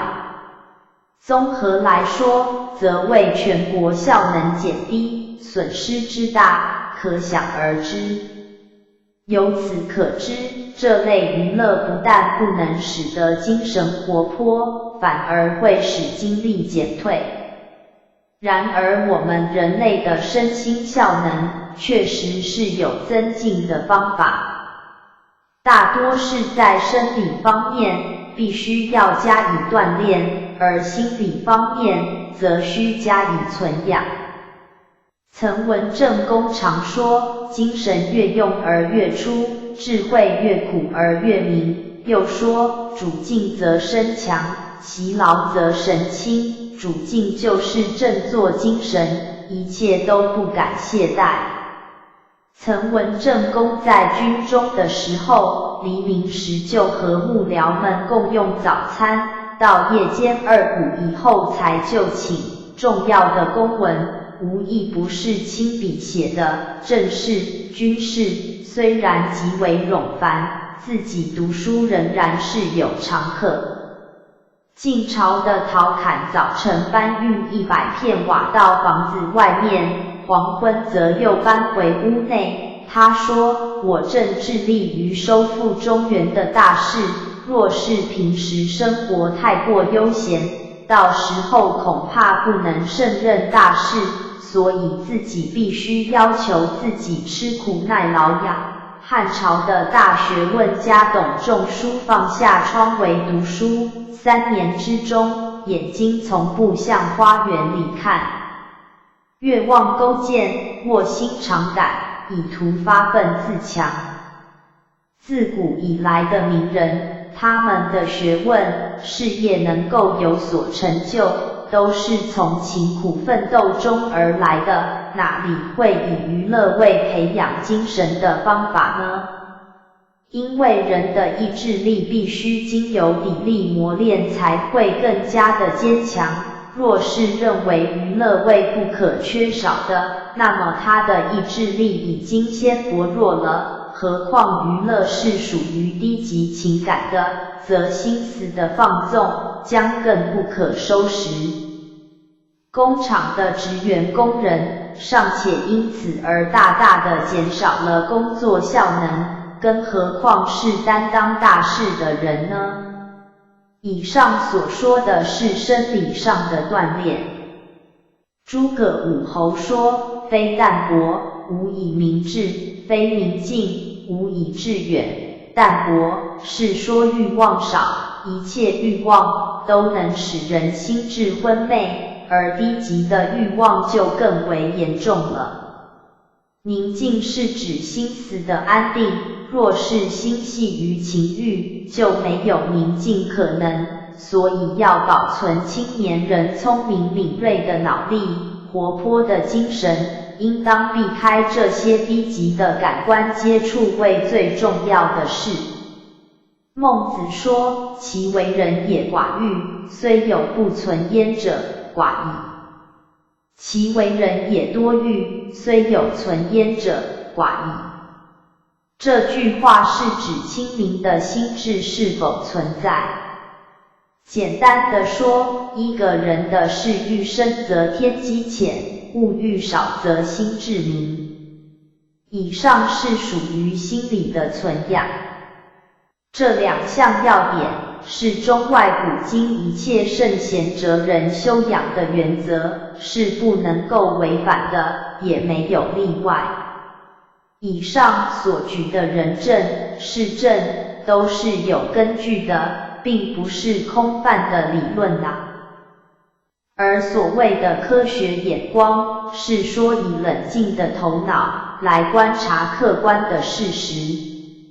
今天所谓的物质学者、新文化家主张全盘接受欧美文化，都是对于客观的事实没有能够潜心的观察，也是由于自身的嗜好欲望大多，失去了他们冷静的头脑的缘故呀。如果主观的态度既强，则科学的眼光就会完全消失了，那么他必然会倒过来骂我是时代的落伍者，这也就不足为奇了。注：保护法的夏天集书后附录2等文章，聂云台先生系用文言写的，为方便读者阅读，妙音居士加以重新整理，并感谢傅爷爷及林教授的协助，特此说明。主站七叶佛教中心支持书舍的建设，请点这里书本报错留言板。你好，各位佛友登录注册搜索回首页禅修专辑书籍。知名法师著作出入佛门佛理专研佛教徒生活深入经藏净土经典净宗专辑净土法师文集禅宗专辑藏传佛教因果感应素食放生教史传记一门深入佛典故事专区故事寓言书籍戒律规行咒记仪轨长篇套书精选文集民间善书我们的 Facebook 粉丝群七叶心灵文库界谐音网首页佛教徒生活监狱养生背景阅读书籍养生保命集养生保命集第1章何谓肾亏合成因日期2012年4月15日来源网友上传作者中华道德学会编著如佛友觉得此书不错请按第1章何谓肾亏合成因肾亏是中医特有的名词简单的说，就是肾脏亏损，包括性器官功能和肾神经系统。常言的补肾，就是恢复生殖器官的功能，增强性神经的活动能力，以促进新陈代谢，使肾脏功能正常。肾脏是五脏心、肝、脾、肺、肾之一。肾是先天之本，五脏之根，生命之门，主藏精，精是构成生命的基本物质，是生命的原动力，极为重要，应该善加保养。肾脏健康的人，面色红润，容光焕发，精力旺盛，头发乌黑发亮，双目炯炯有神，步伐稳健，记忆力强，思维敏捷，无论学习、办事处处得心应手，生活充满乐趣，受人尊敬、称羡。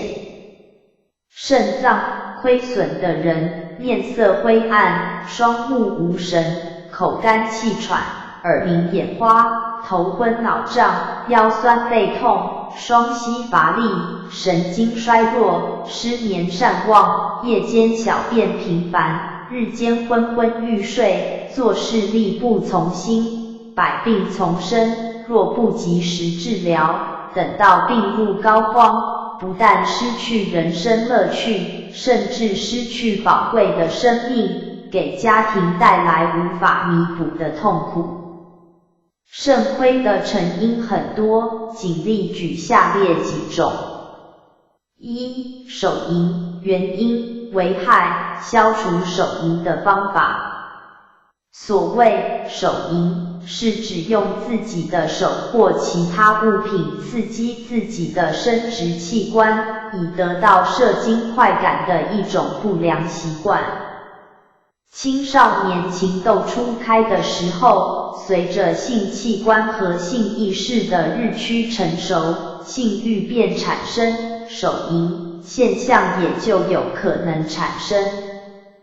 开始常常是无意中或因好奇心触摸了生殖器官，当发觉有兴奋感后射精，沉沦于这种性刺激，久而久之上了瘾，养成了习惯而难以摆脱，造成手淫的原因。青少年开始发育后，出于对阴茎勃起的好奇心，而经常抚弄所致。裤太紧或睡觉时阴茎受刺激而引起手淫。阴茎包皮过长或阴茎包皮炎症刺激阴茎而引起手淫。看色情书刊、影带，产生性冲动，不能控制自己，而诱发手淫。手淫的危害，长期手淫不仅影响身心健康、学习、工作，而且对未来的性生活带来不少麻烦。频繁手淫会使大脑经常处于兴奋状态，容易导致大脑皮层的兴奋与抑制功能失调，以及皮层下中枢神经功能障碍。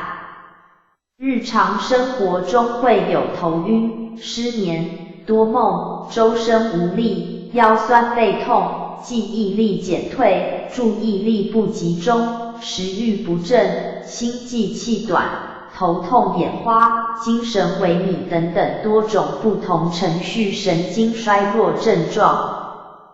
另外，由于经常手淫的机械性强力刺激性器官，造成将来婚后房事时不射精，或者早泄、阳痿等性功能障碍发生，影响性功能的发挥，以致性生活不和谐，给夫妻关系蒙上阴影，严重损害夫妻感情。由此可知，习惯性手淫确实是一种不正常的生理现象，青少年应该重视这一问题。手淫并非人生必须的生理现象，青少年千万不要因好奇而做这种尝试，避免染上这种不良的习惯而伤害身体。万一染上手淫的习惯，要尽早醒悟到手淫的危害，只要下定决心，相信能够克服消除的，除了父母多加关怀之外，青少年应自爱自律。消除手淫的方法，青少年要有远大的抱负，勤奋自立的进取精神，应该把精力集中在学习、工作、体育运动、科技、文娱活动上，从中获得满足感和乐趣，这样可以逐渐减低和忘却手淫的习惯。为了达到戒除手淫的目的，应该尽量避免看诱发性冲动的色情书。至于色情画报、录影带是一种精神毒品，要坚决止制，绝对不能踏足任何色情场所，杜绝引发性兴奋的刺激来源。不要穿紧身裤，裤子太紧太窄，会增加对性器官的摩擦力，易引起性冲动。不抽烟不饮酒，因为过强的神经兴奋作用常诱发性冲动。2. 遗精、滑精的成因。遗精是指男性在无房事行为的时候发生射精的现象，遗精是在夜间睡梦状态，也称为梦遗。如果在清醒的时候发生射精的现象，称为滑精。滑精是一种严重的病态，应该及早认真医治，否则后患无穷，影响一生。遗精的成因，第一种，男孩在12、3岁左右进入青春发育期，体内产生精液，当精液达到一定的饱和程度时，便会通过遗精方式排出体外，即是上述所说的在睡梦中发生射精现象，每月正常的大约2次左右，直至结婚有正常的性生活，就没有遗精的现象。每次遗精之后，并没有明显的头晕、困倦的情况，这种遗精属于正常的生理现象，无需紧张不安。第二种，男性到了青春发育期，本能地产生性欲，但是因为缺乏正确的性知识，有部分青少年不集中心思学习求上进，而把思想过分注意在性的问题，或者是与异性过于密切的接触，看了色情小说、画刊、录影带，或者染上了手淫的不良习惯，都会导致遗精次数频繁，有的3、4天一次，严重的1、2天一次。遗精之后身体非常疲倦，大脑皮层兴奋，造成夜间睡不着，而早晨起不了床，身体日渐消瘦，终日无精打采，胃口不佳，记忆力衰退，学习退步。第三种，睡裤太紧，冬天被子太厚、太重、太过暖和，俯睡等等使性器官受压迫、摩擦等刺激，容易导致遗精次数增加。父母应多加注意。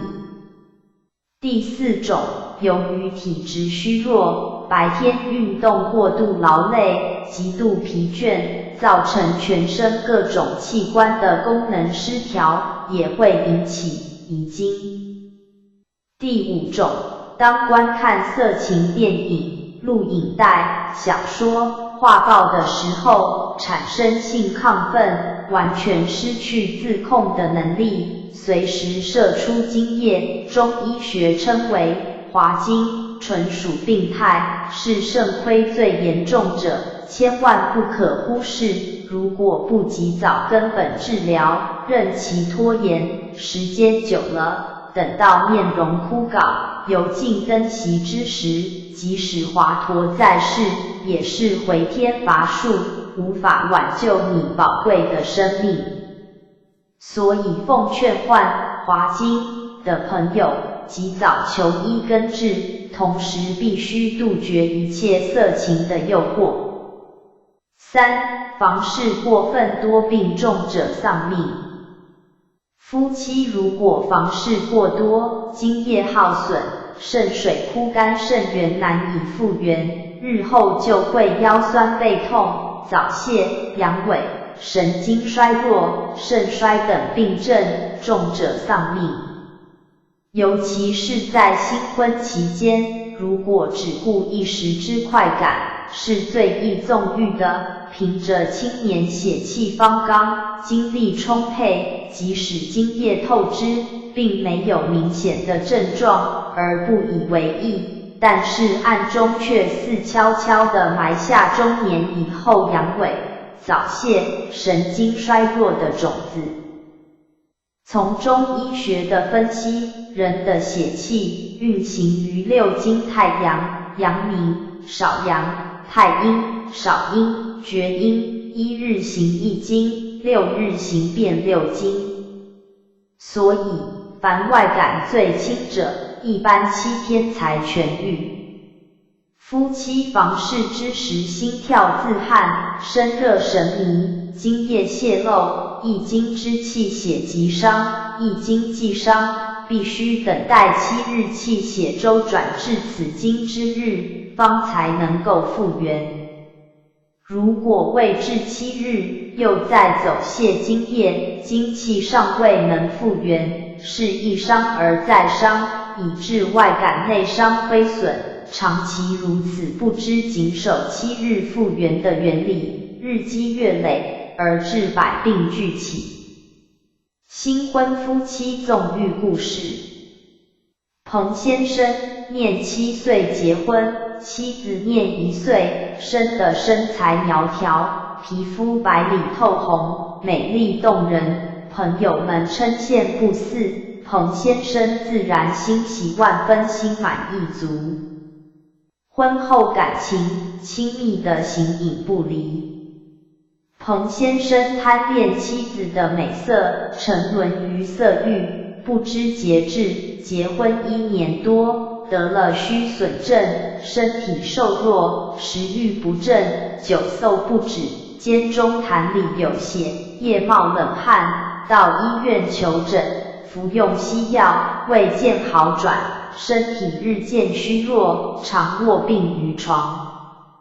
后来转求中医，医生诊断彭先生患了肾衰症，夫妻必须分房。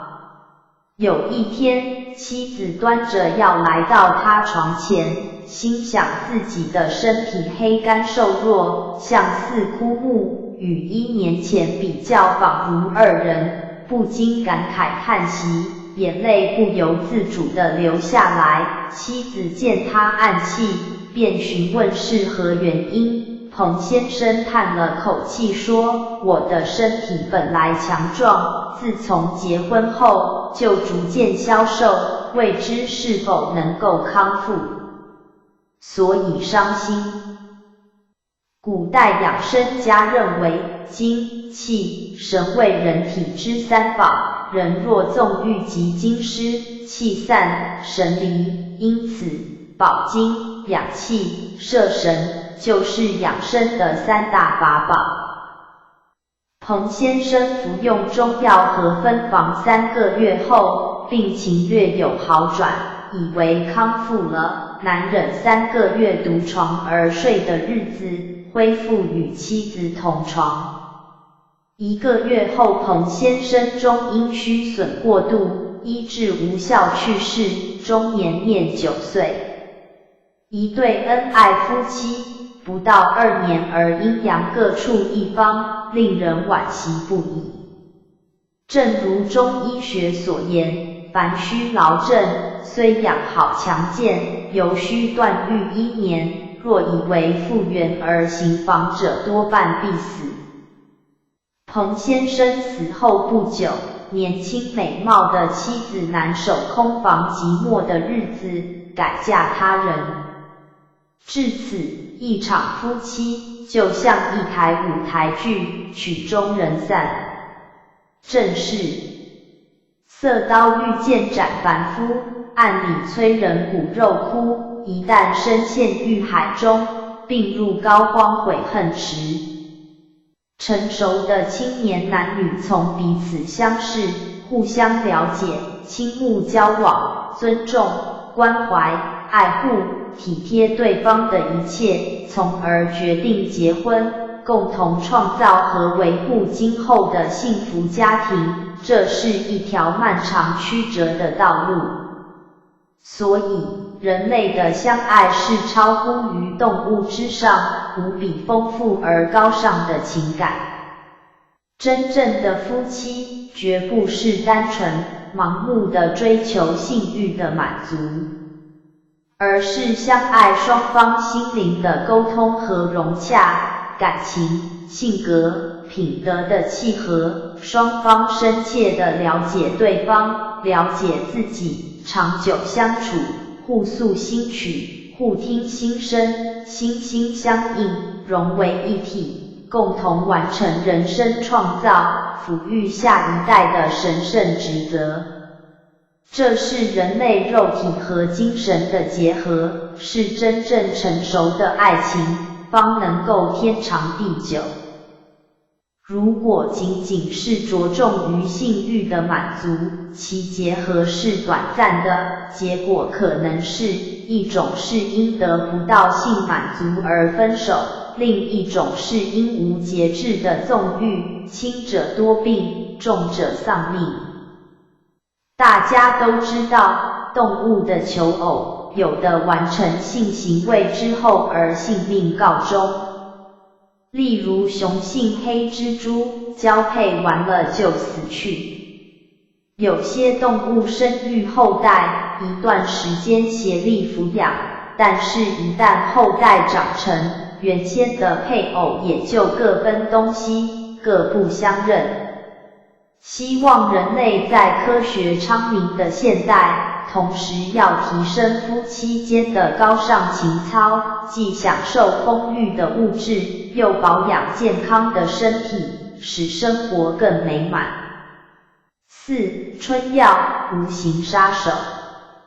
春药，顾名思义是催情药物。自古至今，自中至外，多少人死于此种风流药物。由于房事频密或其他原因导致阳痿不举，原本犹如敲响了警钟，按理应当节制和养息。然而反求助于春药，以求瞬间的快活。殊不知，春药的亢奋刺激作用，虽然迅速收到振奋的功效，只不过是破出体内残余的精液，尽量透支而已。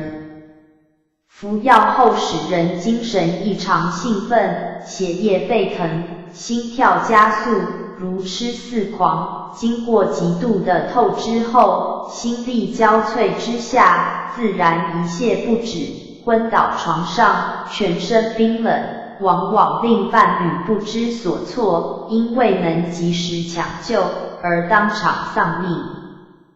中药的春药，药性多属温燥，极易助火结阴之弊端，所以切记不可随便服用。唐朝时候，有位著名学者，文章之家可谓惊天动地，可惜晚年迷恋2位美妾，因房事过度而阳事不举，采用方士之言，服用方士炼制的春药助阳，于是不久命丧。强，字终年56岁。祝方士，江湖郎中炼丹之人。柳宗元的姐夫崔简，官任连州太守，服用春药助阳，50岁丧命。汉成帝患阳痿，方士献上一种壮阳药丸，初时服用倒也管用，但是服量逐渐不断增加，方才有功效。直至有一晚，服用7粒药丸，与赵飞燕之妹昭仪同房之时，笑声不绝，顿时精液流溢失尽，余精涌出，转瞬间即逝世。中国小说《金瓶梅》主角西门庆以好色见称，热衷于服用壮阳药物，淫纵无度，结果精尽继之以血，死于非命，即是典型的例子。同样道理，激素类的壮阳西药也不可滥用。例如，雄性荷尔蒙能增强性机能，但是有促使睾丸萎缩的副作用，长期使用不仅使性功能衰退，而且还会引起前列腺肥大、癌症化、降低肝功能等不良后果。现代人很多不知春药之危害，千方百计去购买催情春药，他们只是为了逞一时之英雄，以满足其英雄感。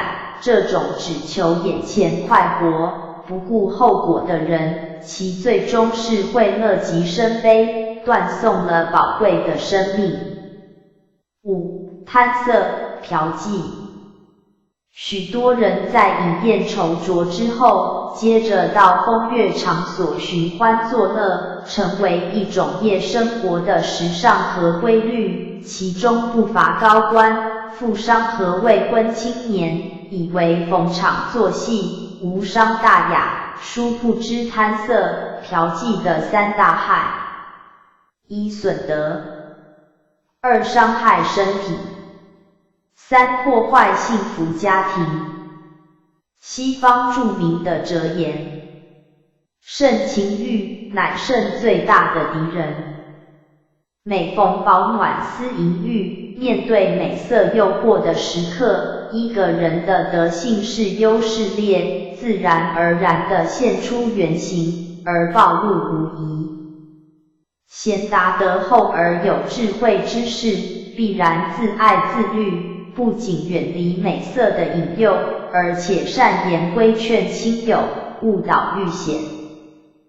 德薄而意志弱者，却视之为人生之至高享受，闯入销魂阵内，大好堂堂男子汉，竟然自我辱名丧德。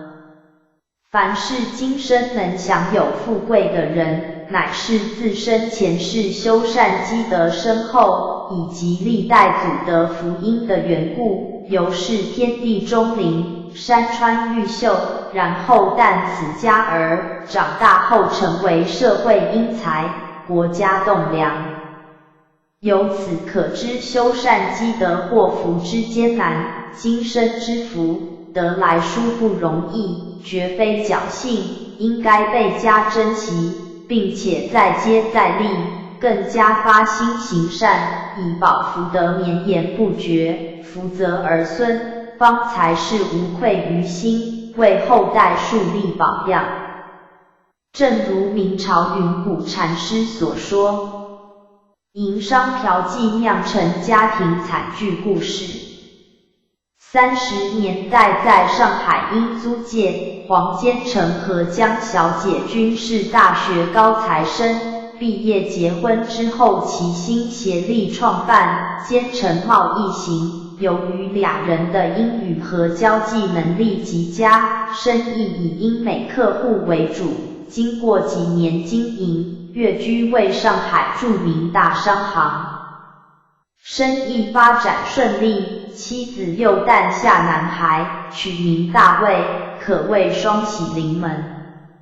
为了照顾孩子，生意由坚成一人负责，以前商业上的应酬总是夫妻结伴同往，现在仅坚成一人去应酬，每当宴客之后，余兴未尽，再陪伴客人到风月场所寻欢作乐，直至午夜后方才归家，渐渐地成为习惯。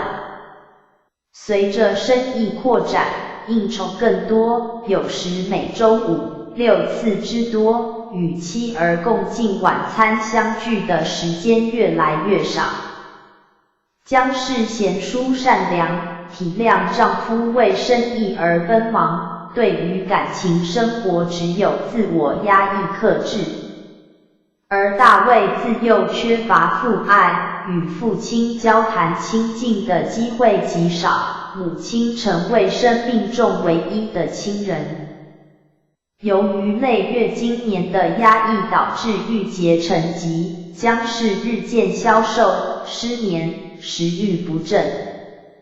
坚成朝出晚归，也未加以关心，而江氏恐怕丈夫担忧，从没有透露病情。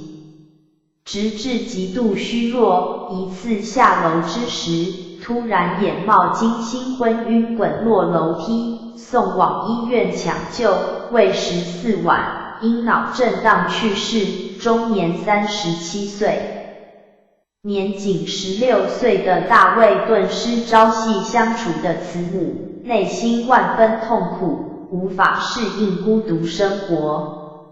虽然父亲较以前关心他和给予充裕的零用钱，但是始终无法弥补心灵的创伤。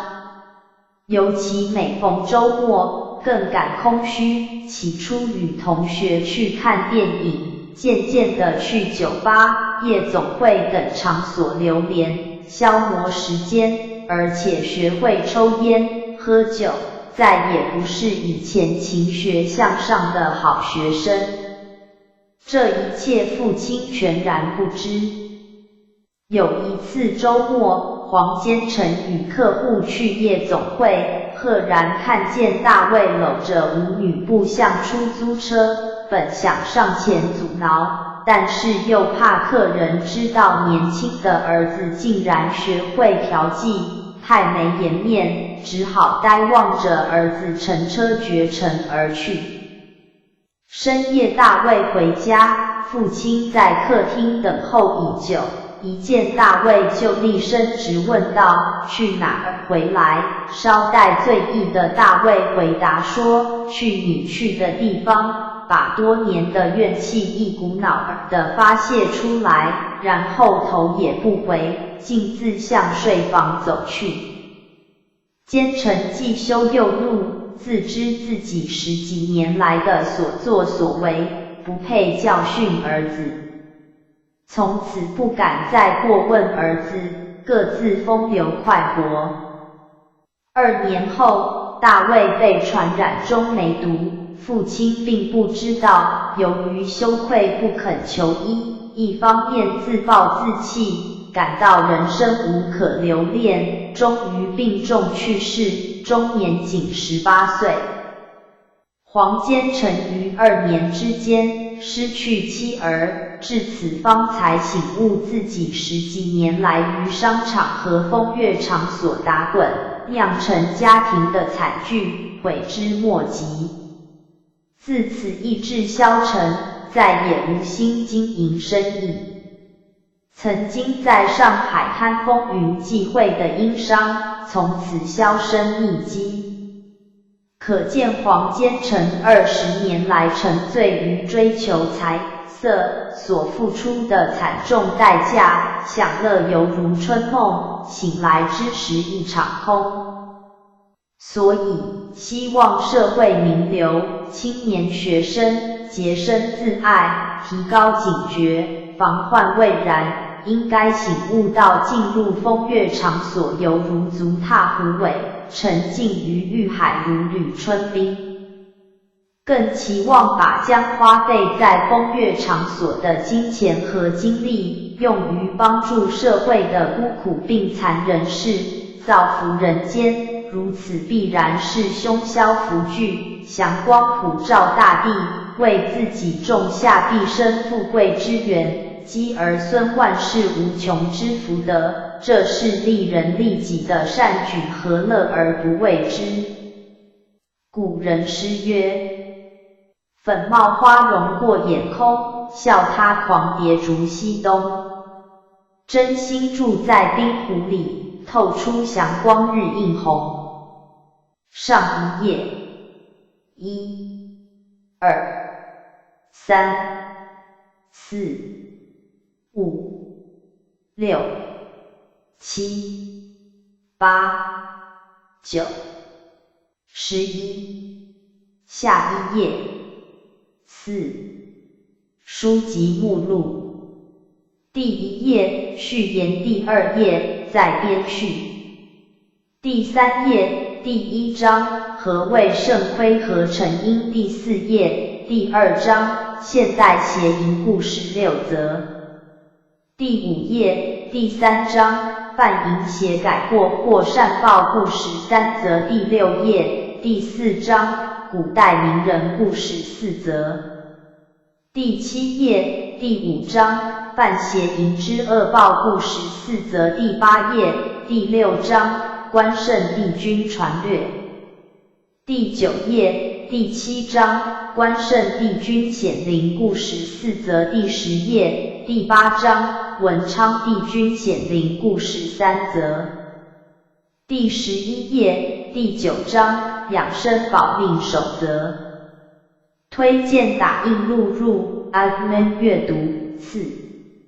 笑语戒淫，浅谈青年应有的美德中茂森博士禁术。相关书籍。本书评论查看全部评论，零。表情姓名，匿名字数，零。点评，同意评论声明发表。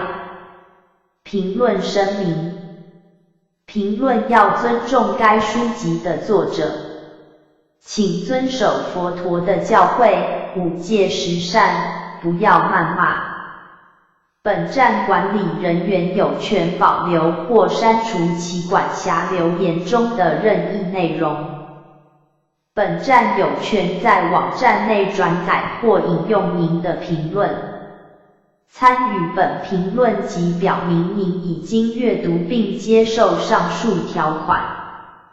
版权没有，在注明出处的情况下，欢迎转载。